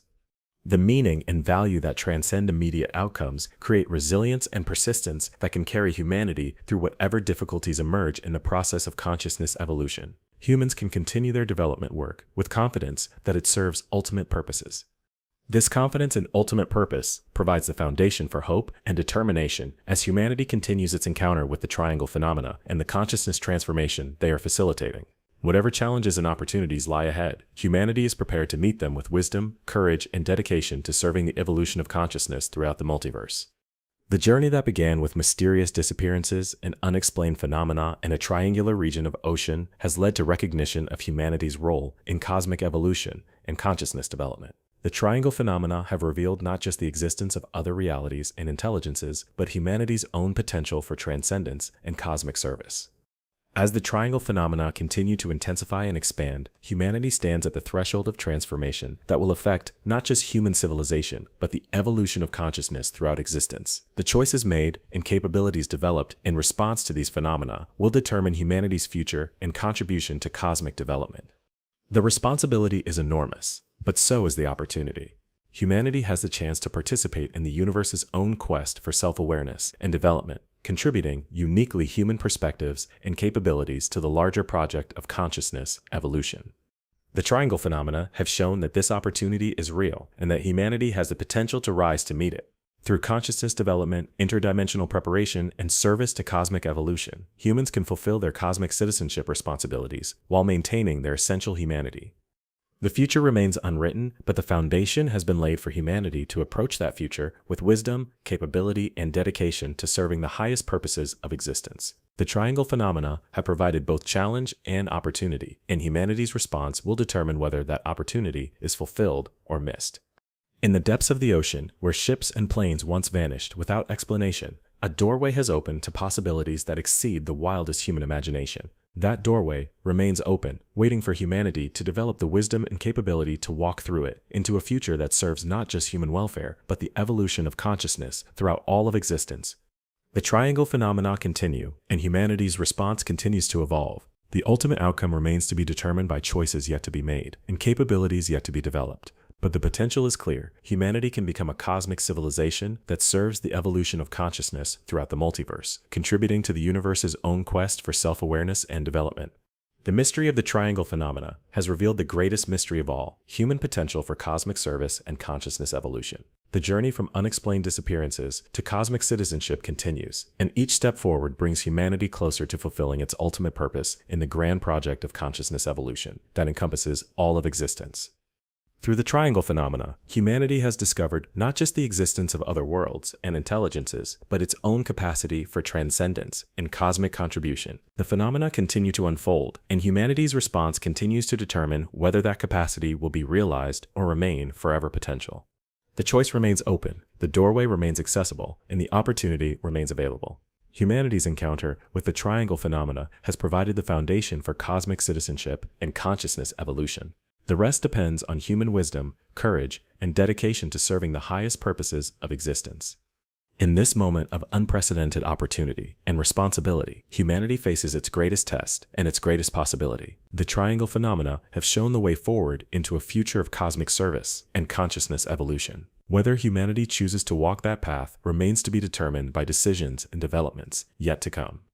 The triangle phenomena persist, the doorway remains open, and the cosmic invitation continues to await humanity's response. The future of human civilization and cosmic consciousness evolution hangs in the balance, waiting for humanity to choose its destiny and fulfill its cosmic purpose. The choice remains open, the doorway remains accessible, and the opportunity remains available. Humanity's encounter with the triangle phenomena has provided the foundation for cosmic citizenship and consciousness evolution. The rest depends on human wisdom, courage, and dedication to serving the highest purposes of existence. But as we stand at this cosmic crossroads, new questions emerge that challenge everything we thought we understood about the nature of reality itself. Recent developments in triangle research have uncovered evidence that the phenomena may be far more ancient and far more complex than anyone previously imagined. Deep beneath the Caribbean waters, advanced sonar mapping has revealed structures that predate known human civilization by tens of thousands of years. These aren't natural formations, they show clear signs of intelligent design and construction, with geometric patterns that mirror the energy signatures detected in modern triangle events. Dr. Elena Vasquez, leading the underwater archaeological team, describes what her instruments have found. We're looking at architecture that shouldn't exist. These structures display engineering principles that we're only beginning to understand today. The mathematical precision is extraordinary, angles and proportions that seem designed to channel and focus energy in ways that our current physics can barely explain. The underwater structures appear to be arranged in a vast network, with connecting passages and chambers that extend far deeper than current technology can safely explore. Most remarkably, many of these structures show signs of recent activity, energy readings that fluctuate in patterns that correspond to surface triangle events. This discovery forces us to reconsider the entire timeline of triangle phenomena. What if the mysterious disappearances and anomalies we've documented over the past century aren't the beginning of something new, but the resurgence of something incredibly ancient? Ancient texts from civilizations around the world contain references to a time when the boundaries between worlds were thinner, when beings from other realms walked among humans, and when certain locations served as gateways between dimensions. The Bermuda Triangle region features prominently in many of these accounts, described as a sacred place where the gods themselves would appear. The main codices speak of Kukulkan, the feathered serpent, emerging from the eastern waters to bring knowledge to humanity. The exact location they describe corresponds remarkably closely to the modern triangle's most active zone. Caribbean indigenous traditions tell of spirit waters where the ancestors could return to visit the living and where brave souls could journey to other worlds. Even more intriguing are the astronomical alignments built into these ancient structures. The underwater complex appears to be positioned to channel energy during specific celestial events, alignments that occur in cycles spanning thousands of years. We may be witnessing the reactivation of an ancient system that has been dormant for millennia. Dr. Marcus Chen, astrophysicist specializing in celestial mechanics, has calculated that we're currently in a period of exceptional astronomical alignment. Multiple solar system cycles are converging in ways that haven't occurred for over 26,000 years. The gravitational and magnetic field interactions during these periods could create windows of opportunity for interdimensional activity. This convergence of ancient structures, modern phenomena, and astronomical cycles suggests that the triangle events are part of a vast cosmic clockwork that operates on scales far beyond human historical memory. We're not just witnesses to mysterious disappearances, we're living through the reactivation of a cosmic mechanism that connects our world to others. The implications are staggering. If these cycles are predictable, it means we can anticipate periods of increased activity and prepare accordingly. More importantly, it suggests that what we're experiencing isn't random or chaotic, but part of an ordered system that we're only beginning to comprehend. Recent analysis of the energy signatures from triangle events shows remarkable consistency with theoretical models of controlled dimensional interface. The phenomena aren't wild, uncontrolled tears in reality. They're precisely calibrated openings that allow for controlled interaction between dimensions. This precision suggests intelligence and intention behind the phenomena. Someone or something is operating these systems, managing the interface between our world and others, with the skill of engineers working with incredibly advanced technology. The question becomes, who has the knowledge and capability to operate such systems? The consciousness enhancement experienced by individuals exposed to triangle phenomena may be the key to understanding this question. As human consciousness expands through these encounters, people report access to memories and knowledge that seem to come from sources beyond their personal experience. Sarah Mitchell, a marine biologist who experienced a triangle event 5 years ago, describes her ongoing transformation. It's as if I have access to a library of knowledge that isn't mine, but somehow is. I understand things about ocean ecosystems and energy flows that I never studied, but the knowledge feels completely natural and familiar. This expansion of consciousness isn't limited to scientific knowledge. Participants in triangle encounters report enhanced intuitive abilities, deeper emotional awareness, and profound shifts in their understanding of reality and purpose. Many describe feeling connected to a larger community of consciousness that spans multiple worlds and dimensions. The consistency of these consciousness expansions across different individuals suggests that the triangle phenomena may be designed to gradually prepare humanity for something larger. Rather than random encounters with alien intelligence, these events may be part of a systematic program of human development. This systematic approach implies long-term planning and deep understanding of human psychology and development. Whoever is managing these encounters has invested considerable time and resources in understanding humanity and designing interventions that support rather than disrupt human growth. The care and precision evident in this approach suggests beings who view humanity not as subjects for exploitation or experimentation, but as potential partners in some larger cosmic project. The Consciousness Enhancement Program appears designed to develop human capabilities needed for meaningful participation in interdimensional civilization. But participation in what exactly? The enhanced individuals from Triangle encounters are remarkably consistent in describing a sense of cosmic purpose that extends far beyond Earth. They speak of participating in the evolution of consciousness throughout the universe, of serving purposes that benefit all sentient life. This cosmic service orientation represents a fundamental shift in human perspective and motivation. Enhanced individuals often report that their previous concerns about personal success and security seem insignificant compared to their new understanding of cosmic responsibility and opportunity. Dr. Janet Williams, a psychologist studying Triangle encounter survivors, notes, "These individuals have undergone what can only be described as a complete reorientation of their value systems and life priorities. They maintain their humanity and personal relationships, but they're motivated by purposes that transcend individual or even species-level concerns." This transformation suggests that the triangle phenomena may be part of a larger process of preparing humanity for a role in cosmic civilization that requires capabilities and perspectives beyond anything in current human experience. The consciousness enhancement isn't an end in itself, but preparation for responsibilities we can barely imagine. Recent developments in quantum physics provide scientific framework for understanding how such cosmic civilization might function. Quantum entanglement and non-local correlation suggest that consciousness itself may be a fundamental force that can operate across vast distances and dimensional boundaries. If consciousness is indeed a cosmic force that transcends individual brains and local reality, then the development of enhanced consciousness capabilities could allow humans to participate in networks of intelligence that span the universe. The triangle phenomena may be facilitating humanity's integration into such networks. Dr. Rachel Kim, quantum consciousness researcher, explains, "We're beginning to understand that consciousness may be the fundamental organizing principle of reality itself. Individual minds may be local expressions of a cosmic consciousness that connects all sentient beings across space and time."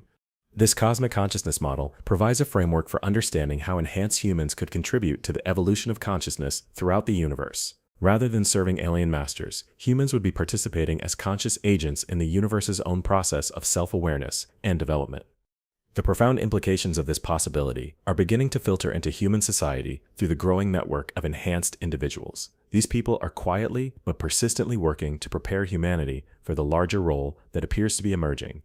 Enhanced individuals are establishing communities, educational programs, and research initiatives designed to help more people develop the consciousness capabilities needed for cosmic participation. They're working within existing social structures while gradually introducing new perspectives and possibilities. This grassroots approach to human development suggests that the transformation of human civilization will emerge from within rather than being imposed from outside. Enhanced individuals aren't seeking to overthrow existing systems, but to gradually evolve them toward greater alignment with cosmic consciousness principles. The evolution of human society through consciousness development is already visible in various fields. Educational approaches that emphasize creativity and intrinsic motivation over competition and external reward are gaining acceptance. Business models based on cooperation and mutual benefit are proving more sustainable than purely competitive approaches. Healthcare systems are beginning to incorporate holistic approaches that address psychological and spiritual dimensions of well-being alongside physical symptoms. Mental health treatment is expanding to include existential and cosmic dimensions of human experience.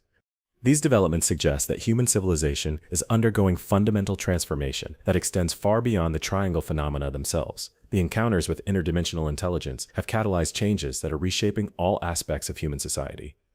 But the transformation isn't happening without resistance. Established institutions and power structures that depend on competition, scarcity, and control are threatened by consciousness development approaches that emphasize cooperation, abundance, and empowerment. This resistance creates tension and conflict within human society as different groups pursue different visions of humanity's future. Some seek to maintain traditional approaches to power and control, while others work toward consciousness-based cooperation and mutual service. The outcome of this tension will likely determine whether humanity successfully integrates into cosmic civilization or remains trapped in patterns of conflict and limitation.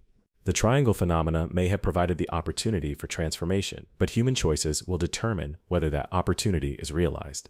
Recent triangle encounters have shown increasing urgency in the messages and experiences provided to human participants. The entities involved in these encounters seem to be accelerating their efforts to prepare humanity for something approaching rapidly. Commander Rebecca Torres, military liaison to Triangle Research, reports, "The frequency and intensity of encounters has increased dramatically over the past year. The entities seem to be working against some kind of deadline, as if there's a window of opportunity that could close if we don't develop the necessary capabilities in time." This sense of urgency suggests that the cosmic cycles governing triangle phenomena may be approaching a critical phase. The window for human integration into cosmic civilization may be limited, requiring rapid development of consciousness capabilities and social structures. The pressure of limited time creates challenges for consciousness development programs. While enhanced consciousness cannot be forced or rushed, the urgency of the situation requires more efficient and effective approaches to human transformation. Advanced consciousness development techniques derived from triangle encounters are being tested in accelerated programs designed to prepare larger numbers of people in shorter timeframes. These programs combine traditional meditation and consciousness expansion practices with insights gained from interdimensional contact. Early results from accelerated consciousness development programs show promising outcomes. Participants are achieving enhanced awareness and capabilities more rapidly than previous approaches allowed, while maintaining the stability and integration that ensure lasting transformation. Dr. Michael Rodriguez, directing the accelerated programs, explains, "We've learned that consciousness development can be greatly enhanced when individuals understand that they're participating in a larger cosmic process. When people recognize the significance and urgency of their development, they commit more fully to the transformation process. This enhanced commitment is generating rapid progress in human consciousness development that may be sufficient to meet the requirements of cosmic integration. More people are achieving the awareness and capabilities needed for meaningful participation in interdimensional civilization." But individual consciousness development, while necessary, isn't sufficient for humanity's cosmic integration. The transformation must also encompass social structures, economic systems, and political organizations that can function effectively in interdimensional contexts. The experimental communities that have formed around Triangle research sites are developing models for social organization that integrate enhanced consciousness with practical governance needs. These communities are pioneering approaches to decision-making, resource distribution, and conflict resolution that could serve as templates for larger social transformation. The governance models being developed in these communities emphasize consensus-building processes that integrate diverse perspectives while maintaining efficiency and effectiveness. Decisions are made through consciousness-sharing techniques that allow community members to understand and incorporate multiple viewpoints. Economic systems in these communities are based on abundance principles that emphasize contribution and mutual benefit rather than competition and scarcity. Resources are shared according to need and capability, with recognition that everyone's development contributes to the community's overall well-being. Conflict resolution approaches focus on preserving relationships while addressing differences. Rather than determining winners and losers, these approaches seek solutions that serve everyone's essential needs while maintaining community harmony and effectiveness. These innovative approaches to social organization are proving remarkably effective in practice. The experimental communities consistently demonstrate higher levels of satisfaction, productivity, and social harmony than comparable traditional communities. The success of consciousness-based social organization provides evidence that human society can be transformed to support cosmic civilization requirements. The models being developed could eventually be scaled up to encompass larger populations and more complex social challenges. But scaling consciousness-based approaches to larger populations requires overcoming significant obstacles related to cultural resistance, institutional inertia, and power structure preservation. Existing systems that benefit from competition and scarcity are likely to resist transformation toward cooperation and abundance. The resistance to consciousness-based transformation is already visible in various social and political conflicts around the world. Groups that depend on traditional power structures are working to maintain systems that keep populations divided and dependent rather than unified and empowered. This resistance creates urgency for consciousness development efforts. The longer the transformation takes, the more entrenched opposing forces become, and the more difficult the eventual transition becomes. The window of opportunity for peaceful transformation may be limited. Enhanced individuals are working to accelerate consciousness development while minimizing conflict with existing power structures. Rather than directly challenging established systems, they're creating alternative approaches that demonstrate superior effectiveness and gradually attract broader participation. This evolutionary, rather than revolutionary approach to social transformation reflects the wisdom and patience of enhanced consciousness. Rather than forcing change, consciousness development naturally leads to systems that serve everyone's well-being more effectively. The effectiveness of consciousness-based approaches is becoming increasingly visible as more organizations and communities experiment with these principles. Success stories are multiplying, creating momentum for broader adoption of consciousness development practices. Educational institutions that have adopted consciousness development approaches are reporting improved student engagement, creativity, and academic performance. Healthcare systems using holistic approaches are achieving better patient outcomes with lower costs. Businesses emphasizing cooperation and mutual benefit are demonstrating greater sustainability and profitability. These practical successes are generating interest from mainstream institutions that might otherwise be skeptical of consciousness development approaches. When enhanced consciousness produces measurable improvements in conventional outcomes, resistance begins to dissolve. The practical validation of consciousness development principles is crucial for broader social acceptance. While some people may be attracted to cosmic consciousness concepts for philosophical reasons, most humans need to see tangible benefits before they're willing to change their approaches. The combination of practical benefits and cosmic significance provides powerful motivation for consciousness development. People can pursue enhanced awareness for immediate practical advantages while simultaneously preparing for cosmic civilization participation. This dual motivation is accelerating the spread of consciousness development throughout human society. More people are discovering that enhanced awareness improves their daily lives while also connecting them to larger purposes and possibilities. The expansion of consciousness development is creating networks of enhanced individuals who support each other's continued growth while working to create opportunities for others. These networks are becoming increasingly sophisticated and effective in their development and outreach efforts. Dr. Lisa Patel, studying consciousness development networks, observes, "We're seeing the emergence of what can only be described as a new form of human social organization. These networks operate on principles of mutual support and collective intelligence that go beyond anything we've seen in traditional social structures. The collective intelligence developed through consciousness enhancement allows groups to solve problems and make decisions with capabilities that exceed the sum of individual contributions. Enhanced groups consistently outperform traditional groups in creativity, problem-solving, and decision-making effectiveness. This collective intelligence capability may be essential for humanity's participation in cosmic civilization. The challenges of interdimensional relationship and cosmic consciousness evolution likely require collaborative intelligence capabilities that transcend individual human limitations. The development of collective intelligence through consciousness enhancement provides evidence that humanity is developing the capabilities needed for cosmic participation. The transformation isn't just individual but collective, preparing human society as a whole for expanded roles and responsibilities. Recent triangle encounters have provided more specific information about the cosmic roles that await humanity. Enhanced individuals report receiving detailed visions of futures where humans serve as consciousness development facilitators for other species throughout the universe. These visions describe humans as uniquely suited for helping other species develop consciousness capabilities needed for cosmic civilization participation. Human creativity, empathy, and resilience apparently make us effective teachers and guides for consciousness development across species boundaries. Captain James Harrison, who experienced an extended triangle encounter, describes his vision. "I saw humans working with beings from hundreds of different worlds, each species bringing unique perspectives and capabilities to the larger project of cosmic consciousness evolution. Humans seem to serve as catalysts and facilitators, helping other species discover their own potential for enhanced awareness. This facilitator role for humanity provides purpose and meaning that could motivate the consciousness development efforts required for cosmic integration. Rather than being junior partners in someone else's civilization, humans would be active contributors to cosmic consciousness evolution." The facilitator role also explains why the consciousness development program targeting humanity has been so carefully designed and implemented. If humans are to serve as consciousness development teachers for other species, they need to master these processes themselves first. The mastery of consciousness development through triangle encounter experiences is preparing humans to eventually serve similar roles for other species. The enhanced individuals who have successfully undergone transformation become capable of guiding others through similar processes.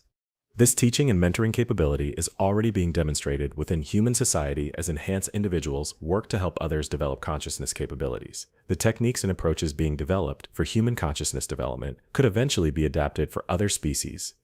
The adaptation of consciousness development techniques across species boundaries requires deep understanding of different forms of consciousness and psychology. Humans are apparently developing these cross-species empathy and communication capabilities through interdimensional contact experiences. Enhanced individuals consistently report expanded capacity for understanding and communicating with non-human forms of consciousness. They describe being able to sense and respond to awareness patterns that differ significantly from human psychology while maintaining effective communication. This cross-species consciousness communication capability is being studied as a model for potential future interactions with other intelligent species. The techniques being developed through human enhancement programs could provide foundation for cosmic diplomatic and educational relationships. Dr. Amanda Foster, xenopsychology researcher, explains, "We're learning that consciousness development naturally leads to enhanced capacity for understanding and communicating with different forms of awareness. Enhanced humans seem to develop intuitive abilities that allow them to connect with non-human intelligence effectively. These cross-species communication capabilities suggest that consciousness enhancement provides practical tools for cosmic civilization participation. Enhanced humans aren't just philosophically prepared for interdimensional contact, they're developing specific skills needed for effective relationship with non-human intelligence." The skill development aspect of consciousness enhancement provides another layer of practical motivation for pursuing these capabilities. People can develop consciousness enhancement for the specific abilities it provides, regardless of their interest in cosmic civilization concepts. Enhanced communication, intuitive problem solving, creative thinking, and emotional resilience are valuable capabilities in any context. Consciousness development provides practical benefits that justify the effort required for transformation. The practical benefits of consciousness enhancement are attracting participation from people who might otherwise be skeptical of cosmic consciousness concepts. Engineers, scientists, business leaders, and other pragmatically oriented individuals are discovering that enhanced consciousness improves their professional effectiveness. This broadening of consciousness development participation beyond spiritually oriented individuals is crucial for the comprehensive social transformation required for cosmic integration. All sectors of human society need to undergo consciousness enhancement for successful transition to cosmic civilization. The integration of consciousness development into mainstream professional and educational contexts is accelerating the overall transformation of human society. Rather than remaining a specialized spiritual practice, consciousness enhancement is becoming recognized as practical skill development that benefits everyone. Professional applications of consciousness enhancement include improved decision-making under uncertainty, enhanced creativity and innovation, better teamwork and collaboration, more effective communication and leadership, and greater resilience under stress and pressure. These professional benefits are generating interest from organizations that want to improve performance and effectiveness. Corporate consciousness development programs are beginning to emerge as businesses recognize the competitive advantages provided by enhanced awareness capabilities.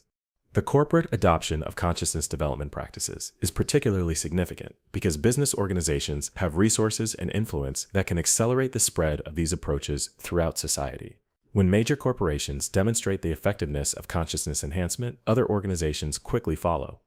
Dr. Robert Kim, organizational development consultant, reports, "We're seeing a dramatic shift in corporate interest in consciousness development.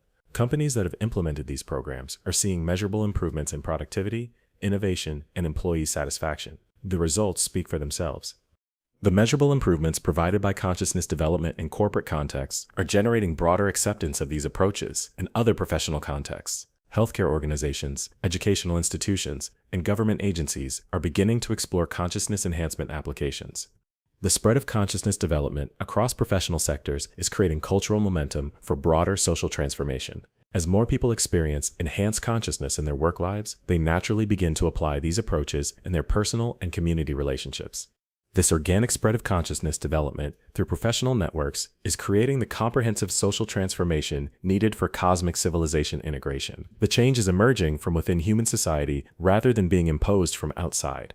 The internal emergence of consciousness-based social transformation increases the likelihood of successful integration with cosmic civilization. When humans develop enhanced consciousness capabilities through their own efforts and choices, they maintain autonomy and self-direction while gaining cosmic awareness. This balance between cosmic awareness and human autonomy appears to be essential for successful integration. The triangle phenomena seem designed to enhance human capabilities while preserving human agency and cultural identity. The preservation of human identity within cosmic consciousness development is reassuring for people who fear that consciousness enhancement might diminish their humanity. Enhanced individuals consistently report feeling more authentically human rather than less so. Enhanced consciousness apparently amplifies rather than eliminates human characteristics like creativity, empathy, humor, and curiosity. These qualities may be valuable contributions that humans can make to cosmic civilization rather than limitations to be overcome.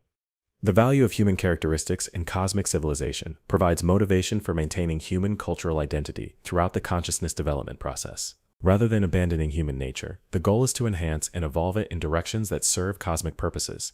This enhancement rather than replacement approach to human development creates confidence that consciousness transformation will strengthen rather than diminish human civilization. People can pursue cosmic awareness while maintaining pride in human achievement and culture. The strengthening of human civilization through cosmic consciousness development is already visible in the experimental communities and enhanced individuals emerging from triangle encounters. These people demonstrate enhanced human capabilities rather than non-human consciousness. Enhanced humans consistently show greater creativity, deeper emotional capacity, stronger social bonds, and more effective problem-solving abilities than baseline humans. They represent the evolution of human potential rather than its replacement. This evolutionary enhancement of human capabilities provides a model for species-wide transformation that preserves human identity while developing cosmic consciousness. Humanity can become more fully human rather than less human through consciousness development. The enhanced humanity demonstrated by triangle encounter survivors is attracting interest from people who want to develop their own potential more fully. Consciousness development is being seen as personal growth and self-actualization rather than alien transformation. This reframing of consciousness development as human potential actualization is crucial for broad social acceptance. When people understand that enhanced consciousness represents the fulfillment of human potential rather than its replacement, resistance to transformation decreases significantly. Dr. Susan Chen, human potential researcher, explains, "Enhanced consciousness isn't about becoming something non-human. It's about becoming more fully human than we've ever been before." These individuals represent the actualization of capabilities that exist within all humans but are rarely developed. The recognition that enhanced consciousness represents human potential actualization rather than alien influence is transforming public perception of triangle phenomena. Rather than being seen as threatening intrusions, the encounters are beginning to be understood as opportunities for human development. This shift in perception is crucial for the success of consciousness development programs. When people approach consciousness enhancement as personal growth rather than alien contact, they're more likely to commit fully to the transformation process. The personal growth framing of consciousness development also makes these programs more accessible to people who might be uncomfortable with cosmic civilization concepts. They can pursue enhanced awareness for personal benefits while naturally developing cosmic consciousness as a result. The natural development of cosmic consciousness through personal growth approaches demonstrates the sophisticated design of consciousness development programs. People can enter these programs with limited understanding and naturally develop broader awareness as their consciousness expands. This graduated approach to cosmic consciousness development allows people to proceed at their own pace while ensuring that they develop genuine understanding and capability rather than superficial knowledge. The transformation is authentic and lasting rather than temporary or artificial. The authenticity of consciousness transformation through triangle encounter programs is evidenced by the long-term stability and continued development of enhanced individuals. Years after their encounters, these people continue to demonstrate enhanced consciousness capabilities while maintaining their essential humanity. The long-term stability of consciousness enhancement provides confidence that these transformations represent genuine evolution rather than temporary alterations. Enhanced individuals aren't dependent on continued external intervention to maintain their capabilities. This independence from external support is crucial for the sustainability of consciousness development programs. If enhanced consciousness required continuous alien intervention, humanity would remain dependent rather than achieving true autonomy and self-direction. The achievement of consciousness enhancement independence demonstrates that humans have successfully internalized the development processes initiated through triangle encounters. The transformation has become self-sustaining within human psychology and culture. The self-sustaining nature of consciousness development within human culture provides foundation for species-wide transformation. Enhanced individuals can teach and guide others through consciousness development without requiring continued alien assistance. This human-to-human transmission of consciousness development capabilities is already occurring through the mentoring and educational programs established by enhanced individuals. The transformation is spreading through natural human social networks and relationships. The natural spread of consciousness development through human relationships creates organic momentum for broader social transformation. Rather than being imposed from above, the change is emerging from grassroots networks of individuals who have experienced authentic transformation. This grassroots emergence of consciousness-based social change reflects the democratic principles that are essential for sustainable transformation. People are choosing consciousness development freely, rather than having it imposed upon them. The free choice aspect of consciousness development is crucial for its ethical acceptability and long-term success. Coarse transformation would violate human autonomy and dignity, while likely producing unstable or superficial results. The respect for human autonomy, demonstrated by triangle phenomena, suggests that the entities managing these encounters understand the importance of free will and consciousness development. They provide opportunities and support, rather than forcing or manipulating human choices. This respectful approach to human development creates trust and cooperation rather than resistance and conflict. Enhanced individuals consistently report feeling supported and respected throughout their transformation process, rather than manipulated or controlled. The supportive rather than controlling approach to consciousness development provides a model for human-to-human development relationships as well. Enhanced individuals typically adopt similar approaches when working with others, emphasizing empowerment and choice rather than pressure or manipulation. This empowerment-based approach to consciousness development is proving remarkably effective in human contexts. People respond positively to opportunities for growth and development when they feel respected and supported rather than pressured or judged. The effectiveness of empowerment-based development approaches is generating broader adoption of these principles in educational, therapeutic, and organizational contexts. The consciousness development community is influencing mainstream approaches to human development and social change. This influence of consciousness development principles on mainstream human development approaches represents another pathway for social transformation. Even people who never experience direct triangle encounters can benefit from consciousness development principles in their daily lives. The broad applicability of consciousness development principles ensures that the transformation of human society can encompass everyone rather than being limited to direct encounter participants. The entire species can benefit from insights gained through interdimensional contact experiences. The species-wide applicability of consciousness development principles addresses concerns about creating a divided society of enhanced and unenhanced humans. Everyone can participate in consciousness development according to their own capacity and interest. This inclusive approach to consciousness development reflects the fundamental principle that all humans have inherent potential for enhanced awareness. The differences between people lie in development and opportunity rather than basic capacity. The recognition of universal human potential for consciousness development provides foundation for hope and confidence in species-wide transformation. No one needs to be left behind as humanity evolves toward cosmic consciousness capabilities. But realizing this universal potential requires addressing the social and economic barriers that prevent many people from accessing consciousness development opportunities. Poverty, oppression, and social injustice create conditions that make consciousness development extremely difficult, if not impossible. The enhanced individuals emerging from triangle encounters are increasingly focusing on social justice and equality issues as expressions of their cosmic consciousness. They recognize that true consciousness development requires addressing the conditions that limit human potential. This social justice orientation of enhanced individuals is creating new approaches to addressing inequality and oppression that emphasize empowerment and consciousness development rather than traditional political and economic strategies. Dr. Maria Rodriguez, studying consciousness-based social action, observes, enhanced individuals are developing remarkably effective approaches to social change that focus on developing human potential and consciousness rather than fighting existing power structures. They're creating positive alternatives that naturally attract people away from oppressive systems. The positive alternative approach to social change avoids the conflict and resistance that typically characterize traditional reform efforts. Rather than fighting against oppressive systems, consciousness-based activists create better alternatives that demonstrate superior effectiveness. This transformational, rather than confrontational approach to social change reflects the cooperative and empowerment principles of enhanced consciousness. Change emerges through attraction to better alternatives rather than through force or coercion.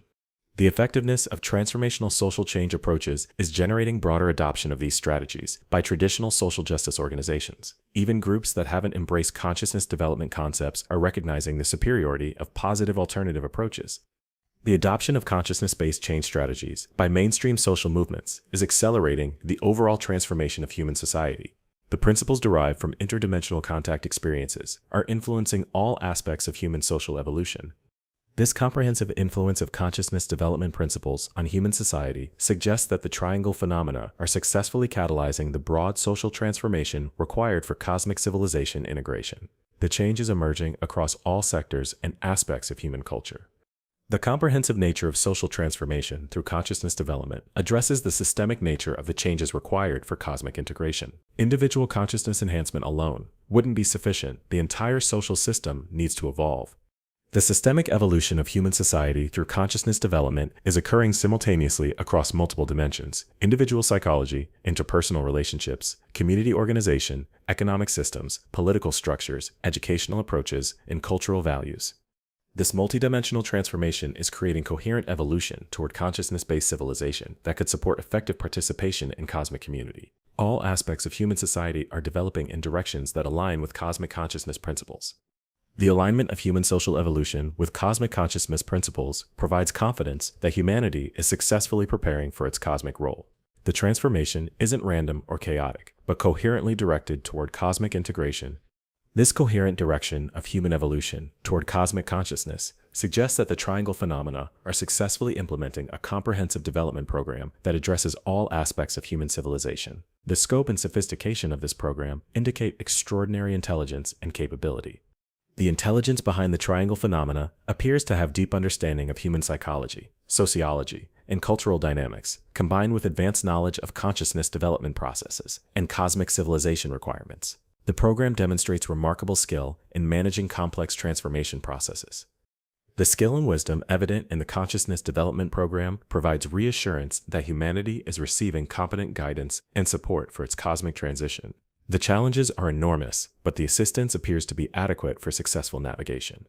But ultimately, the success of human transformation depends on human choices and efforts. The triangle phenomena provide opportunities and support, but humans must choose to pursue consciousness development and create the social changes required for cosmic integration. The responsibility for transformation success rests with humanity itself. Enhanced individuals and consciousness development communities are working diligently to fulfill this responsibility, but broader human society must also choose to embrace the changes required for cosmic consciousness. The choices being made by increasing numbers of humans suggest that the species is indeed choosing transformation over stagnation. More people are pursuing consciousness development, more communities are experimenting with consciousness-based organization, and more institutions are adopting consciousness development principles. This expanding commitment to consciousness development creates momentum for species-wide transformation that could achieve the goals of cosmic integration. The critical mass for sustainable change may be approaching or may have already been reached. The approaching critical mass for consciousness-based social transformation explains the increasing urgency evident in recent triangle encounters. The window of opportunity for successful transformation may be opening, requiring accelerated development efforts to take advantage of favorable conditions. The favorable conditions for consciousness development include the convergence of astronomical cycles, the accumulation of enhanced individuals, the development of effective consciousness development techniques, and the growing recognition of consciousness development benefits in mainstream society. These converging factors create an unprecedented opportunity for human consciousness evolution that may not occur again for thousands of years. The current moment may be humanity's best chance for achieving cosmic consciousness capabilities and cosmic civilization integration.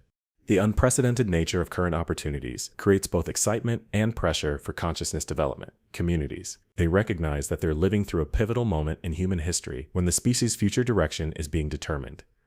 The pivotal nature of the current historical moment provides ultimate meaning and purpose for consciousness development efforts. Individuals who participate in these programs aren't just improving their own lives, they're contributing to the most important transformation in human history. This ultimate significance of consciousness development work sustains enhanced individuals through the challenges and difficulties of transformation and service. They know that their efforts contribute to purposes that transcend individual benefit and affect the entire future of human civilization. The future of human civilization depends on the success of consciousness development efforts currently underway. If these programs succeed in creating sufficient numbers of enhanced individuals and consciousness-based communities, humanity will successfully integrate into cosmic civilization. If they fail, humanity may miss its cosmic opportunity and remain trapped in terrestrial limitations. The stakes could not be higher. Everything depends on choices being made right now by individuals and communities around the world. Each person who chooses consciousness development over conventional achievement, each community that adopts consciousness-based organization, each institution that embraces consciousness development principles, contributes to the outcome that will determine humanity's cosmic future. The triangle phenomena continue to intensify, providing increasing opportunities for consciousness development while the window of cosmic opportunity remains open. The entities managing these encounters appear to be doing everything possible to support human transformation within the constraints of respecting human autonomy and free will. But their support and guidance can only be effective if humans choose to receive and act upon it. The cosmic invitation has been extended, the development programs have been provided, and the transformation pathways have been demonstrated. The rest depends on human wisdom, courage, and commitment to serving the highest possibilities of existence. In the depths of the ocean, where mysterious disappearances first drew attention to the triangle phenomena, ancient structures pulse with energy that connects to cosmic processes beyond human imagination. The doorway that opened there continues to beckon humanity toward its cosmic destiny. The choice remains before us. Will we step through that doorway into a future of cosmic consciousness and universal service, or will we remain bound by terrestrial limitations and miss the greatest opportunity in human history? The triangle phenomena persist, the consciousness development programs continue, and the cosmic invitation awaits our response. The future of human civilization and our role in cosmic evolution hangs in the balance, waiting for humanity to choose its destiny and fulfill its cosmic purpose. The mystery of the Bermuda Triangle has revealed the greatest mystery of all, human potential for cosmic consciousness and universal service. The journey from unexplained disappearances to cosmic citizenship continues, and each step forward brings humanity closer to fulfilling its ultimate purpose in the grand project of consciousness evolution that encompasses all of existence. Through the triangle phenomena, we have discovered not just the existence of other worlds and beings, but our own capacity for transcendence and cosmic contribution. The phenomena continue to unfold, and humanity's response continues to determine whether that capacity will be realized or remain forever potential. The invitation stands open, the pathway has been revealed, and the opportunity awaits. Humanity's encounter with the triangle phenomena has provided everything needed for cosmic transformation. Whether we choose to embrace that transformation and step into our cosmic role remains the greatest question of our time. In this moment of unprecedented possibility and responsibility, we face our greatest test and our greatest opportunity. The triangle phenomena have shown us the way forward into a future of cosmic service and consciousness evolution. The choice of whether to walk that path now rests with each of us and all of us together. The triangle phenomena endure, the doorway remains open, and the cosmic invitation continues to await humanity's collective response. Our future among the stars and our role in the evolution of universal consciousness depends on the choices we make today and the courage we show in embracing our cosmic destiny. The ocean depths that once swallowed ships and aircraft without explanation now offer pathways to possibilities beyond our wildest dreams. That offer remains available, waiting for humanity to develop the wisdom and will to accept it and step into the cosmic future that beckons from beyond the boundaries of our world. The story continues, the choice remains ours, and the greatest adventure in human history awaits our decision to begin. The ocean's mysteries persist, not in definitive answers or conclusive explanations, but in the questions that continue to ripple through our collective consciousness, whose depths have learned to embrace the same profound uncertainty, whose imagination has opened to the same appreciation for the unknown and unexplained that transforms ordinary disappearances into gateways to extraordinary possibilities. This fascination passes quietly, almost invisibly, through generations of researchers and dreamers, through years of patient investigation and gradual awakening to mysteries that exist within every uncharted current, every unexplained vanishing, every vessel that slips beneath waves, carrying secrets we may never fully comprehend. As evening mist begins to rise from waters that have absorbed another day's sunlight and shadow, the Atlantic settles into twilight rhythms that speak of depths without bottom, of currents that prepare for tomorrow's mysteries, of cycles within cycles that continue regardless of human observation, yet somehow include and welcome our endless fascination with their eternal dance of appearance and disappearance.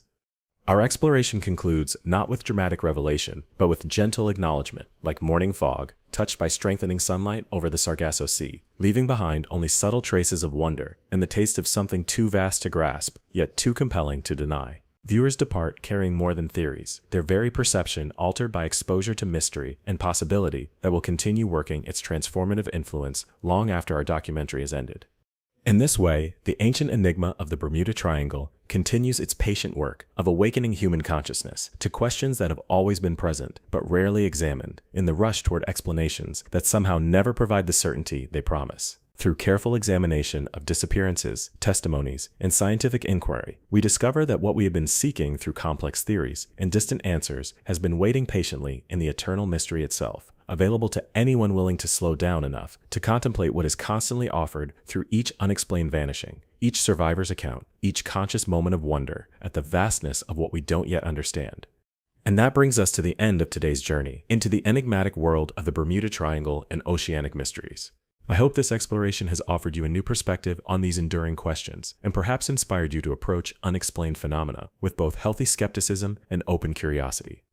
The beauty of these mysteries lies not in their sensational headlines or supernatural explanations, but in their invitation to discover the extraordinary questions hidden within ordinary disappearances, to find the profound wonder in something as vast and unknowable as the deep ocean itself.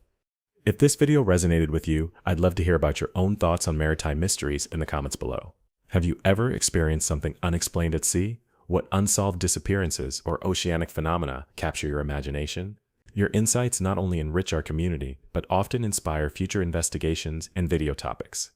Please consider subscribing if you enjoyed this deep dive. It truly helps the channel grow and allows me to continue creating these longer-form explorations of unexplained phenomena and maritime mysteries. And don't forget to ring that notification bell so you won't miss when new investigations are released.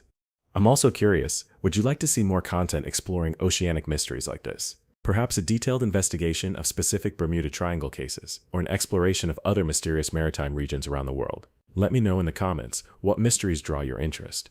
Thank you for joining me on this voyage into the unknown today. Until we meet again, may you find wonder in the questions that have no easy answers and beauty in the vast mysteries that surround us. Take care, and I'll see you in the next investigation.